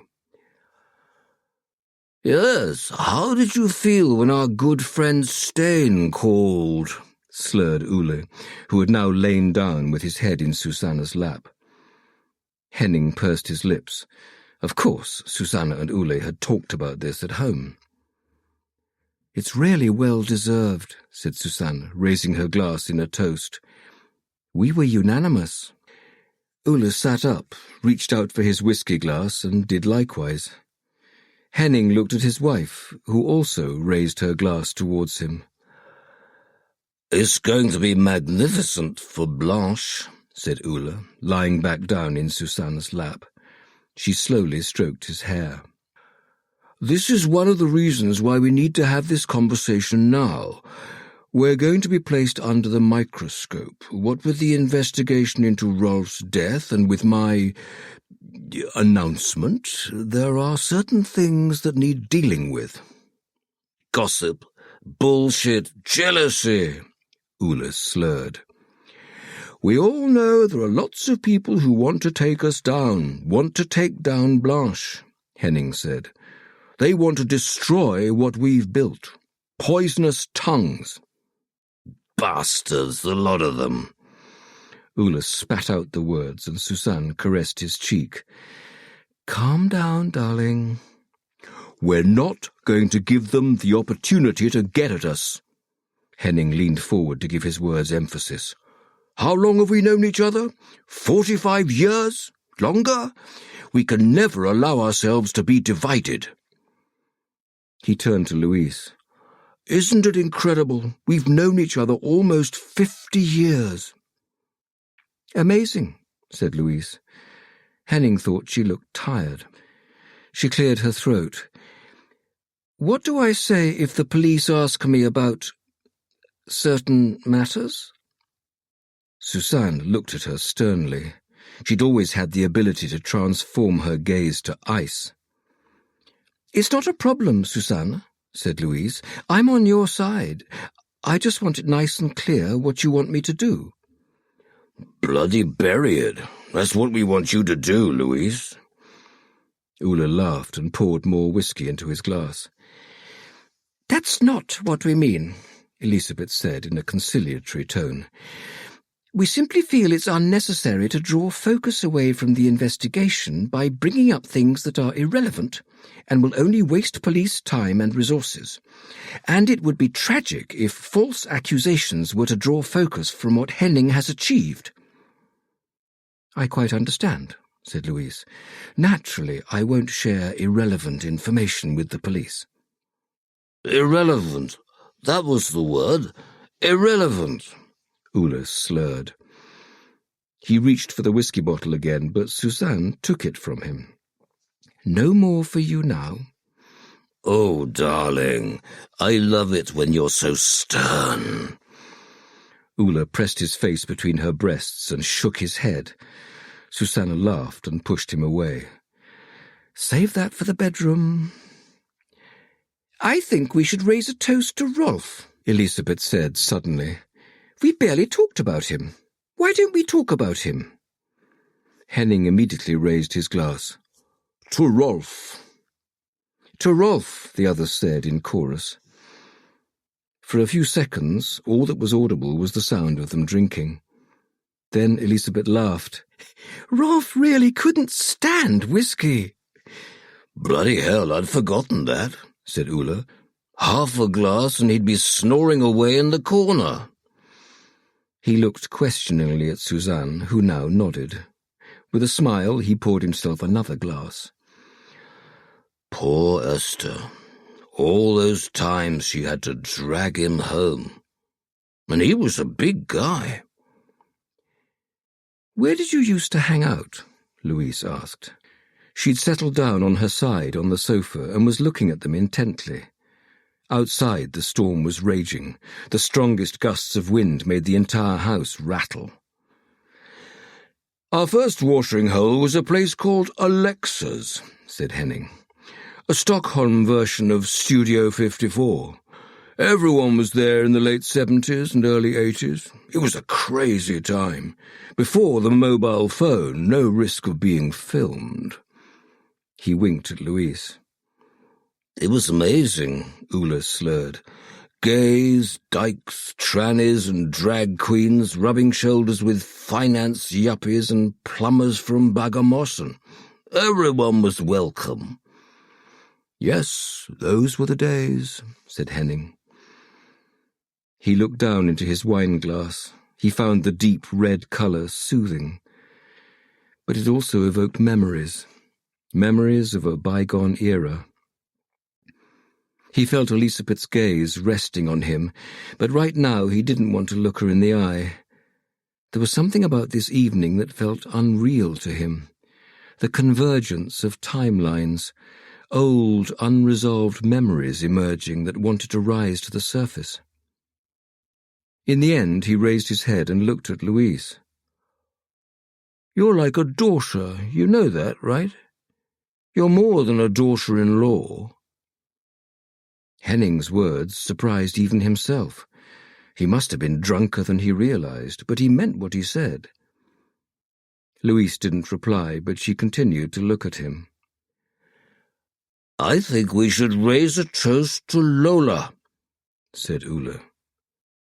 The room fell deadly silent. Henning hesitated. Then he saw that Elisabeth had raised her glass, and he did the same. To Lola. Who was Lola? Louise asked. Henning looked around the room. He met the others' gazes. Eyes he had seen age. Eyes he had seen lose their naivety, their innocence. Lola was... Lola. He said no more. There was no more to say. I'm going to put some music on. Elisabeth got up and went over to the record player beside the bookcase. It had been a 70th birthday present to Henning after he'd long complained about difficulties connecting to the advanced speaker system that Peter had had installed. Nat King Cole's voice flowed across the living room with the characteristic crackle of vinyl. They spent an hour talking about unimportant things, irrelevant things. Not about Rolf, not about Lola, not about any of the secrets that they collectively needed to keep. When Henning stood up, he could feel how unsteady he was on his feet, and he wasn't alone. Ula had to support himself against Susanne. Louise has nodded off, Henning whispered, pointing to his daughter-in-law. She was snoring gently on her side on the sofa. Elisabeth spread a blanket over her. Well, shouldn't we wake her? Said Henning. Elisabeth shook her head. Let her sleep. Peter has the boys in their bed. She'll sleep better here. Well then, to bed, my beauty. He offered his arm to Elisabeth, and she took it, just as she had done so many times before. Outside, the wind was whipping up ever bigger waves. Can't you sleep? Rita was only visible as a dark silhouette in the doorway. Bertil was sitting in the sheepskin-covered armchair in the living room. He had turned it to face the window so that he could look out into the dark. Ernst was lying with his head at Bertil's feet. The big dog had sensed Bertil's state of mind and had padded over to him. Ernst would stay at home with Rita from now on. She needed him more. Quite a storm. A lot of trees are going to come down tonight, he said. Rita stood behind him. She put her hands on his shoulders. We've been through storms before, and we'll face more of them in future. Not like this one. Neither of them was talking about the weather any longer. She kissed him on the top of his head. Can you handle it? Her words left Bertil short of breath. You shouldn't be asking me that, he said, putting his hand over hers. It's me who should be asking you. Yet it's you sitting here in the middle of the night while I was actually sleeping pretty well. Sorry if I woke you. You didn't. I needed the loo. But come back to bed. I'll be there soon. You need to sleep. You've got a murder inquiry to oversee. How am I supposed to care about that now? Rita gently punched his shoulder. Now you're talking nonsense. Do you think you're any use to me in this state? Bertil Rufus Melber, look at me. Rita moved around the armchair and stood in front of him with her arms crossed. Ernst let out a heavy sigh and went over to the rug where he lay down. Time for you to go to bed. Now. You need some decent sleep for a couple of hours. Then you'll take a shower, get dressed, go to work, and do your job. And when I talk, you listen. When I don't want to talk, you leave me alone. When I need a hug, you'll give me a hug. Simple as that. To hell with the storm. Come to bed. The storm will do whatever the storm does, regardless of whether you're watching it. Yes. I'm coming. Melber sat there for a few more minutes, staring at the swaying trees. Then he got up. Rita was right. As ever.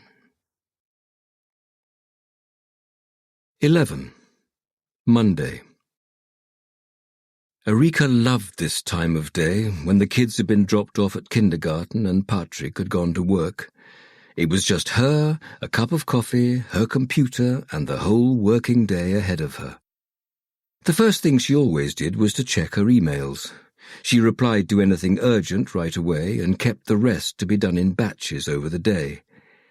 One of the morning's emails immediately caught her attention. It was from Frank, her police contact in Stockholm. She opened it and noted with disappointment that he was only acknowledging receipt and said he'd do what he could. Erika knew it had been vain to hope for more than this early on, especially since she'd only been able to give him very scant details. But still, there was always that hope. She pulled up the booking with SJ and double-checked the departure time from Dingler. Thank goodness Christina could pick up the kids that afternoon. The departure time was fine, she noted. She had plenty of time. She also double-checked the hotel booking to make sure she'd entered the right date.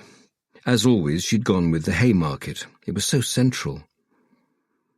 There was a rattle at the mailbox outside. The post had arrived early today, she thought to herself, as she descended the stairs to retrieve it. After concluding there was nothing important, just junk mail and a bill, she pulled her mobile from her pocket and checked the news. Rolf's death was dominating the headlines, but there was also a mention of the police press conference at 11 o'clock. She clicked on some of the headlines and read the tributes offered by friends and colleagues of Rolf Stenkler. Erika realized that she had probably never grasped how big he was in his field. Photography had never really been her thing. Blanche was also mentioned in passing, but only that Rolf had been one of the founders. She sent a text to Louise to thank her for her most recent visit and to ask how Viviane was doing. She hoped that poor woman was being cared for by her friends out on the island. Erika opened the fridge, but then closed it again. Her trousers were rather tighter these days, and she'd read that periodic fasting was the new way of losing weight. Weight Watchers didn't seem to work for her anymore.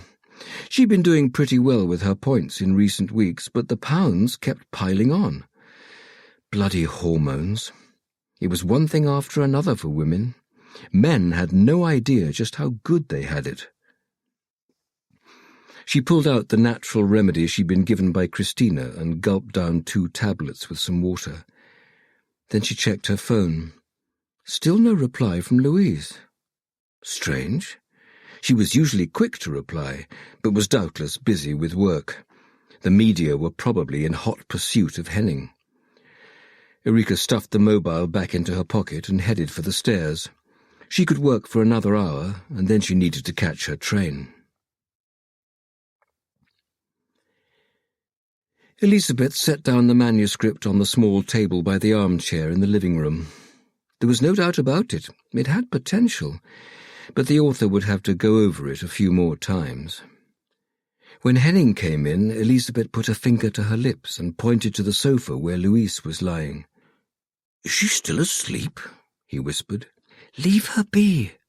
She worked around the clock to organize the party. She's probably exhausted." "Is everyone else asleep too? It's almost 9. I've no idea how people can sleep away the day like that." Elizabeth peered at him over her reading glasses. "Not everyone is an early-rising pensioner like we are.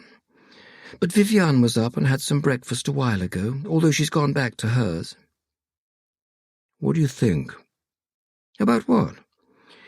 "Yesterday's conversation. Do you think everyone understands the gravity?" Elizabeth took off her reading glasses and put them on top of the manuscript. "Do they have any choice?" "Not as I see it. We're all in the same boat. But you can't underestimate people's stupidity or vanity." "True." She looked at Henning intently. "I'm not going to let anyone take what we've worked so hard for away from us." Her husband came over to her and put his hand against her cheek. Henning's hand, the hand of the man she had loved for more than 50 years. It was true that love could move mountains. Her love had, in sickness and in health. That was what she had promised him before God and this parish. She wasn't particularly religious, but she had always believed in love as a divine power. That power was theirs. It always had been, and always would be. "We can do anything, can't we?" Henning said softly, caressing her cheek. She placed her hand on top of his. Her heart swelled at the warmth of his touch. "Anything, Henning. We can do anything." There was the sound of movement from the sofa behind Henning. Louise stretched, yawned, and looked around herself in confusion. "Why am I lying here?" she said in a husky voice. "You were so sound asleep here yesterday that we couldn't bring ourselves to wake you. Anyway, you got the boys in your bed." Henning settled down in one of the armchairs and unfolded the newspaper from the day before, which they had bought in Fjällbacka. Louise slowly sat up. She shook herself sleepily. "Yes, that was probably sensible. What time is it? Is everyone up?" "It's just gone 9, said Elizabeth, heading for the kitchen. "Viviane was up a while ago, but we haven't seen anyone else yet. It seems Peter and the boys are having a lie-in." "They don't usually sleep this long," said Louise, getting up. "I'll go and kick some life into them. Tell them there's breakfast. I promised the boys they can have their favourite cereal." "That's not cereal. It's sweets in cereal form," Henning muttered. "On that we are agreed, but I'll have to let it slide today," Louise said with a chuckle, neatly folding up the blanket and hanging it over the back of the sofa. She made for the front door, and a few seconds later they were able to follow her progress across the rocks towards the house she and Peter used. The storm had died down, and the only trace of it was the driftwood that had floated up to the rocks and was now bobbing in the water. Elizabeth sat down in the armchair again with her hands clasped around a hot cup of tea. The boys would be so happy when they saw their bowls of sweet cereal. It wasn't often they got to eat it. After all, Henning was right. They might as well eat sugar straight out of the bag for breakfast. But it was a grandmother's privilege to spoil her grandchildren and ignore principle. The cottage door opened. Louise emerged. Elizabeth squinted out of the window. She couldn't see the boys anywhere. Or Peter. But then again, they probably needed to get dressed first. Something about Louise's movements made Elizabeth stiffen. Her daughter-in-law appeared to be moving in slow motion. Her arms were no longer wrapped tightly around her body against the cold. They were hanging limply by her sides, moving clumsily as she stumbled forward. "Henning," Elizabeth said, standing up. "Come here." What is it?" Henning put the newspaper to one side and got up laboriously from the armchair. It always took a while for his joints to warm up in the mornings. "Something's the matter with Louise." Elizabeth walked closer to the window and gestured to Henning that he should follow. He stood next to her and they watched the figure outside. "What? Surely it's not—" Henning abruptly fell silent and Elizabeth gasped. Louise appeared to have stains on the front of her top and on her hands. Louise took another few steps, then stopped and raised her hands towards them. Now they could see the blood covering her. They watched her mouth open. It was as if her gaze was fixed to theirs. Then came the scream that rose into the grey sky and made the earth quake under their feet. Patrik had to force himself up from the chair.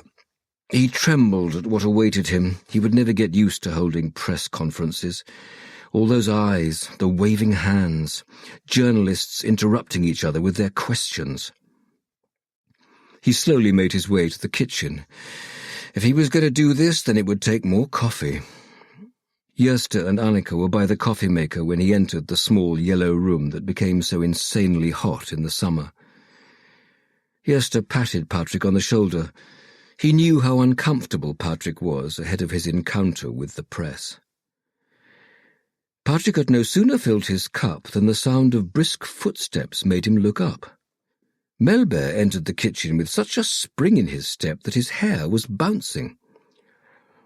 "We'll take it in the conference room, right?" Patrik exchanged a look of surprise with Gösta. "Do you want to take the press conference?" "Yes. Why wouldn't I?" "Well, no. We thought—" Patrik cleared his throat and bit back what he had been about to say. Melber truly did move in mysterious ways. "Well then, is everyone here?" Annika nodded. "They're all here. Do you have all the information you need?" "Are you saying that I usually don't?" Bertil snorted. No one replied. Patrik and Gösta followed hot on Melber's heels. It was going to be a squeeze in the conference room, but they didn't have anywhere better. The police station was small and badly designed. He noted with surprise that in addition to the local press, there was a strong turnout from the national media. There were representatives of Expressen, TV4, Aftonbladet and SVT squashed into the small room. Journalists began firing questions at them immediately, but Patrik held up a placatory hand which surprisingly transformed the hubbub into silence. "Detective Chief Inspector Bertil Melber, officer in charge of Talmshede police station." Patrik steeled himself and didn't dare look. He stood close by Gösta and whispered from the corner of his mouth. "Has he even been briefed?" "Unclear," Gösta replied glumly. "We'll soon find out." One of the journalists at the back of the room raised their hand. It was a well-known face, Shell from Bohuslän. "Could you start by summarizing where the investigation is at right now? For instance, do you have any persons of interest?" Melber solemnly cleared his throat and pompously straightened his back. His hair fell across the side of his face, but he quickly adjusted it with an automatic movement. "As I'm sure you'll understand, I can't go into any details about our investigation. What we know so far is this. We can confirm Rolf Stenkler was found dead in the gallery on Galarbacken. He was last seen alive on Saturday evening, and the body was discovered yesterday morning. We therefore believe he was killed sometime during the night between Saturday and Sunday." "Was he shot?" asked Expressen's reporter. "We've heard he was." Melber paused for effect. Patrik held his breath. Melber at a press conference was always like watching a car crash in slow motion. At this stage, we can't provide any details whatsoever about how he died. That's something we need to keep to ourselves due to the nature of the investigation. The forensic autopsy and subsequent reporting have not yet been completed, which makes it too early to confirm a cause of death. Patrik exhaled. Melber was surprisingly and unusually alert, especially given his absence the day before. On the other hand, Patrik wasn't surprised that the rumour mill was already up and running. It seemed to be human nature to immediately begin speculating whenever there was a murder. Aftonbladet's reporter waved his hand feverishly. Patrik recognized the young man from his byline photo. Is there any possible connection between the murder and Rolf's co-ownership of Blanche? There have been some strange rumours about the club of late. Melber looked at the journalist in confusion. It was obvious he didn't have the foggiest what the man was talking about. Patrik swore silently. He leaned towards Gösta to whisper, but stopped himself when he spotted Annika in the doorway. She took a step into the room, gripped Gösta's arm and pulled him out into the corridor while waving to Patrik that he should follow. Martin and Paolo were already waiting for them. They'd chosen not to listen in to the press conference. Judging by their expressions, something terrible had happened. "We have to stop the press conference," said Annika. Her face was flushed. Patrik felt as if he'd been gut-punched. There wasn't much that could knock Annika off kilter. "The cars are ready. We have to go right away," Martin said gravely. Then he took a deep breath. "Something's happened on Charleroi." Martin told them what they knew, and Patrik's mouth went dry with horror. "Get the engines running. I'll interrupt the press conference and be there in a second." His legs shaky, he went into the cramped room, whispered into Melber's ear, and then said in a voice that he was unable to keep steady, "I'm afraid we have to stop. We've just received an alert that requires our immediate presence." A buzz spread around the room. All the journalists craned their necks with intense interest. There'd be chaos at the police station, but that couldn't be helped. The whole force needed to go to Charleroi. There, a nightmare awaited them. 12. Stockholm, 1980. Lola loved them. They were a motley crowd. They were loud, rowdy, unruly, intelligent, unreasonable, reasonable, broad-minded and narrow-minded. They'd been hanging out ever since that time Rolf had brought them along to Alexa's. On the very first night, they'd ended up back in her kitchen after closing time, and since then it had become their gathering place. "Do you seriously think Ted Hughes was the cause of Sylvia Plath's suicide? Isn't that rather over-egging his role and significance? Sylvia would never have allowed a man to have such a bearing on an important choice." Elisabeth's gaze was ablaze with strong emotion and conviction. Lola could see that her eyes were shiny from one too many drinks, but that was when Elisabeth was at her best, when she discarded the heavy burden of her family name and became a wild, unruly intellectual. Ulla made a dismissive gesture and took another swig from his beer bottle. Lola knew he loved provoking Elisabeth, and that it was impossible to tell whether the views he advanced were truly his own, or merely ones being used to add fuel to Elisabeth's fire. "It's an established fact that Ted Hughes caused her suicide. They saw each other a couple of days before her death, and his influence was so significant on that occasion she asked him to leave the country because she had such difficulty writing while he was in the same country." "We only have his word for that," Elisabeth replied, tossing back the blonde hair that was always hanging loosely across her face. "Men have always wanted to emphasize their own importance at women's expense." "I'd say it was the other way around," Ulla said in a drawl. Henning raised his eyebrows at them in amusement. This was an eternal and ongoing spectacle, and a source of great entertainment to them all. The angrier Elisabeth got, the more interesting it became. How many women in history haven't got a free ride from their husbands, especially in literary circles? Sylvia Plath was no exception.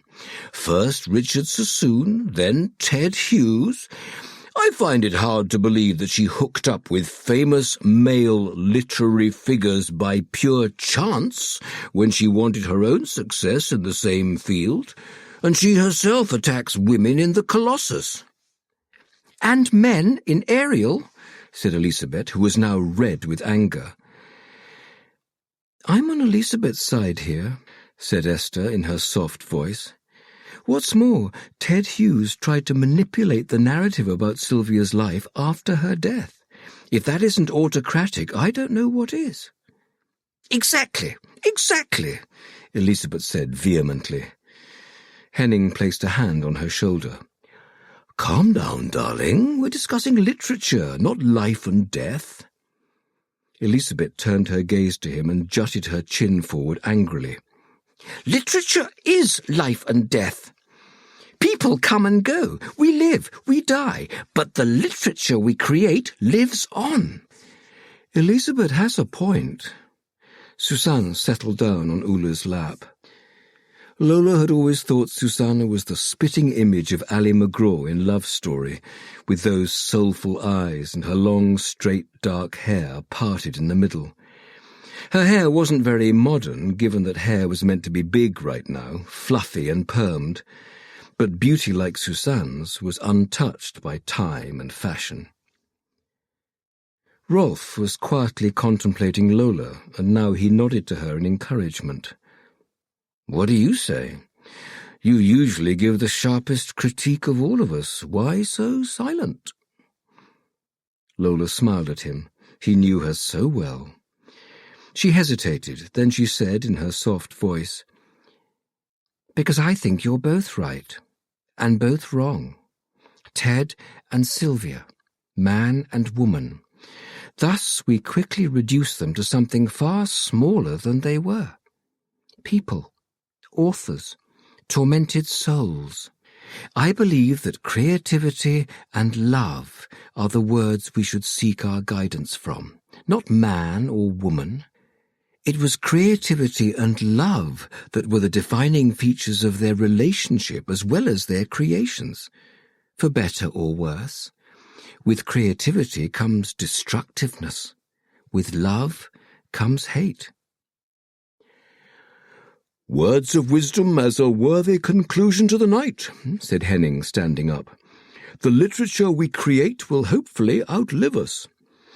And it's that realization that makes you such a brilliant publisher, Elizabeth. That being said, we have to break the party up now. We have a book launch tomorrow." "Bloody hell, that's right. Congratulations," Rolf exclaimed, raising his glass. The others followed his example. They solemnly clinked their glasses against Susanne's. Rolf's photographs were already internationally recognized. Henning had long been regarded as a promising author, and now Susanne was releasing yet another novel.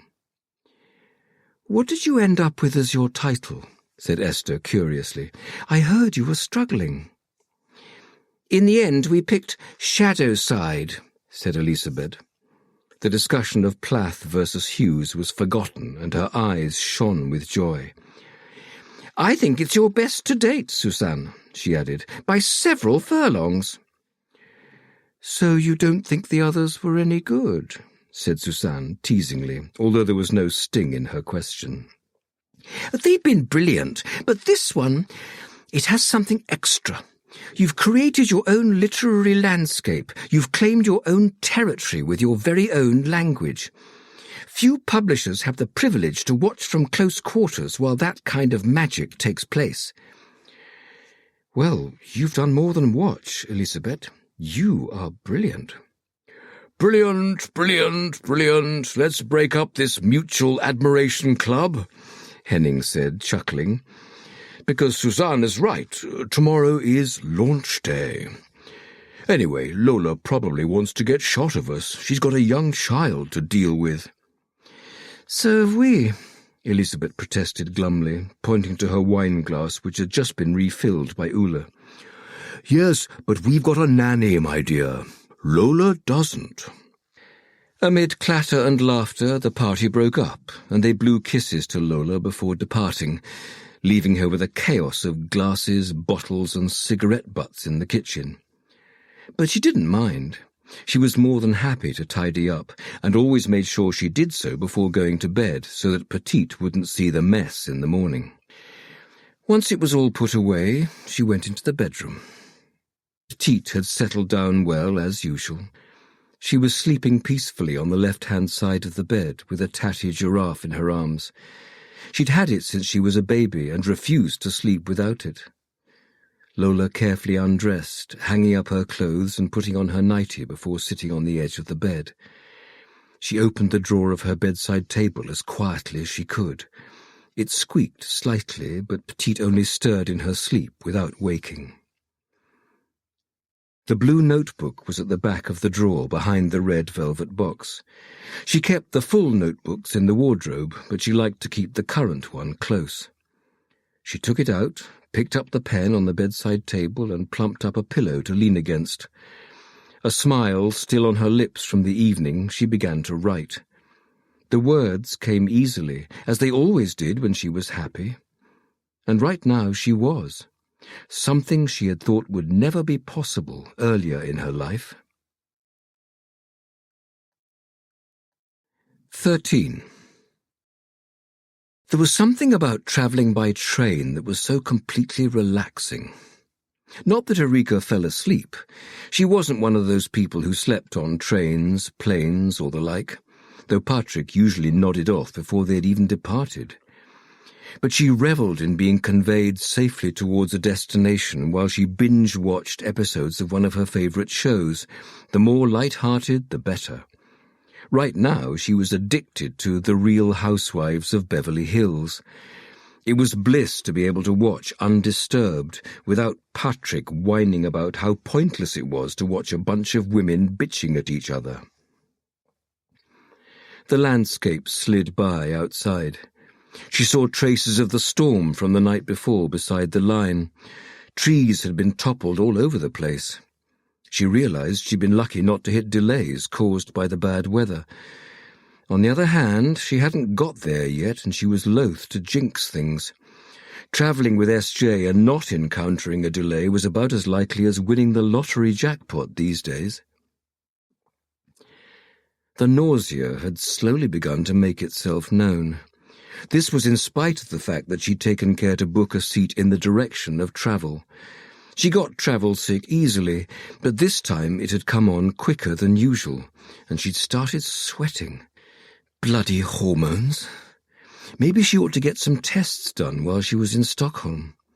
The quicker she got to the bottom of it, the sooner she could look into what she could do herself about it. She'd read in a magazine about patches and about some gel that could be applied to the inside of the thighs. She'd bet anything that this was yet another situation in which yoga or meditation would be recommended. These were two things she had tried a few times, but most definitely lacked the patience for. After 5 minutes' meditation, her brain had managed to rattle off the order of succession to the British throne, all of Elizabeth Taylor's husbands, and every pasta shape in the Barilla range. It hadn't exactly been mindfulness. She'd heard about women who'd had their wombs removed to avoid all the hassle, but that seemed like overkill. She had a tough enough time getting her hair trimmed. She'd rather have a cream to slather on, pills to pop, or a patch to stick on. A voice on the tannoy announced that they were approaching Gothenburg and that passengers should change there for Stockholm. Erika stowed her iPad in her rucksack.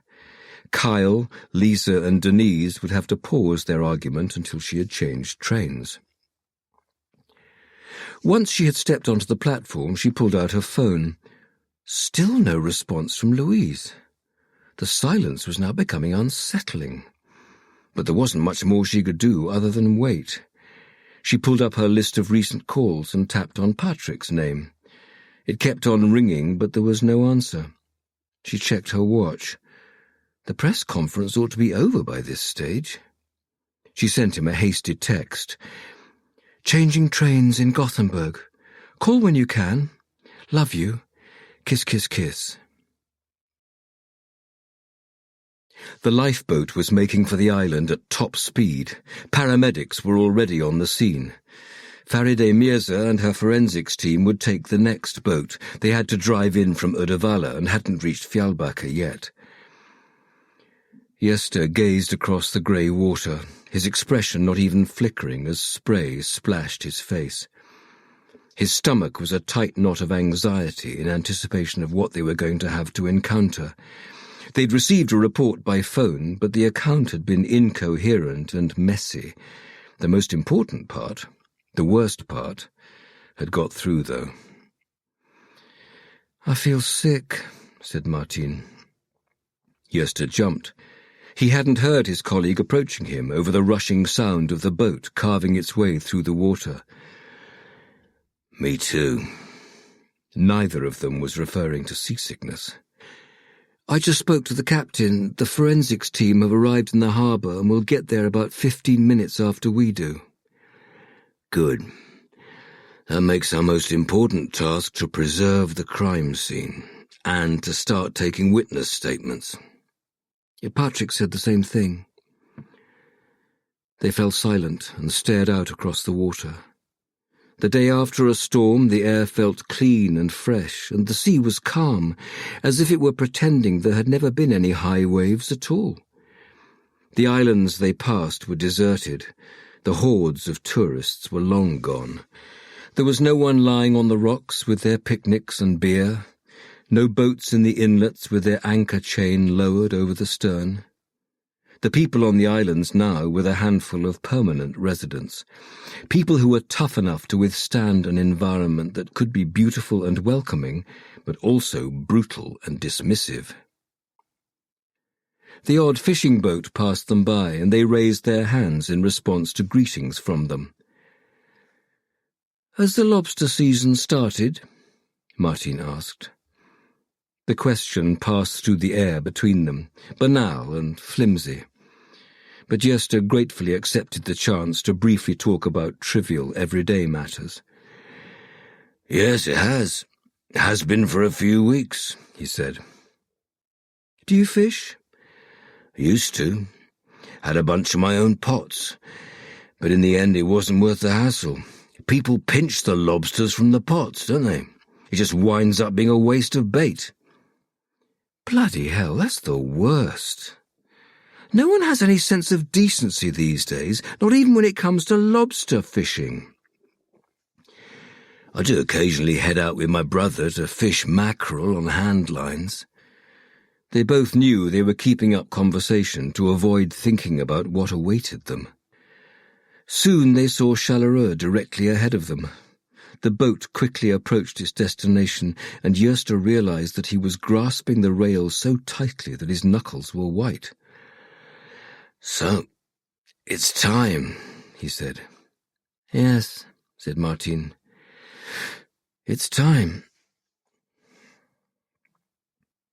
Patrik was careful where he put his feet on the rocks. He knew how treacherous they could be.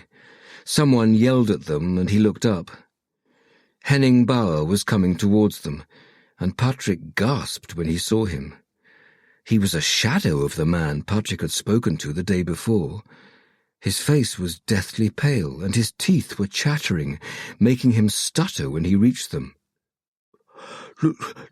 Louise, she found them." Henning flinched and let out a cry when Patrik touched him. Patrik quickly backed away. Then Henning pulled himself together, realizing who he was dealing with, and allowed Patrik to place a calming hand on his arm.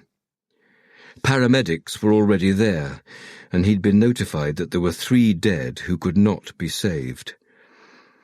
It was now of the utmost importance that all investigative work be dealt with in an exemplary manner characterized by calm and rationality, even if what he wanted more than anything was to turn on his heel and not see what awaited them.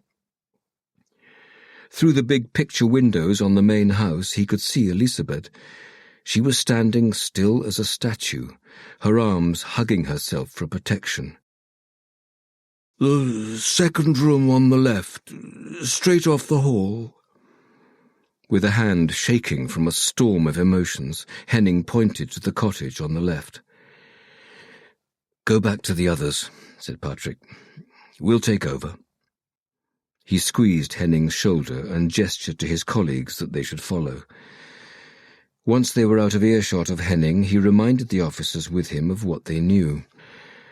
"According to the information we've received from the paramedics, we're dealing with 3 dead. Remember to be cautious in all you do now, as we're probably looking at a crime scene." They nodded grimly and hurried towards the house.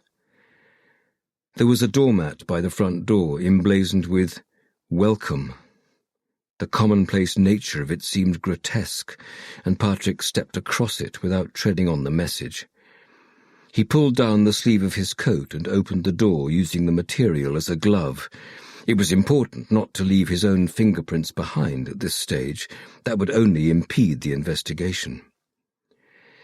He propped open the door and let the others in, but signalled to Martin, Gösta and Bertil to stay in the hall with him.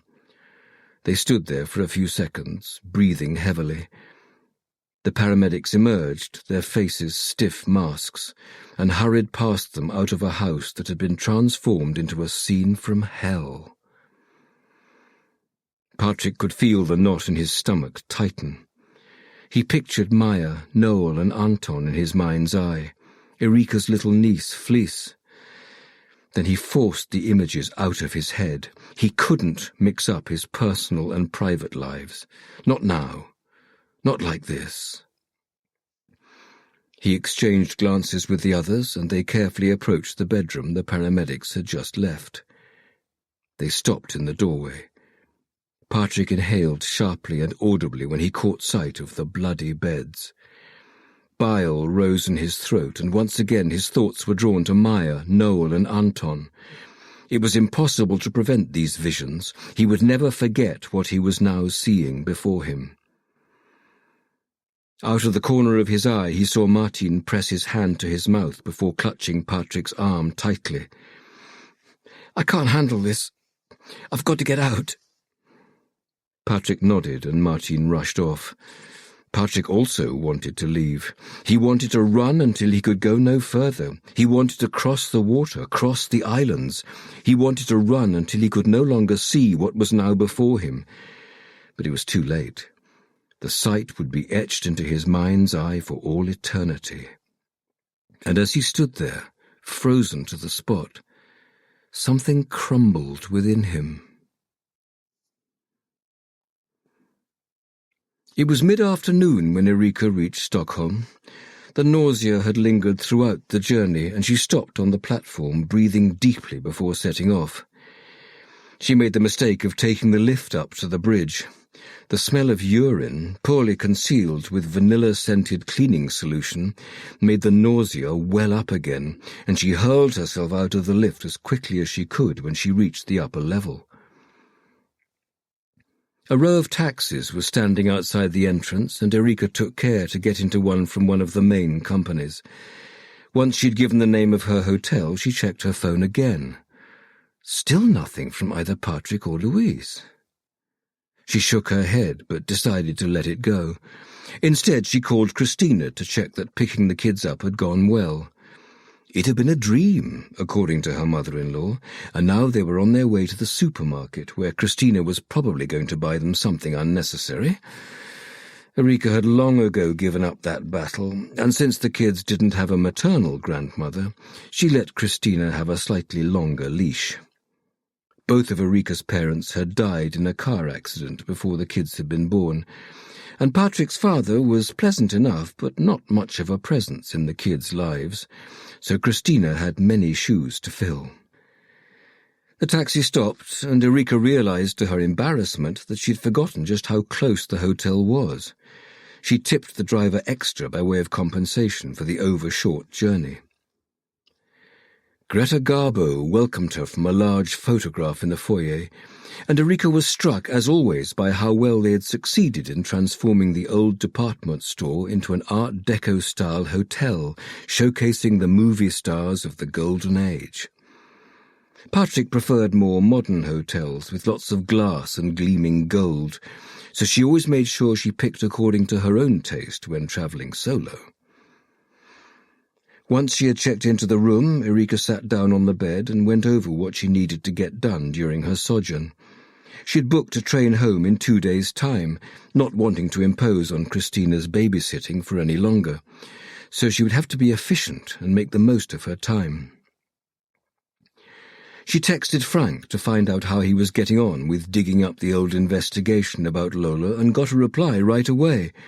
He'd found something, so they agreed to meet for a coffee in the bar of the Haymarket at 5. Erika smiled. Now she was cooking with gas. She knew from writing her past books that the preliminary investigative report was the very best place to begin. That would provide her with the basic details she required. Threads to follow, names to unravel, facts to get her teeth into. This was the phase she loved most in the process of creating a new book. She loved writing too, but using facts to build a picture of the course of events and the people involved was what fascinated her the most. Erika walked over to the window. Outside in the square in front of the concert hall, commerce was in full swing. When she had lived in Stockholm, she had loved going to the flea markets there at the weekend. But during the week it was mostly flowers, fruit and vegetables, as well as an array of knickknacks. She went back to the bed. She had another appointment to make. Rolf was the connection to Lola, but he also had connections to Blanche, and Viviane had hinted that there were secrets there. Erika opened her computer and pulled up Blanche's website. It was pared back, indicating its elite power while offering very little information. If you know, seemed to be the motto. But when she spotted the event scheduled for that evening in the calendar that they nonetheless provided, Erika couldn't help but smile. She wouldn't need to check with her publisher. She'd found a way into Blanche. So, what's going on? Why was the press conference interrupted so suddenly? Paula jumped when a man in his 30s appeared in the doorway to her office. She recognized him as one of the journalists, but couldn't place which paper he was with. Markus Reber, Aftonbladet. Paula placed a magazine over the papers she had been looking at and turned off her monitor just to be on the safe side. I've got no comment to make, and I thought you'd all been asked to vacate the building. Her sharp tone didn't seem to bother him. I was in the loo. Must have missed that. Well, now you know too. Paula glowered at Markus Reber as angrily as she could. The tabloids were not favourites of hers, and she was already in a bad mood. As if things weren't bad enough with her mother's terrible cancer diagnosis, Melber had ordered her to remain at the station while the rest of the team went to Charleroi. She'd been at Tarnamshede police station for several years now. How much longer was she going to be the newbie? Paula had told everyone else to take it easy on Melber, but personally she wanted to... Well, she didn't know what she wanted. All she knew was that she didn't want it to be like this. Well, now that I'm here anyway, why don't I ask you some questions? I just told you that I've got nothing to say. She was surprised at how annoyed she sounded. Does it have anything to do with the murder of Rolf Stenklo? Markus Reber remained stubbornly rooted to the spot, and Paula sighed. Getting rid of hacks was like trying to shake off a piece of toilet paper stuck to your shoe. I've got nothing to say. He ignored her and entered the office, sitting down on the chair in front of her desk. Paula was on the verge of calling Annika. She'd grab him by the ear and drag him out of the place if that was what it took. But Annika was a powerful weapon best kept for special occasions. I may have information of use to you. It's about Rolf Stenklo and his association with Club Blanche, the journalist said. Oh? Paula endeavoured not to lean forward, but he definitely had her attention now. Our newspaper has been looking into what is going on at Blanche for a long time. We'll be ready to publish soon. We're sitting on a lot of information that might be of importance to your investigation. And I dare say you're envisioning some sort of swap. Or are you proposing to do the right thing out of sheer decency by sharing relevant information with a murder inquiry? Marcus Reber extended his arms. You and I both know that's not how the world works. I think you and I probably have very different perspectives on the world, Paula said curtly. That doesn't mean we can't cooperate. Paula leaned back in her chair. She couldn't deny that it was tempting. One of the things they had given a high priority in the Rolf Stenkler investigation was finding out more about Blanche. Here was an opportunity to take a shortcut. Part of her quietly noted that sometimes the ends justified the means. Yet she had very little to offer in exchange, if she was perfectly honest. Except... She was still hesitant. Then she took a deep breath. Do you have a summary of the material? Marcus Reber gave a thumbs up. She could tell from his face that he knew he had reeled her in. We've got a working draft of the full series of articles for the feature. We're just waiting to confirm certain sources. And can I have access to the full draft? If what you give me is good enough, then yes, you can have the full draft. But I'll only make that decision once I hear what you can give me. Paula looked at the dark screen. They had so little to go on. And it wouldn't be easy for them to find out information about a business in Stockholm. She made up her mind. We don't know whether the alert that came in has anything to do with Rolf Stenkler, she said. But I would say the probability that it does is high. The alert was to notify us of a murder on Charleroi. Charleroi? Henning Bauer's island? Paula nodded. Marcus Reber let it sink in. Then he stood up. I'll email the draft over right away. Thanks. And this stays between us? Paula couldn't look him in the eye. Well, journalistic sources are protected by law, so yes. Marcus Reber grinned before hurrying away. Paula leaned back in her chair. She felt dirty, and she already regretted her decision. 14. Stockholm, 1980. Petite didn't really mind that she didn't have lots of friends. One was enough. Daddy said she'd make more friends when she started school, but she just wanted Sigge. I'm counting, she crowed from the kitchen. She heard Sigge giggle. Petite already knew where he'd be hiding. He always hid in the same place, in the big trunk where Daddy kept summer clothes in winter and winter clothes in summer. Right now it was empty and the best place in the flat to hide. Here I come! She hooted loudly so that he would hear her through the thick wood of the trunk. She had sat inside it with the lid closed and knew it muffled all sounds from outside. She crept dramatically around the small flat. Where are you, Sigge? Where are you, Sigge? He opened the lid a crack and peered at her, but she pretended not to have seen. Hide and seek had many unwritten rules, and she and Sigge followed them closely. That was why it was so much fun. She checked behind the curtains, looked under the sofa, opened the door to the pantry, and when she could no longer hold out, she threw herself onto the sofa and kicked the cushion with her heels. Nope, no Sigge here. He must have gone home, she said as loudly as she could, using exactly the same voice as that lady at the park. She and Sigge had been sneaking around in the bushes and had heard her and the children. Daddy said it was a playgroup. Petite couldn't understand what the point of that was. You could play on your own. Squeak, said the box, and Petite leapt up from the sofa. What was that? Was it a mouse? Oh, have we got rats here? Squeak! Oh my, that sounds like a big rat. I wonder where it could be. It almost sounds as if it's stuck in the big trunk. Petite threw open the lid of the trunk and saw Seeger's eyes shining with laughter. She helped him out.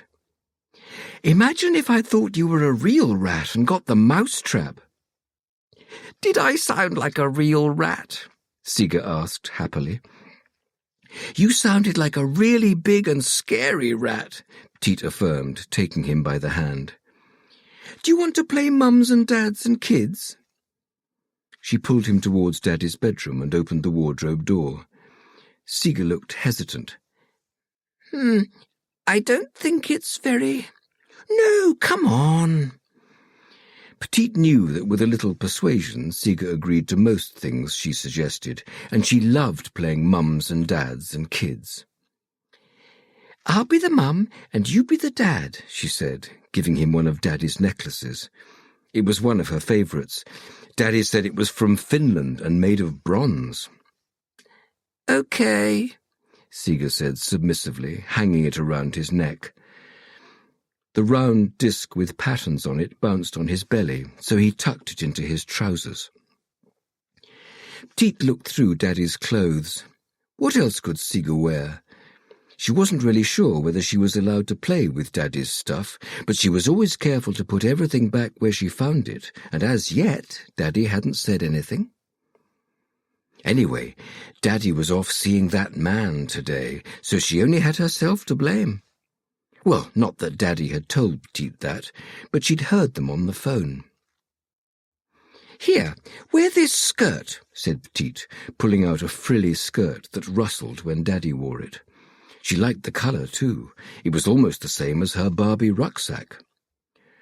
The skirt didn't rustle on Seeger, so she put a belt on him to hold it up, although it still reached down to his feet. You're so beautiful, Dad. What about you? What are you going to wear? Said Seeger. In the beginning, he'd thought it was strange that her dad wore a dress, but now he knew that Petite's dad looked like a mum, and that was that. I'm going to wear this, said Petite, taking a floral dress off a hanger. It was my mummy's before she died. She pulled on the dress. It was much too big, so she tucked a lot of it in under the belt at her waist to avoid tripping. My mum's dead too, said Seeger, adjusting the necklace so that it didn't catch in his belt. No, Petite said. Your mum's not dead. She's a whore. She reached for a bright red lipstick and began to painstakingly apply it to Seeger's lips. How'd you know that? He said, wriggling so that the lipstick missed its mark. I heard your grandmother say so. She said, your mum's a whore and beyond all salvation. What does whore mean? Seeger said thoughtfully. Petite carefully wiped the stray lipstick off him with a finger. I don't know, but it must be better than being dead, like my mum. Yeah, I suppose so. Seeger sounded hesitant, but cheered up again when Petite spun him around so that he could see himself in the big mirror. I don't look like a dad. I look like a clown. They exploded with laughter. Petite took a step back and looked at him. You do, actually. You look like a clown. A dad clown. They laughed so hard they cried. Petite put her arms around him and hugged him. The disc of the necklace was hard and cold between them, and she moved it out of the way. She didn't need any other friends. She loved Seeger, and she wished that her mum was a whore instead of being dead.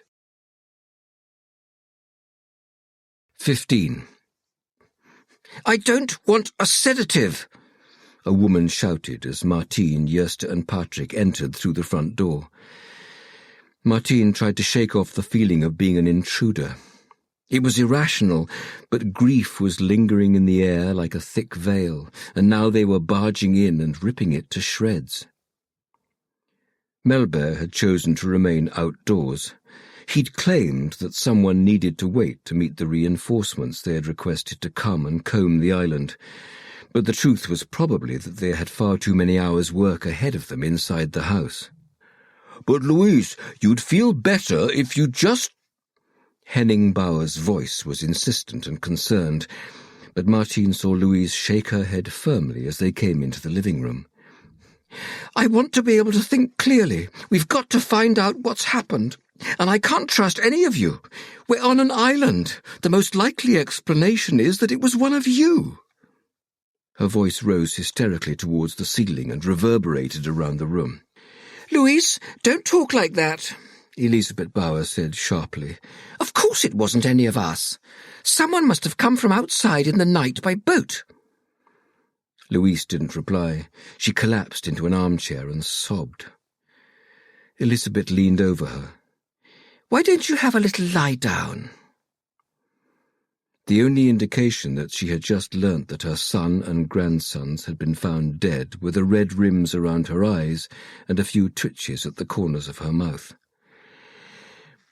"We're sorry to intrude on your grief," said Patrik, "but we're going to need to talk to each and every one of you." "Now?" Henning said, his expression full of dismay. "You need to talk to us now?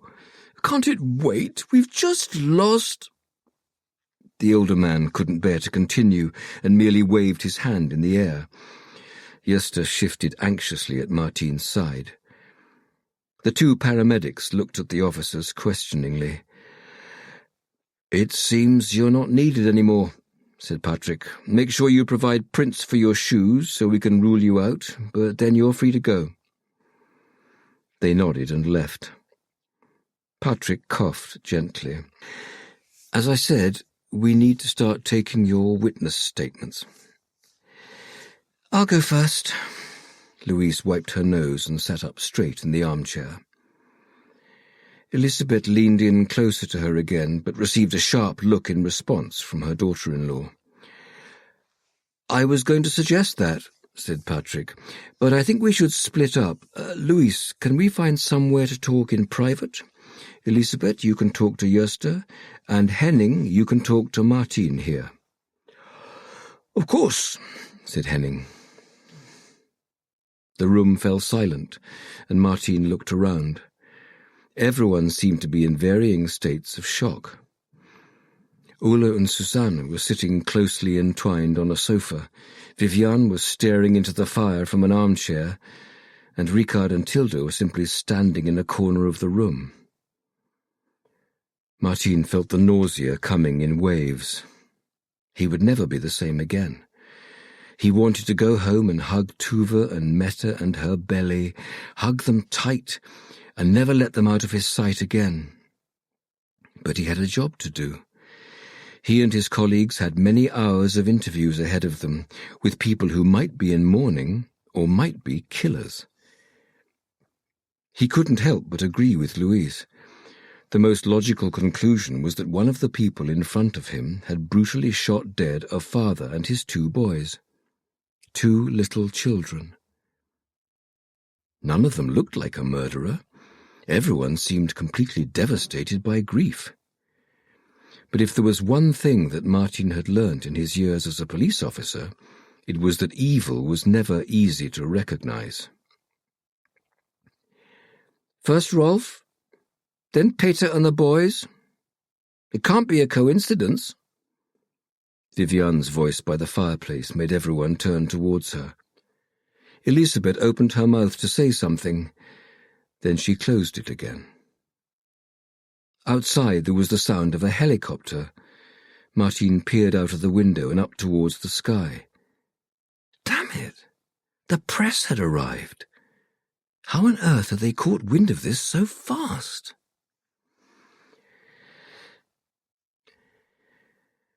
Tell me in your own words. What happened? Patrik spoke calmly and clearly. They were sitting in Henning's study on the only couch. Louise's eyes were wild and her hands were shaking, as if she was forcing herself to keep it together. The effort involved had to be superhuman. We were up late. There was a lot of wine, and I ended up falling asleep on the sofa. Elizabeth and Henning left me sleeping there and tucked me in. It would have been a squash in bed with—" Her voice stumbled, but then she regained her thread. "The boys there." She stared at Patrik. "Everyone must have assumed that I was sleeping in our room last night. That means that I must have been meant to die too." "We can't draw any conclusions at this stage," said Patrik. He tried to ignore the sound of the helicopter outside. He couldn't understand how the media had found out so quickly. Someone must have tipped them off. It was the only explanation. So far there was just one helicopter, but it would probably be followed by more, and by boats. The place was going to turn into a full-blown circus. He gritted his teeth. Bloody hyenas. Although given the helicopter above, perhaps a better comparison was vultures circling their prey. "But isn't it likely?" said Louise. She took a blanket from the armrest and wrapped it around herself. The older woman that Patrik assumed to be the housekeeper had discreetly brought in a tea tray. Neither he nor Louise had touched it. "I can't speculate on that, Louise, but please do go on. You fell asleep on the sofa?" "Yes. I woke up pretty late in the morning. Unusual for me. I'm an early riser. Well, you know that." Patrik forced a smile. "Yes, I do. Erika is always muttering about it." "But, like I said, it was late. There'd been a lot of wine and there was a lot of tension. First the party and then Rolf's death. I guess I was all in and my body needed to sleep." "What time was it when you woke up?" The blanket rose and fell as Louise shrugged. "Ask Henning and Elizabeth. They were up earlier. I can't fathom how they handle their booze so well. I suppose it must be decades of drinking wine." Louise smiled slightly. Then reality struck and she sobbed. It's as if my brain won't take it in." Patrik placed a hand on her arm, patting it through the blanket. "We'll try to get through this as quickly as possible, and then you can rest. Did you go straight to your cottage, as soon as you woke up?" "Yes. I thought it was strange that Peter and the kids weren't up. Max can sleep, but William wakes up—" Her voice faltered. "Always woke up early. So I went over to the cottage to wake them." "Did you meet anyone on the way? Was there anyone other than Henning and Elizabeth awake?" Louise brushed her fingers under her eyes. "No. Well, I heard someone rattling around in the kitchen. That must have been Nancy. But I didn't see or hear anyone else. Ricard and Tilda were sleeping in the kids' room. I passed it, but their door was shut." She lost her thread again, began shivering, and tugged the blanket closer. Then I saw them. There was so much blood. William's eyes were wide open. I ran over and shook them, but—" Her head slumped towards her chest. Her body was racked with sobbing. Patrik waited for a minute or so before saying, as gently as he could, "Do you remember whether you saw a weapon anywhere?" "No," Louise said, shaking her head slowly. "But I don't know. I didn't look for—" She was breathing with increasing intensity, and Patrik put his hand on her arm again. "Let's move on from that. What happened next?" "I came back to the main house. Henning and Elizabeth saw me through the window and came out to meet me. Then it was just chaos. Everyone heard me screaming and came out. Chaos. It's just chaos." She wrung her hands in her lap, and the blanket slipped down. Patrik had a hard time looking at her bloodied top, but he realized it was also evidence. "I'm going to have to ask you to give us your clothes. I imagine you'd like to get out of them anyway. And please don't wash your hands or shower until we've had time to secure evidence." "Evidence?" Louise said in confusion, looking at her hands. "Among other things, we'll be testing for gunshot residue on your hands, on everyone's hands." "I understand." "Is there anyone on the island that you know had any kind of grudge against your husband? Something that might have led them to act like this?" "Grudge?" She shook her head fiercely. "No one had a grudge against Peter. Everyone loved him. And why would anyone hurt the boys?" "You said yourself that you might have been a target, so I'll ask the same question about you. Do you know of anyone with a grudge against you?" She laughed. It was a short, grief-stricken laugh. "Me? No. I'm not important enough in this family for that." What was Peter's relationship like with his brother? Ricard was in the house when Peter was shot? Ricard and Peter's relationship was okay. Not good. Not bad. It was really Henning that Ricard was in conflict with. Yes, I gathered that on Saturday. What's the conflict about? Money. In what way? Patrik coaxed. Louise hesitated. She appeared to be torn between loyalty to the Bauer family and her desire to help. Finally, she seemed to make a decision. Ricard is a good-for-nothing. Money slips between his fingers. He's always after a quick buck. He's never been interested in working, and Elisabeth always helps him out of his financial straits, over and over again. She's been providing for him his whole life, and now I suppose she must be providing for Tilda too. Her voice was terse. "Why?" asked Patrik. "What do you mean, why?" "Well, why does Elisabeth do it?" Louise was looking increasingly tired, and her face had a greyish pallor. Patrik hated this part of the job, but it had to be done. The greatest gift they could give to loved ones was to find answers. She's always had a soft spot for Ricard. He's her youngest, her darling. Peter's always been the diligent one, the good child. He's the one who always does the right thing. Did. She was rocking back and forth. "We'll be done soon." "And was the conflict with Henning because Elisabeth was helping him?" "Yes, I think finally Henning has had enough. He's been muttering for years, but lately he's sounded like he means it. I think Ricard's speech on Saturday was the straw that broke the camel's back. And Ricard knows that." "Okay. Thanks. I think that's enough for now, but we'll need to talk more later. I'll make sure you see one of our forensic team who'll secure your clothing and the other things we need. Then you can rest." "I won't be able to rest," Louise said, looking down at her bloodied hands.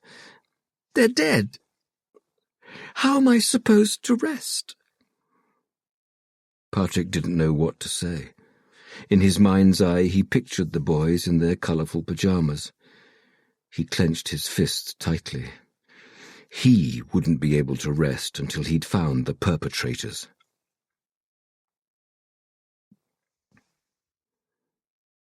"I should have been allowed to come with you right away," Paula said sourly as she came ashore. "You need me." She'd become increasingly worked up the closer she'd got to Charleroi, and when she caught sight of Gösta, she could no longer contain herself. "You're here now," said Gösta. He greeted the reinforcements from Uddevalla, whose number also included patrol dogs and dogs for detecting firearms. While the island was small, they would need some manpower to cover it properly. Above all, they were looking for the weapon. But they were also looking for traces of the killer. "Do we think it's one of the people on the island?" said Paula, shading her eyes with her hand. Ethereal sunlight had begun to stream through the clouds, which were slowly dispersing. Above them, the helicopter, emblazoned with the logo of a tabloid, continued to circle. Marcus Raybear had acted quickly, she thought bitterly. Self-contempt made bile rise into her mouth. "We don't think anything right now," said Yerster. "Right now we need to take everyone's witness statements. You're most welcome to help out on that front. Forensics have arrived and are examining the bedroom, and then they'll do the rest of the cottage. And we'll need to carve up the islands into sections and search them all thoroughly. We can't assume it's one of the people here. A person or persons unknown might have come by boat in the night." Paula agreed with him. She tried not to look up at the helicopter. The regret was like a big knot in her stomach, and she still hadn't received any material in her inbox, though the reporter had promised to send it right away. If he'd deceived her, and she'd sold them down the river for nothing, then she didn't know what she'd do. Yerster nodded towards the dwellings. "Go into the main house and have a word with Patrik or Martine and find out who's next in line. We put them in order of priority. I'll get the search underway." "Where's Bertil?" Paula looked around. Melber was nowhere to be seen. "No idea. He's probably found some nook to take a nap in. I guess he realized the moment he got here that it was too much like hard work for his liking. I'm surprised he hasn't already caught a boat back to the station." "Like I said, give him some space," Paula said, and was met with a surprised look. She immediately regretted saying anything, but they weren't ready yet. None of the family were. They were circling around each other without talking, without mentioning the unmentionable. But she could see the same panic in Bertil's eyes that was in her own, and she forgave him all his shortcomings because of it.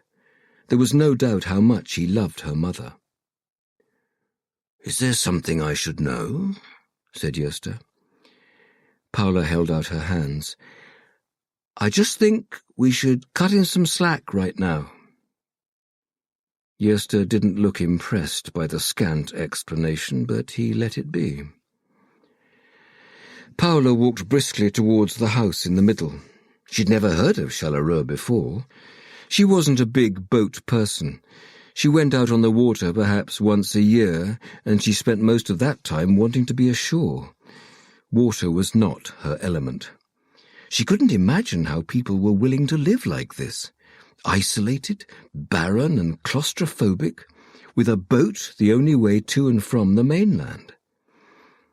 She knew that for many this was the big dream. Houses on the islands out in the archipelago around Fjällbacka went for a fortune. Only recently some artist had bought a place for 16 million kroner. Insane!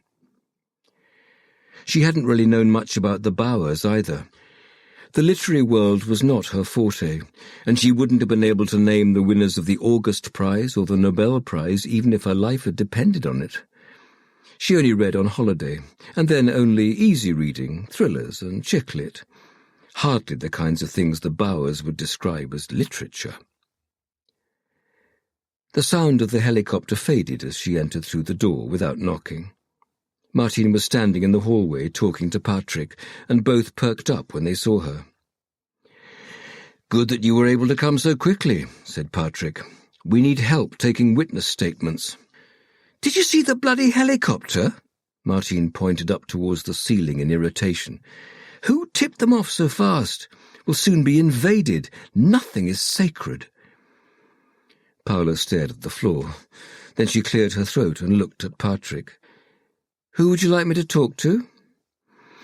"We've spoken to Louise, Henning and Elisabeth. Nothing tangible so far. I thought I'd take Ricard next. Could you take Tilda? And Martine, you can take Viviane? They're in the living room." Paula made for the living room that she'd glimpsed from the hallway.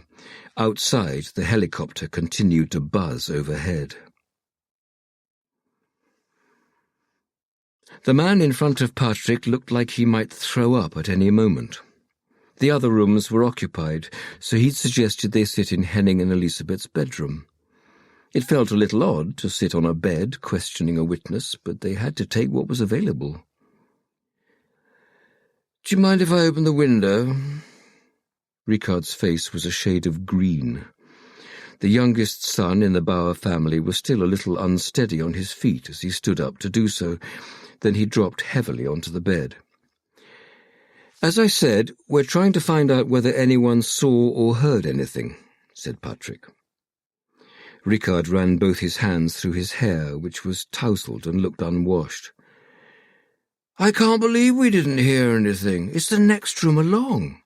We should have woken up. But we were knocking the booze back yesterday. I guess we all had a bit too much, and, well, I slept like a dead man." Ricard grimaced at his own choice of words. He stifled a belch and rubbed his eyes. The effects of last night's drinking were not only visible, but could also be smelled in the breath that wafted towards Patrik. "Might they have used a silencer?" said Ricard, hiccuping.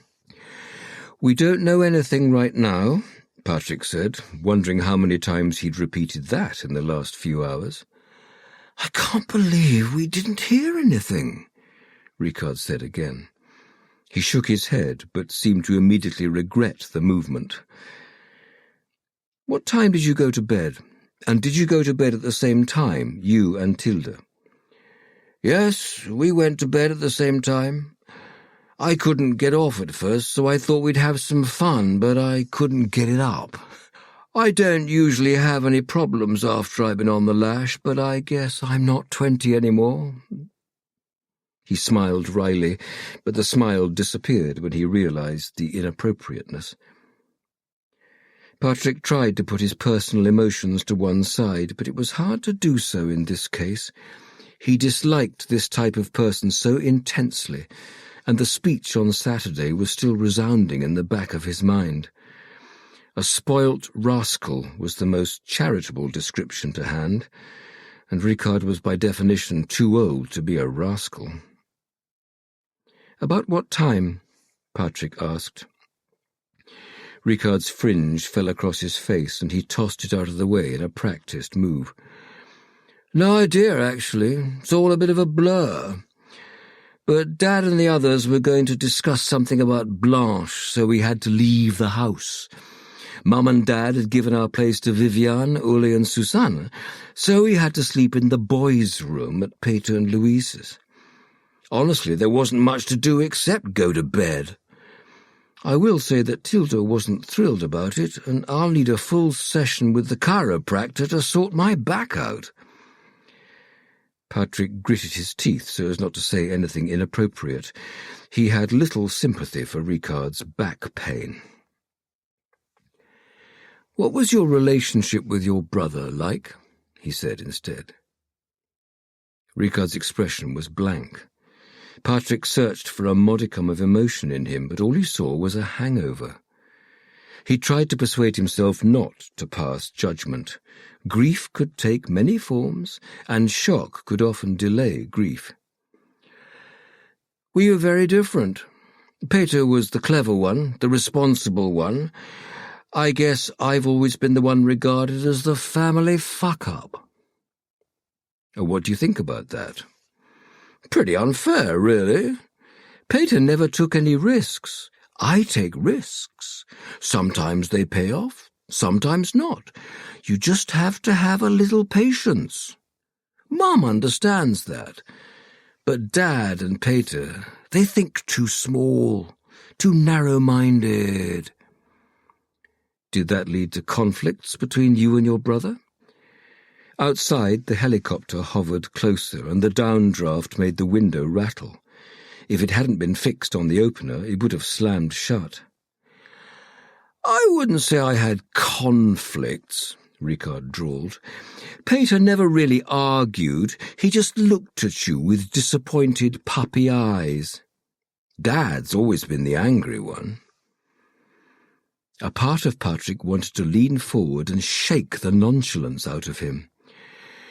"But I don't know. Peter seemed to grow a pair later on.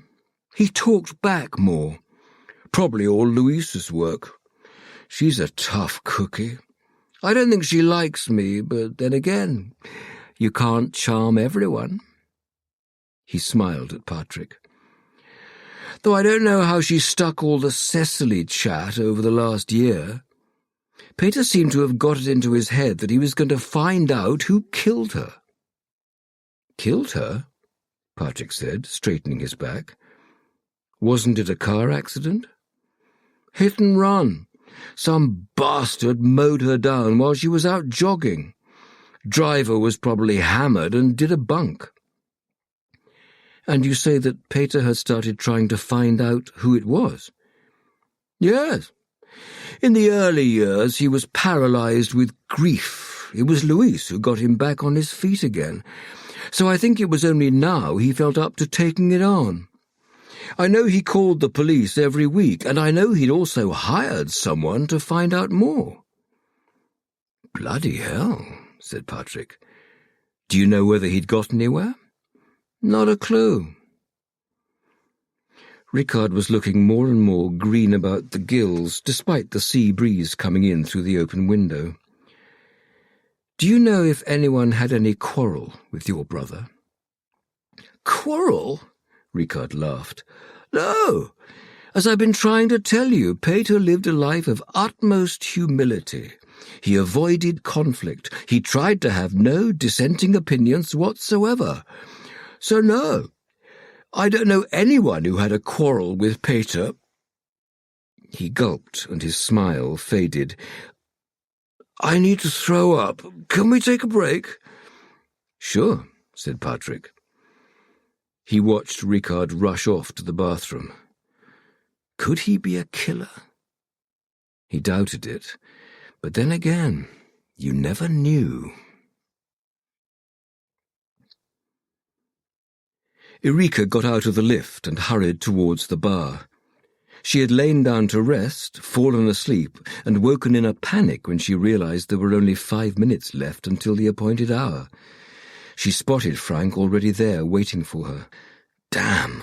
She knew how scrupulous he was about timekeeping. Well, he was scrupulous about everything. It was one of his great strengths. On many an occasion she'd received the decisive, key details from Frank, the details that lifted a story so that it became more than what everyone had already read in the papers. But she never asked him for things she knew he wasn't allowed to disclose. If that was what she was after, she had to approach other sources. "Sorry, I fell asleep." Frank held up a glass. "No worries, I'm done for the day, so I ordered a beer. It's on you." He was more like a clerk than the police stereotype, slim, with a receding hairline and the kind of glasses most commonly associated with bureaucrats in the 60s. He'd been one of her contacts for many years, and she still had no idea what his private life was like. She used to amuse herself trying to guess, but oscillated between him living in his mother's basement and him living a clandestine life with a leather-upholstered sex chamber. Admittedly, the two didn't have to be mutually exclusive. "Have you seen the news?" he said, pointing to his phone. "No," said Erika. She hadn't checked her phone before rushing down.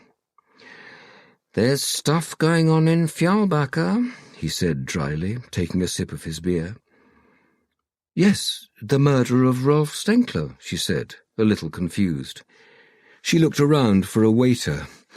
She was going to make the most of this break and combine work with enjoying some time on her own. Somewhere behind that bar there was a glass of cava with her name on it. No, not Rolf's murder, the massacre on Charleroi." "What? What did you say?" The arm that Erika had raised to summon the server's attention froze mid-movement. "A massacre on Charleroi? How many beers have you already had?" Frank calmly tapped on his mobile, pulling up the Aftonbladet website, and held it in front of her. The bold headlines yelled at her. "Murder on Charleroi. Unknown number of dead." Erika struggled to digest them. She pulled out her own phone and went to the article. There was a live stream from a helicopter hovering above the small island. Erika suddenly understood the radio silence emanating from Patrik and Louise. Good God! Louise and the kids! The room began to spin and the screen blurred for a few seconds. "Just what do you folks get up to in the village? Seems like the Wild West," Frank said laconically. He gestured to the waiter and turned to Erika. "What did you want?" "Kava?" she said faintly, and the server quickly disappeared. Erika continued reading. There didn't seem to be much in the way of facts, so most of the article was pure filler. Rolf's murder was mentioned, and there was wild speculation in connection with it. "It can't be a coincidence for two incidents like that to happen so soon, one after the other, with the same people involved," said Frank, as if reading her mind. No, it's too improbable." Erika sent a text to Patrik. "Seen the news. Call when you can." "Does Rolf's murder have anything to do with what you asked me to pull up?" Frank grabbed a fistful of peanuts from a bowl next to his beer.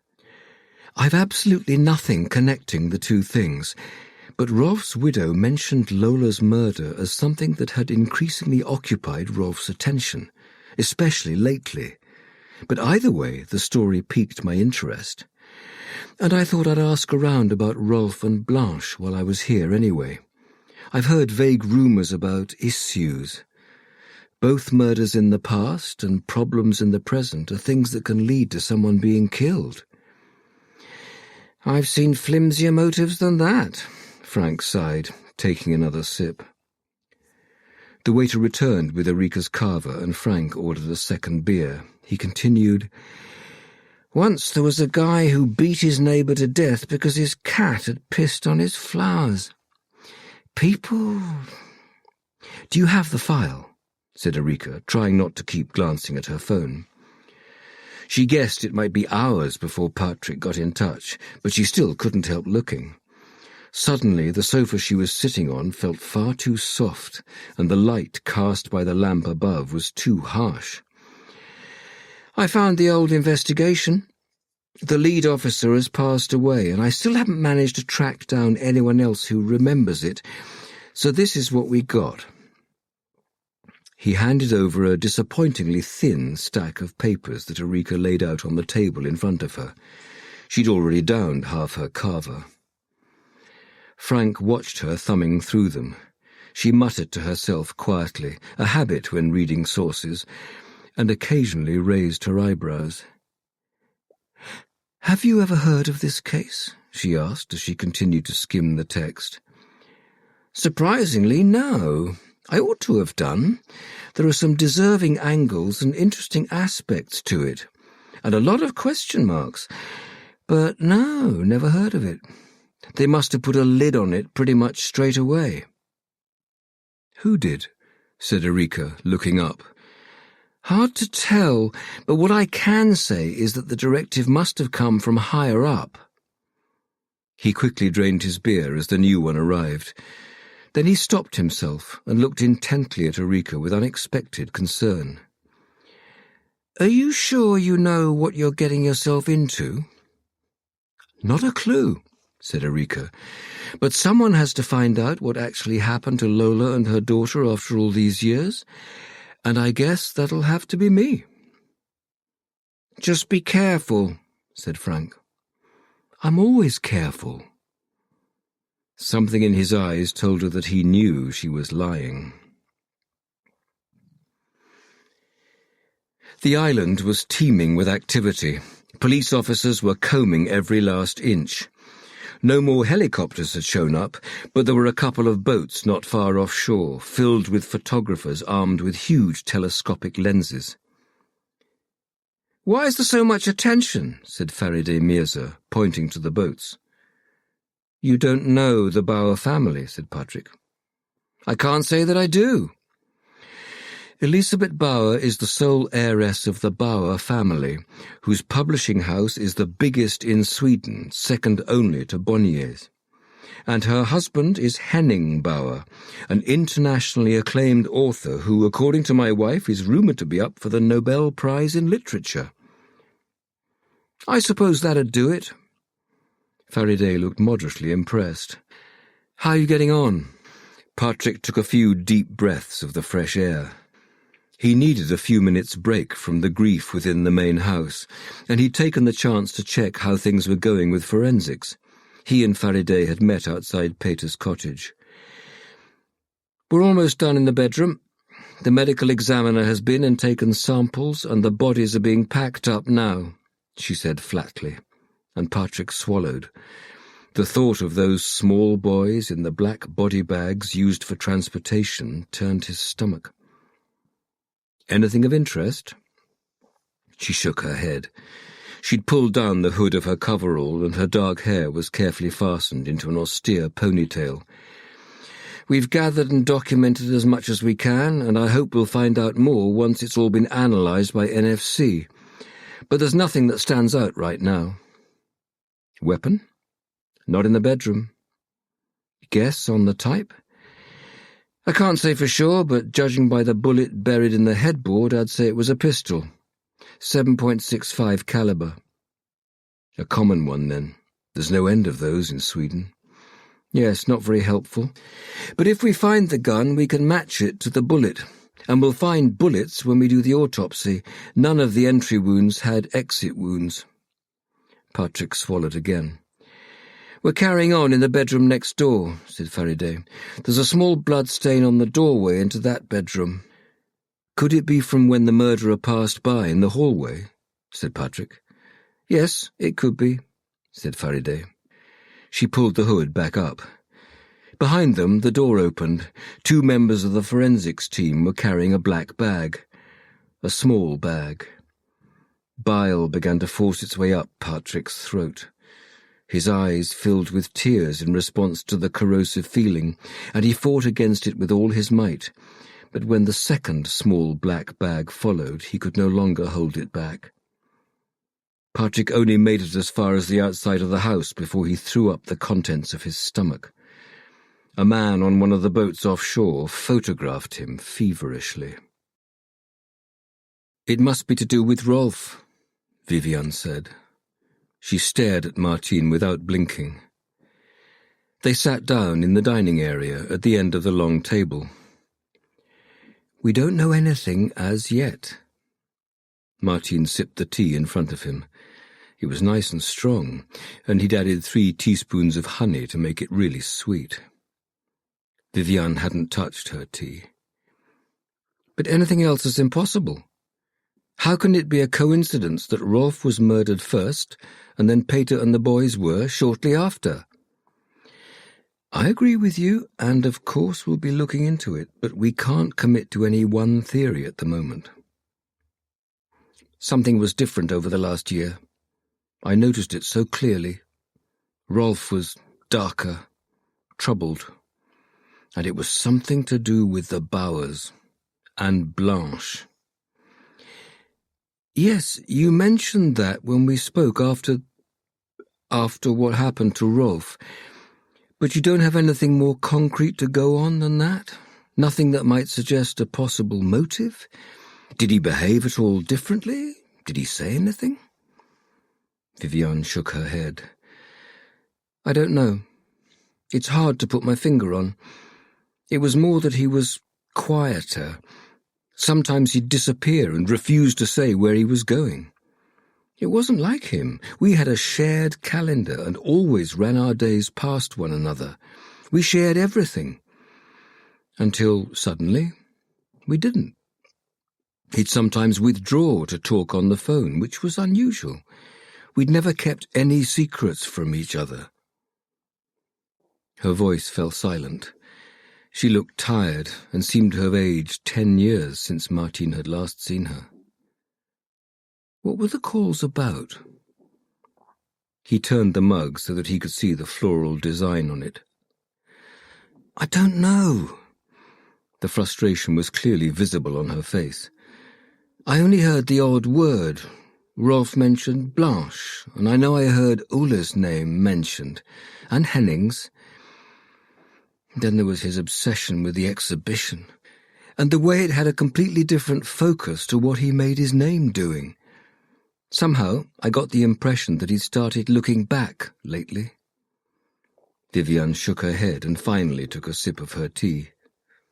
Look at me, rambling. But I didn't recognize him. And the last straw was when he refused to go to Henning and Elisabeth's party. It was so... Vivian shrugged and Martin leaned forward. Well, there was one more thing. He received envelopes in the post. No return address, just his name and address on the front. I almost opened one. We weren't in the habit of opening each other's post, but I picked it up by mistake and began opening it without seeing who it was addressed to. Rolf flew into a rage and snatched it from me, which wasn't like him either. You don't have any idea who sent him the letter you almost opened, or what it contained? Vivian shook her head. No, not a clue. Might it have been kept? Is it still in your flat? I don't think so. I didn't see it after that. Okay, said Martin, lost hope in his voice. But if you do think of anything, then please get in touch immediately. I will. May I go home, by the way? We can't stop you. Thanks. I'll stay a few more days in the house in Salvik, but then I'll head home and wait for Rolf to follow on there. She trembled. I understand, said Martin. Before we stop, could you tell me a little about yesterday? There's not much to say. The others were probably up pretty late, but I went to bed early. It had all been so much, with everything.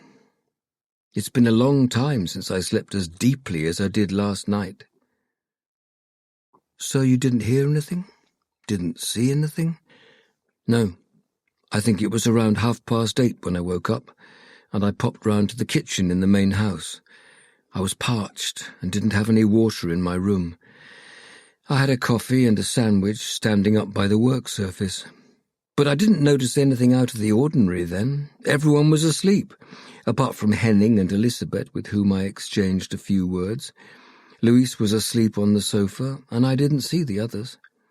Well, Nancy was in the kitchen, of course. Okay, thanks. Martin closed his notebook. Are we done here? Yes. I don't have any more questions for the time being. Then I'll go and check on Elisabeth, said Vivian, standing up.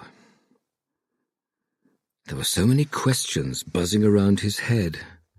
What was it that had changed Rolf? What had he been brooding over? Something told Martin that some of the answers to their questions would be found there. But how was he going to get hold of them? Hello? How are you getting on? Anna entered Erika and Patrik's place without knocking. No one replied. The only thing she could hear was a rhythmic pounding sound. Hello? She shifted Fleece to her other hip and kicked off her shoes in the hall. The rhythmic sound continued. The kitchen was deserted, as were the living room and terrace. She carried on towards the back, where the door into the garden was open, overlooking the water. Hi, Anna. Maya came rushing towards her and hurled herself at her legs. The twins did the same thing when they caught sight of her, and Anna staggered under the weight of 3 children. She put Fleece down on the grass and looked around. Christina came towards her with a big smile. Fancy seeing you. Hello. How nice of you to pop in. And little Alicia. Fleece, said Anna, hugging Christina. She liked Erika's mother-in-law, but preferred her in smaller doses. What are you doing? She said, squinting towards the corner of the garden where Christina's husband Gunnar, known fondly as Bob the Builder to his family, was in the middle of something. Planks were strewn all over the grass, and he was on his knees clutching a large tool. You mustn't tell, said Christina, flashing her a shrewd smile. "But we're going to surprise Eureka and Patrik with a few minor improvements around the house. They've got so much on their plates with work and young children, so we know it can't be easy to look after a big house. But they're not doing it, and there's so much potential here. It's lucky they've got us pensioners. We have all the time in the world to help them sort things out." Anna looked at Christina sceptically. She wasn't at all sure that Eureka and Patrik wanted their house sorted out, but she knew better than to try and stop Christina when she was mid-flow. She had to pick and choose her battles, and this was one she was happy to leave to her sister and her brother-in-law. "So what's this going to be?" Anna cast her eye towards the lawn where Fleece was being occupied by Maya and the twins, and then she headed towards the building work. Bob the Builder looked up cheerfully and waved, but couldn't talk since he had several nails in his mouth. "A small extension to the decking," said Christina. "I'm going to put an airer there so they don't have towels all over the place in the summer. And Gunnar's also building some raised beds, too. My goodness, this place looks like the Sahara without any flowers. That simply won't do. What must the neighbours say?" Christina pointed at the garden in horror. It was indeed rather barren in the floral department. Anna stifled a laugh and instead said indignantly, "Yes, good God, what will the neighbours say? You'd better build those raised beds nice and big. I'm sure Eureka will be a fan when she gets started. The place will look like Ernst Kirchsteiger moved in once she gets going." Truthfully, Eureka had never in her life managed to keep a cactus alive for more than a week. Christina clapped her hands happily. "Once you've found joy in seeing it in bloom, there's no going back." "That's so true," Anna said in a deadly earnest tone, while laughing so much inside that she was on the verge of falling over. She knew she really oughtn't to ask more questions, but she couldn't help herself. "What else have you got planned? And what does Patrik have to say about it when he's at home?" Christina's face turned serious at once. "Well, Patrik called earlier and said he'll be staying at the station while Eureka is away, given the workload in light of what happened. So we've got plenty of time to surprise them both." Christina's face lit up again. "We were lucky enough to find cabinet doors that fit their frames, so we'll have plenty of time to swap the ones they currently have. I'm going to paint them while Gunnar does the carpentry. I was thinking salmon pink, although with a hint of terracotta. Won't that be lovely? And then Gunnar can make an archway from the kitchen into the living room so that they have that wonderful Mediterranean feel. You know, when Gunnar and I were in Positano last summer, we fell head over heels for the style and the architecture, so we've redone our whole house in the same look. You and Dan must come for dinner one night so you can see. You love my lemon curtains. You know, I think I've got some fabric left over." "Sure," said Anna, biting her tongue. "Terracotta, Roman arches." She really ought to put a stop to it, but it was all too hilarious. Then she asked, curiously, "What else did Patrik say when he called? I saw the news. What's happened on Charleroi?" Christina shook her head. "I asked him, but he wouldn't say. It's dreadful, and so soon after that photographer being murdered. You'd think we were living in Stockholm rather than little Fjällbacka." She shook her head again. Anna glanced towards the lawn and had to launch herself towards the kids when she discovered that the twins had managed to pick up Fleece between them and were now trying to run away from Maya with her. Boys, put her down!" They only ran faster, laughing loudly, but their legs were short and Anna caught up with them in a couple of steps and gently disentangled her daughter, a daughter who seemed extremely pleased with the situation. "Aunt Anna, they're hopeless," Maya said gloomily, and Anna laughed. She stroked Maya's hair. "They're little, not a big girl like you." "We are big," The boys howled. They glared at Anna for a few seconds, but quickly shifted focus and made for Bob the Builder to watch his hammering with wide eyes. Anna leaned forward towards Maya. "How about a coffee break?" Maya nodded eagerly. Anna took her hand after putting Fleece on her hip, and they went into the kitchen, the one that was soon going to be salmon pink. Erika spread out the preliminary investigation file on the bed, page after page in the right order. As she'd noted when Frank had given her the papers, there was alarmingly little of it. The murder of a trans woman and her child ought to have been subject to more investigation, and while hate crimes and transgender issues were much more in the public consciousness now, there should have been big headlines even in 1980. But nonetheless, having these papers was worth their weight in gold. She felt slightly dizzy from the 2 glasses of kava she'd drunk and forced herself to focus. Patrik still hadn't been in touch, but she left her phone on full volume so that she would hear if he called or texted. First, Erika read through from beginning to end to form an overarching understanding of the case. Then she took out her notepad and pen and began to write down individual points that she would find useful when searching for further information. First, she noted the lead investigator, before adding "deceased" in parentheses based on Frank's tip. The name might still come in handy. There could be colleagues or other people around him who knew something. Then she wrote down Lola's birth name. There was something about seeing the name written down for the first time that deeply touched Erika. The name she had been born with, but hadn't been the person she wanted to be. She was Lola, not Lars Christer Berggren, which was what the papers said. She silently promised Lola to use that name as little as she could, even in her thoughts. Erika noted the personal identity number. She also noted the child's name and personal identity number, Julia Berggren. She'd been 6 years old when she died. She examined the enclosed autopsy report. 2 different causes of death were listed. Lola had died from 2 shots to the head. The girl had died from smoke inhalation. There had been no smoke in Lola's lungs, which meant she had been dead when the fire had occurred, while the girl had died from the smoke triggered by the fire. A few photos of the crime scene were included.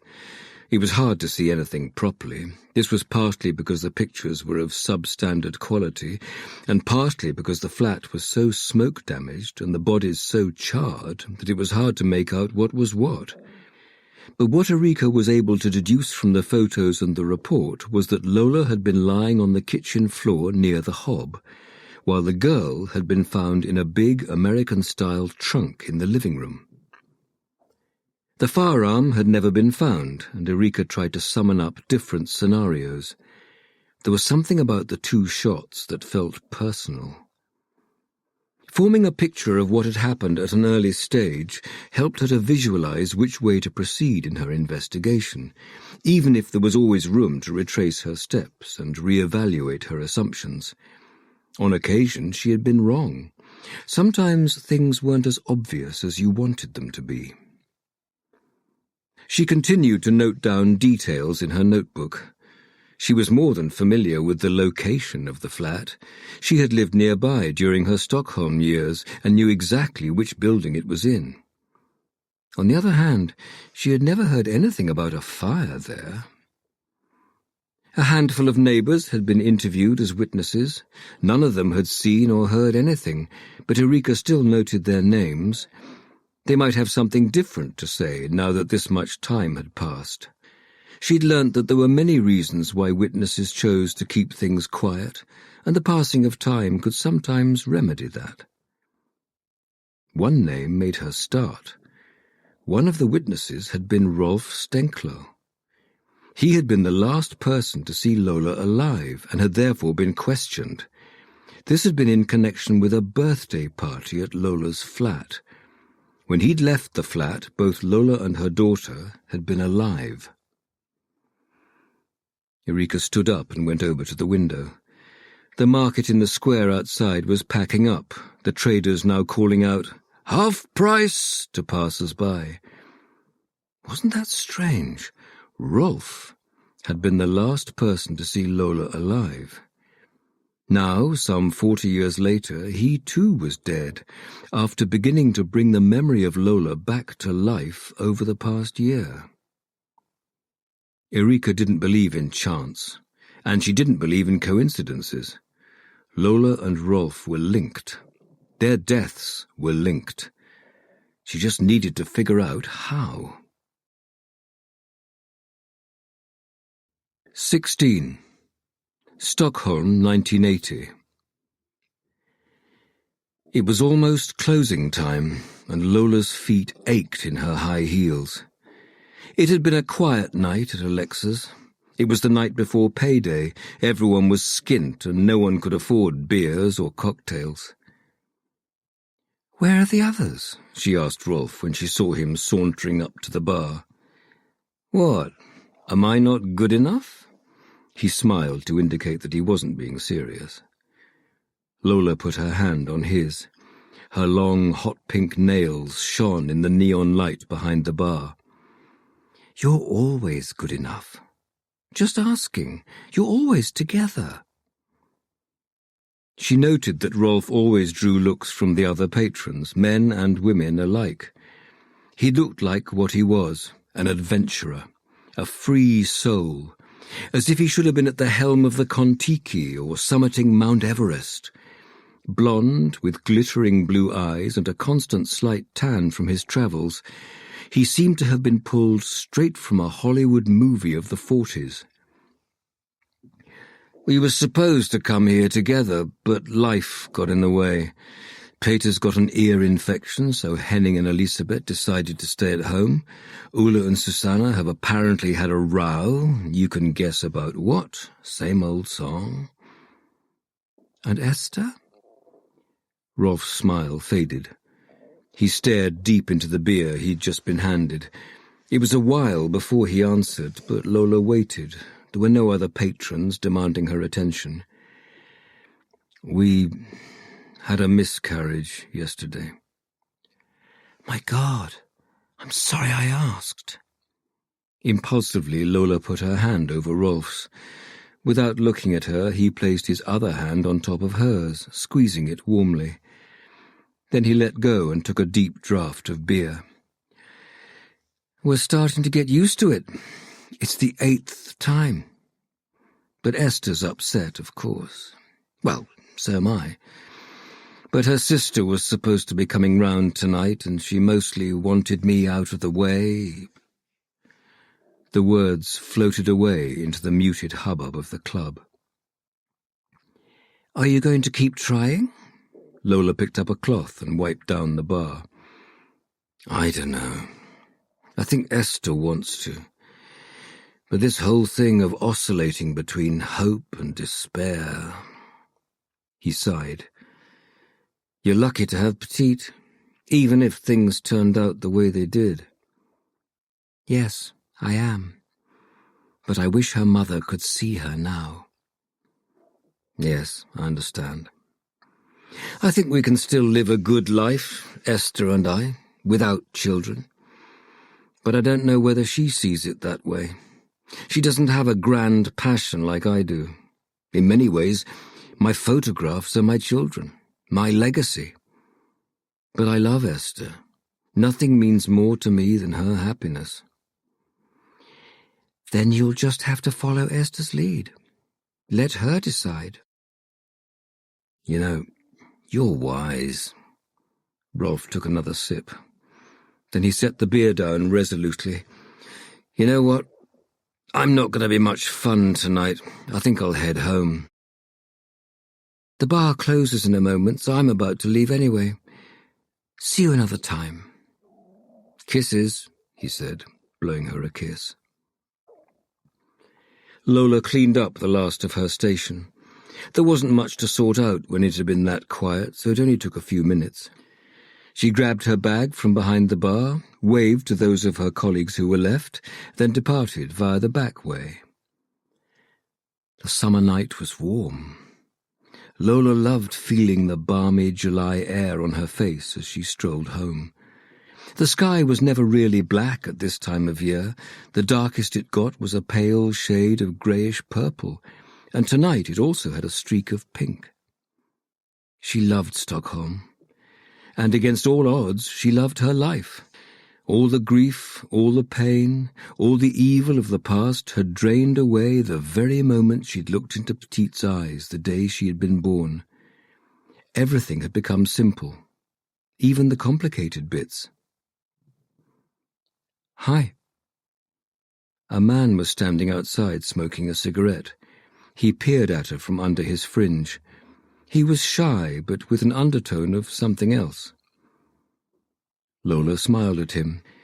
He'd been one of a group of lads who'd been ordering drinks from her all evening, and she'd felt his gaze. It wasn't the first time he'd been to Alexa's, but it was the first time he had looked at her so purposefully. She, on the other hand, hadn't liked the way some of his friends were looking at her, but she'd chosen to ignore it. There were so many like them, and it was best to ignore them. "Hi," she said, going over to him. "You got a fag for me too?" His smile broadened, and he proffered a pack of Marlboros. "Got a light for me too?" She winked at him and fluttered her eyelashes. She had no intention of taking this any further. She was already in love, and she was much too faithful to do anything. But she liked the attention, and he was sweet, in a boyish way. Without taking his eyes off her, he lit the cigarette in his own mouth and turned the filter in her direction. She took a few deep drags, then raised an eyebrow and pouted slightly. Men loved it. "You're beautiful," he said. "Thanks." She took a step closer. People were emerging from the club, happy, still in the party mood, ready to move on elsewhere or back to someone's place for an after-party. She was about to go home to Petite, just as soon as she had finished smoking the cigarette. The man raised his hand and caressed her cheek. "Can I get your number?" "Maybe." He really was insanely cute. She could let him think he was going to get her number for a little longer. Ugh! Toby, what the fuck you doing? You getting it on with that? Wasn't buying drinks off it all night enough? A booming voice behind them made them both jump. The other guys from the same table had emerged from Alexa's. Everything boyish in the young man's face disappeared. All that was left was horror, and something Lola knew well. Shame. Before she had time to react, his fist cracked something in her jaw. She fell to the ground, and then they loomed over her. They kicked, punched, spat, shouted at her with their awful, roaring voices. Lola turned on her side and tried to curl up into the fetal position to protect herself. The asphalt felt cold and gravelly against her cheek, and with each kick her face was scraped against the rough surface. Fucking freak! Jesus Christ! Lola glanced to the side, upwards. The men were shouting even louder. One of them had a dark look in his eyes that she recognized. She'd seen that look so many times, sometimes from the people she loved, the ones she had thought loved her. You fucking disgusting gay poofter! The kicks struck her hard in the diaphragm. The next kick, from the one with the kind face, hit her in the back so hard that it winded her. She tried to scream, but no sound came out. Their voices got louder and louder. People hurried by, no one stopping to help her. She could no longer hear the men's words. The blows rained down on her so densely and so hard that she couldn't tell them apart.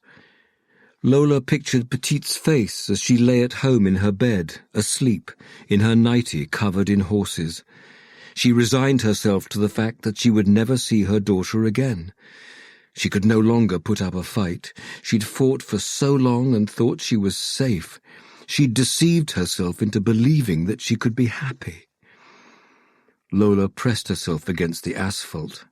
She felt the chill of it as her body convulsed with each kick. Then there was a voice, a familiar, wonderful voice. A voice that shouted so loudly that it rose all the way to heaven. Angels must have heard it, because the kicking stopped. When he sat down next to her and took her in his arms, Lola cried tears of happiness. "I stopped for a cigarette. Otherwise I wouldn't have—" Rolf's voice broke as he cradled her in his arms. Lola laboriously lifted up her arms and put them around Rolf's neck.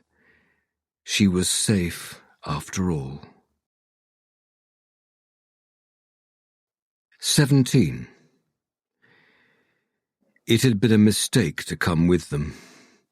With his advancing years, and thanks to Rita's situation, Bertil Melber had become increasingly aware of his shortcomings. He wasn't sure how much he'd be able to change. He was the man he was, and change wasn't something that had ever come to him easily. He guessed that his colleagues assumed he'd escaped to avoid working. That might once have been true, but not now. He couldn't cope with death today, not when it was breathing down his neck and threatening to take the thing most dear to him. That was why he was sitting in a crevice behind the houses, shivering. He'd heard the sounds at a distance, the voices, doors being opened and closed. Some of their colleagues from Uddevalla had found him while searching the area and looked at him very oddly, but he'd ignored them, merely shifting a few meters to allow them to search the crevice. When they left, he heard them muttering among themselves. He didn't care. Nothing mattered anymore. All he knew was that if he went inside those houses and looked death in the eye and was confronted with other people's grief, then he would crack. He really ought to take the boat back and get away from the island, but his limbs wouldn't obey him. Once he had sat down, he couldn't get up again. He saw the boats carrying the media circling the island and heard them snapping away with their huge cameras. A helicopter had been circling above them for hours. A sole lobster pot was just off the island, given away by the red buoy attached to it. Under his icy palms, he felt the coarse granite. It would still be here when generations had come and gone. It was the only thing that endured. Bertil wouldn't be able to cope with being alone. He wouldn't survive without Rita. He shivered and stared out across the grey sea, his view broken only by small islands until the horizon dissolved into endlessness. There and then he decided that, if he lost her, the sea could have him. The decision was a relief. He wouldn't have to live on without her. He stood up and brushed himself down. Hopefully he'd be able to head back to the mainland with the lifeboat right away. He didn't want to stay on this godforsaken island for another second. Death hung far too heavily over Charleroi. "Gösta? Gösta Flegare?" Gösta had popped outside for some air after his second interview with Elisabeth Bauer. They'd had to terminate the first when she'd suddenly taken a dizzy turn. He turned around and saw Faride Mirza walking towards him from the guest cottage. There was a brisk air to her. "We found something," she said. When Faride told him about their discovery, his pulse quickened. Before long, Gösta could hear it beating in his ears. He hurried over to the main building and looked around for Patrik. Not in the living room, not in the study, not in the bedroom. He opened the door to the kitchen and found him at the draining board with Nancy, the housekeeper, who was washing up teacups and spoons by hand. "Patrik!" Patrik looked up quickly in response to the tone of Gösta's voice, and he came towards him. "Yes?" "We've got a shirt with blood on it." "Where?" Gösta glanced at Nancy, who had stopped washing up. "Come on," he said, and they went into the hall. The two of them bent down to put on their shoes, and Gösta said in a low voice, Ricard's shirt was in the laundry basket in the bathroom. There are blood spatters on it. Oh, crap, Patrik said, pausing. Are we going to arrest him? Said Gösta. Patrik pondered for a few seconds. I'll call the prosecutor right away, he said. Once outside the house, Patrik stepped to one side and pulled out his mobile. Gösta could tell from Patrik's expression when he returned what the prosecutor had said. Where is he? Said Gösta. I haven't seen him for a while. In the shitter. He's hung over, said Patrik. He glanced at the cottage to the left. I just want to check in with Faraday, then we'll get him. The boat's ready to cast off when we are. I'll come with you, said Gösta. Patrik strode briskly away, and Gösta tried to keep up as best he could. His legs no longer obeyed him as they once had, in spite of the countless rounds of golf in the summer. When Patrik reached the cottage, he knocked on the door and spoke in a low voice to one of the forensics team in their full get-up. After a few minutes, Faraday came to the door. Her face looked tired and strained. Many hours of focus and concentration had left their mark. "So, you heard," she said as she took off her hood and rubber gloves. "Yes, Gösta told me what you found. I've been given permission by the prosecutor to arrest Ricard, but I've got a few questions for you first." Faraday shook out her long dark hair. Beads of sweat glistened at her hairline, and she wiped them away with her sleeve. "Are we certain that it's Ricard's shirt?" "Judging by the brand and the size, I would say it's a man's shirt, and it matches descriptions of a shirt worn by Ricard Bauer." "And the blood spatter?" Patrik shifted his weight back and forth on his feet, while Gösta listened to him tensely from behind. Hedstrom knew how to do his job. He was asking exactly the right questions. "My assessment right now is that they match the blood spatters that might have arisen when the person wearing the shirt shot the victims at close range. NFC will have to confirm that, but my experience tells me it's very likely." "Okay." Patrik fell silent. Then he said hesitantly, "It's just that, would anyone be that inept? Throwing a blood-stained shirt into the laundry basket?" "Wasn't he, by his own account, utterly hammered yesterday?" Gösta interjected. He'd seen far greater ineptness in his time, and he knew Patrik had too. Patrik nodded. "Well, that's true. Let's bring him in. And we need to go another round with Tilda. After all, they were sharing a room."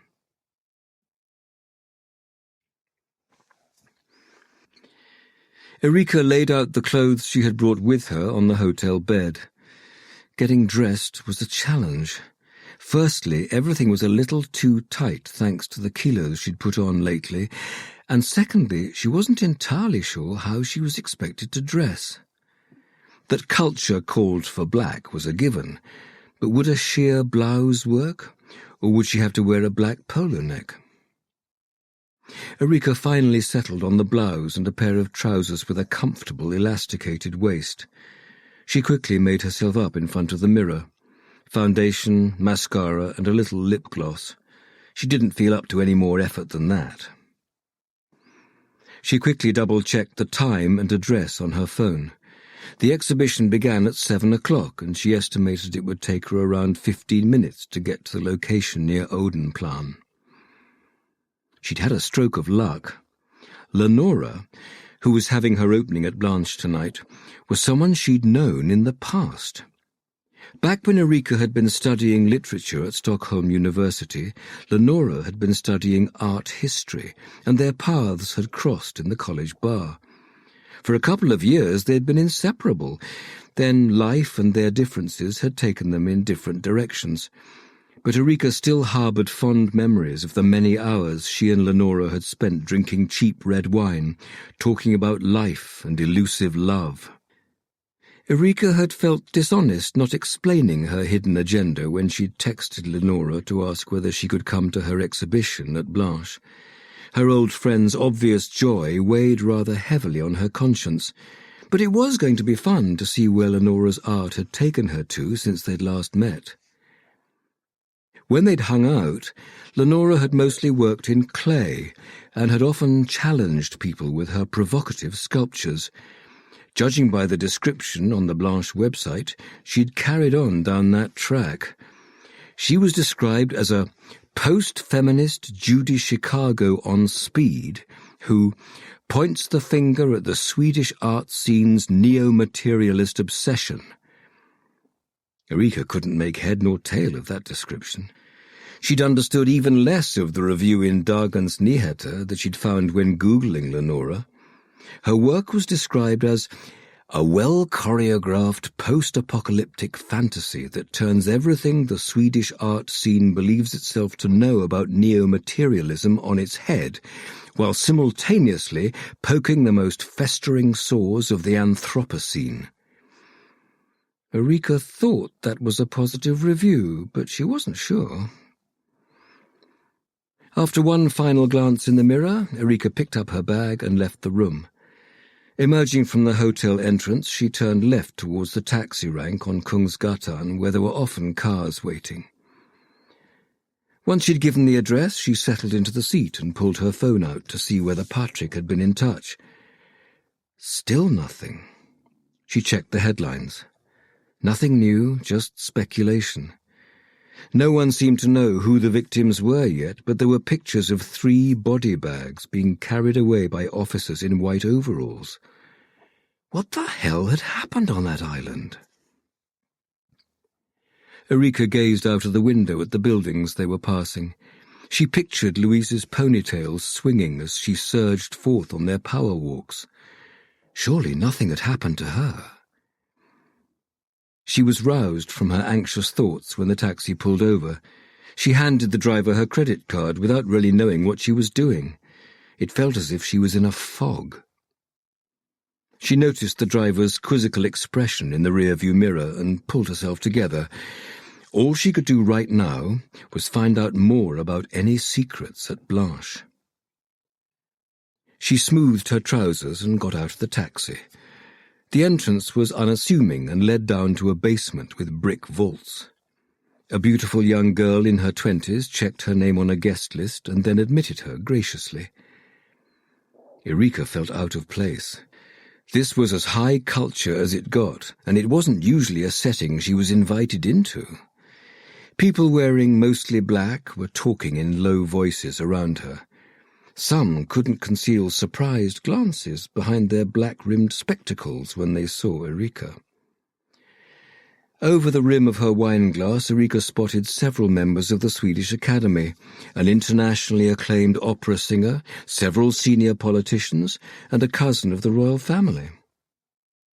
"Hello!"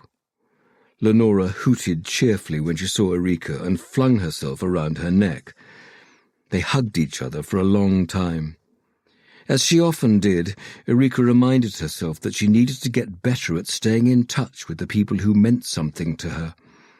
But it was hard staying in contact with friends from Stockholm when she lived in Fjällbacka, and work and young children on top of that made it no easier.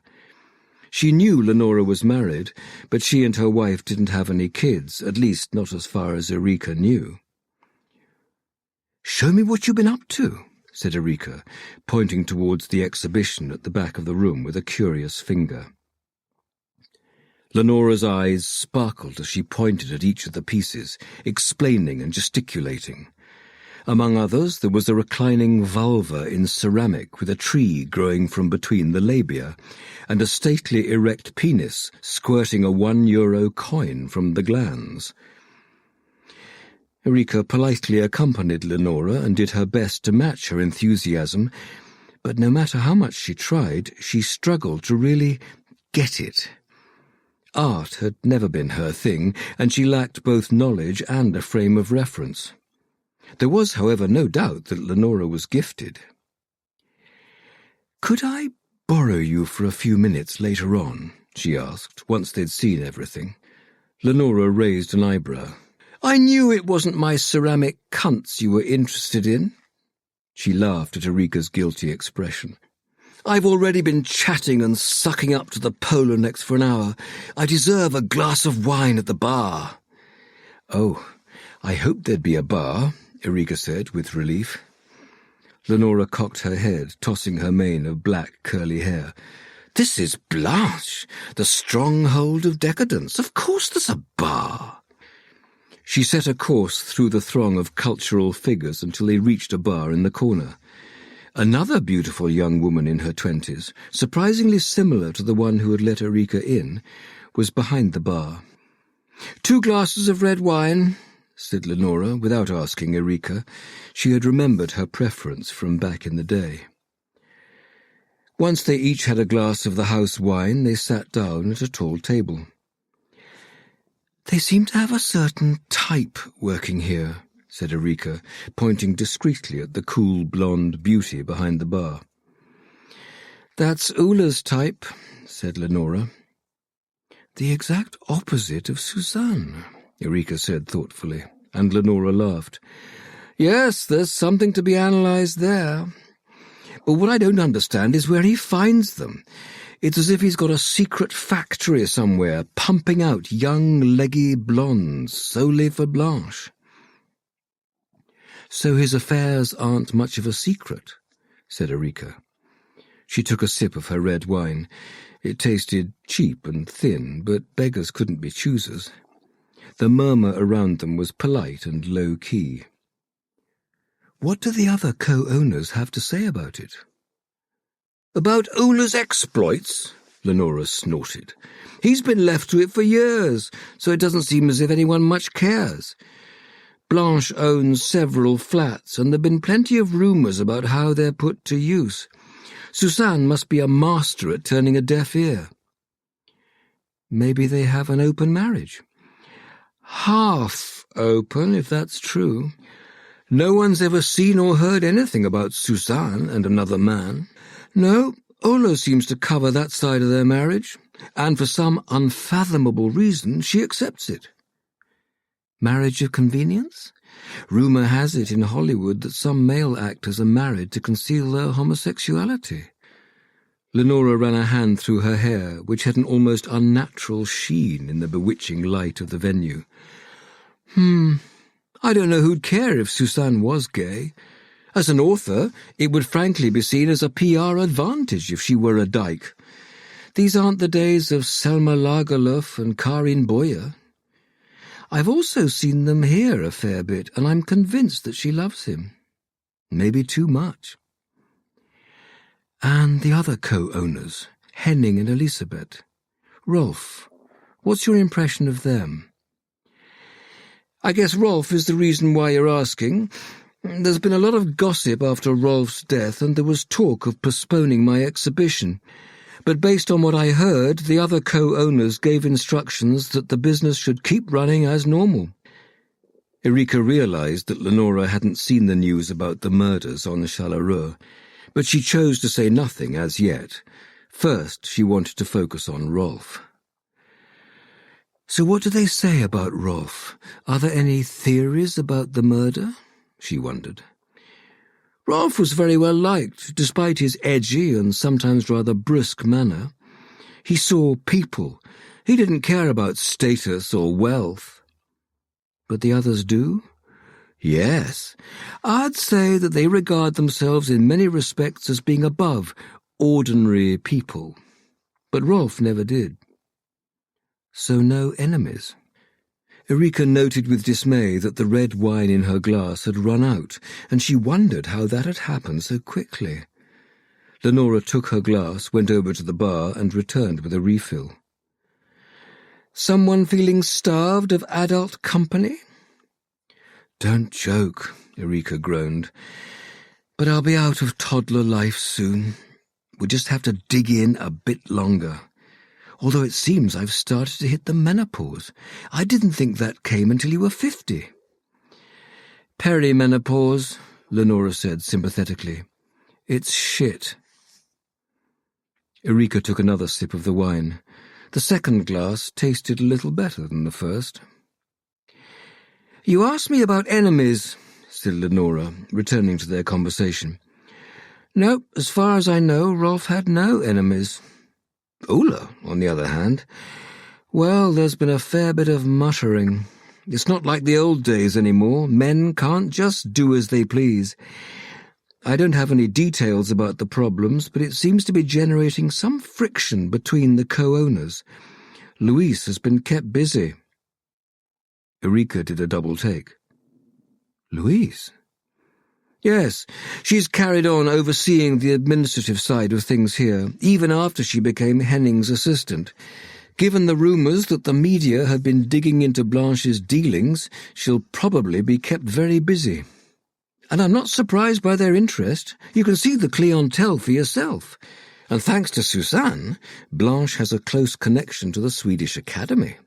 It doesn't get yummier than rumours of scandal tied to people in and around our proudest and most internationally renowned institutions. Did Louise work at Blanche before she worked for Henning? Said Eureka. She couldn't remember Louise ever having mentioned Blanche. She only talked about her role as Henning's right-hand woman. Yes, that's how she met Peter. She was already working here when he was married to Cecily, and after the accident she became his rock, and then, by extension, Henning's. Ah, I see. I'd never thought about how she and Peter met. They're a lovely couple, and Louise has been so good with the boys. Are you friends? Well, it's actually Peter and I who are friends. We started hanging out pretty soon after you moved. But yes, Louise and I have always rubbed along. I don't know what the Bowers would have done without her. We meet up when they're in Fjällbacka, said Eureka. She pictured the photo of the 3 body bags being carried away by the officers in white overalls. It was starting to feel dishonest, not to say more. Something else has happened, she said slowly, on Chalaronne. At least according to the tabloids, but there are no details about who or what as yet. Lenora drew breath. What are you saying? Eureka quickly pulled out her mobile and pulled up a tabloid website on it. My God! Lenora stared at the picture of the 3 body bags, her hand to her mouth. Eureka sat in silence while Lenora read the article. She listened to the hubbub around them and heard disparate words like dreadful and awful, and she realized that the news was now spreading like wildfire. My husband is probably there, she said, but I hadn't been able to get hold of him, so I don't have any details. Eureka had tried to refrain from speculation on who might be inside the 3 body bags, but once again she pictured Louise. Tears filled her eyes. Can't you try getting hold of him again? Said Lenora. Eureka hesitated, but then she took out her phone. She knew how strictly Patrik oversaw the privacy of investigations, but the anxiety was like a dull ache, and she couldn't stand the vulnerability in Lenora's gaze. Sorry if I'm bothering you, but I need to know. Who are the dead? Eureka quickly sent off the text message.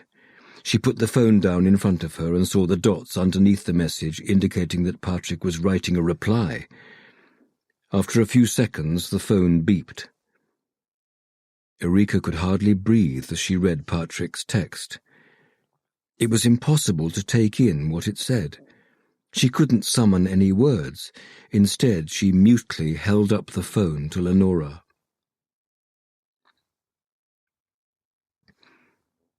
Patrik had left the houses and was staring out to sea without really being able to take in the view. Exhaustion was hitting him in waves. It was early evening, and they'd been on the island since just before lunch, but the hours of intense focus had burned through all his reserves. Yet he knew he'd have to keep going for another couple of hours. They had taken a break, and his colleagues were waiting in the courtyard between the houses. He needed a few seconds to himself before he could go back to them and continue. Patrik took a deep breath and filled his lungs with fresh air before he made for the main house for the umpteenth time that day. He left Paula and Gösta outside while he and Martin went inside. He didn't foresee any problems, so there was no need for all four of them to go inside. "Rikard, Tilda, we'd like you to come with us to the station in Tanumshede." "What the hell? Why us?" Rikard quickly got to his feet. He ran his hand through his hair, making it stand on end.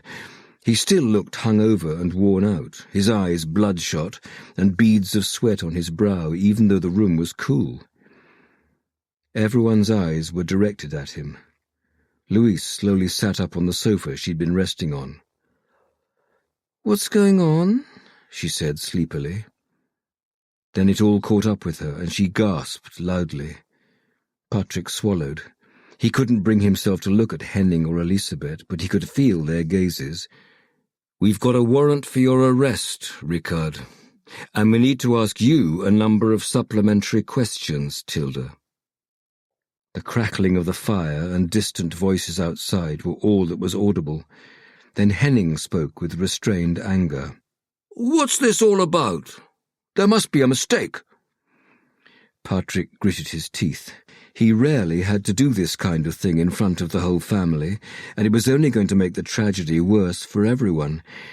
But his job was to find the truth, and right now Rikard was where the evidence was pointing them. Those were the facts. Cold, hard facts. "We're following the instructions of the prosecutor. You have to come with us, Rikard. We can't make you come with us, Tilda, but since it's in everyone's interest for this to be resolved, it would be good if we could have your cooperation to the greatest extent possible." Elisabeth groped for Henning's hand. Her face was ashen. "Go with them," she said insistently. "Go with them so this mistake can be sorted out."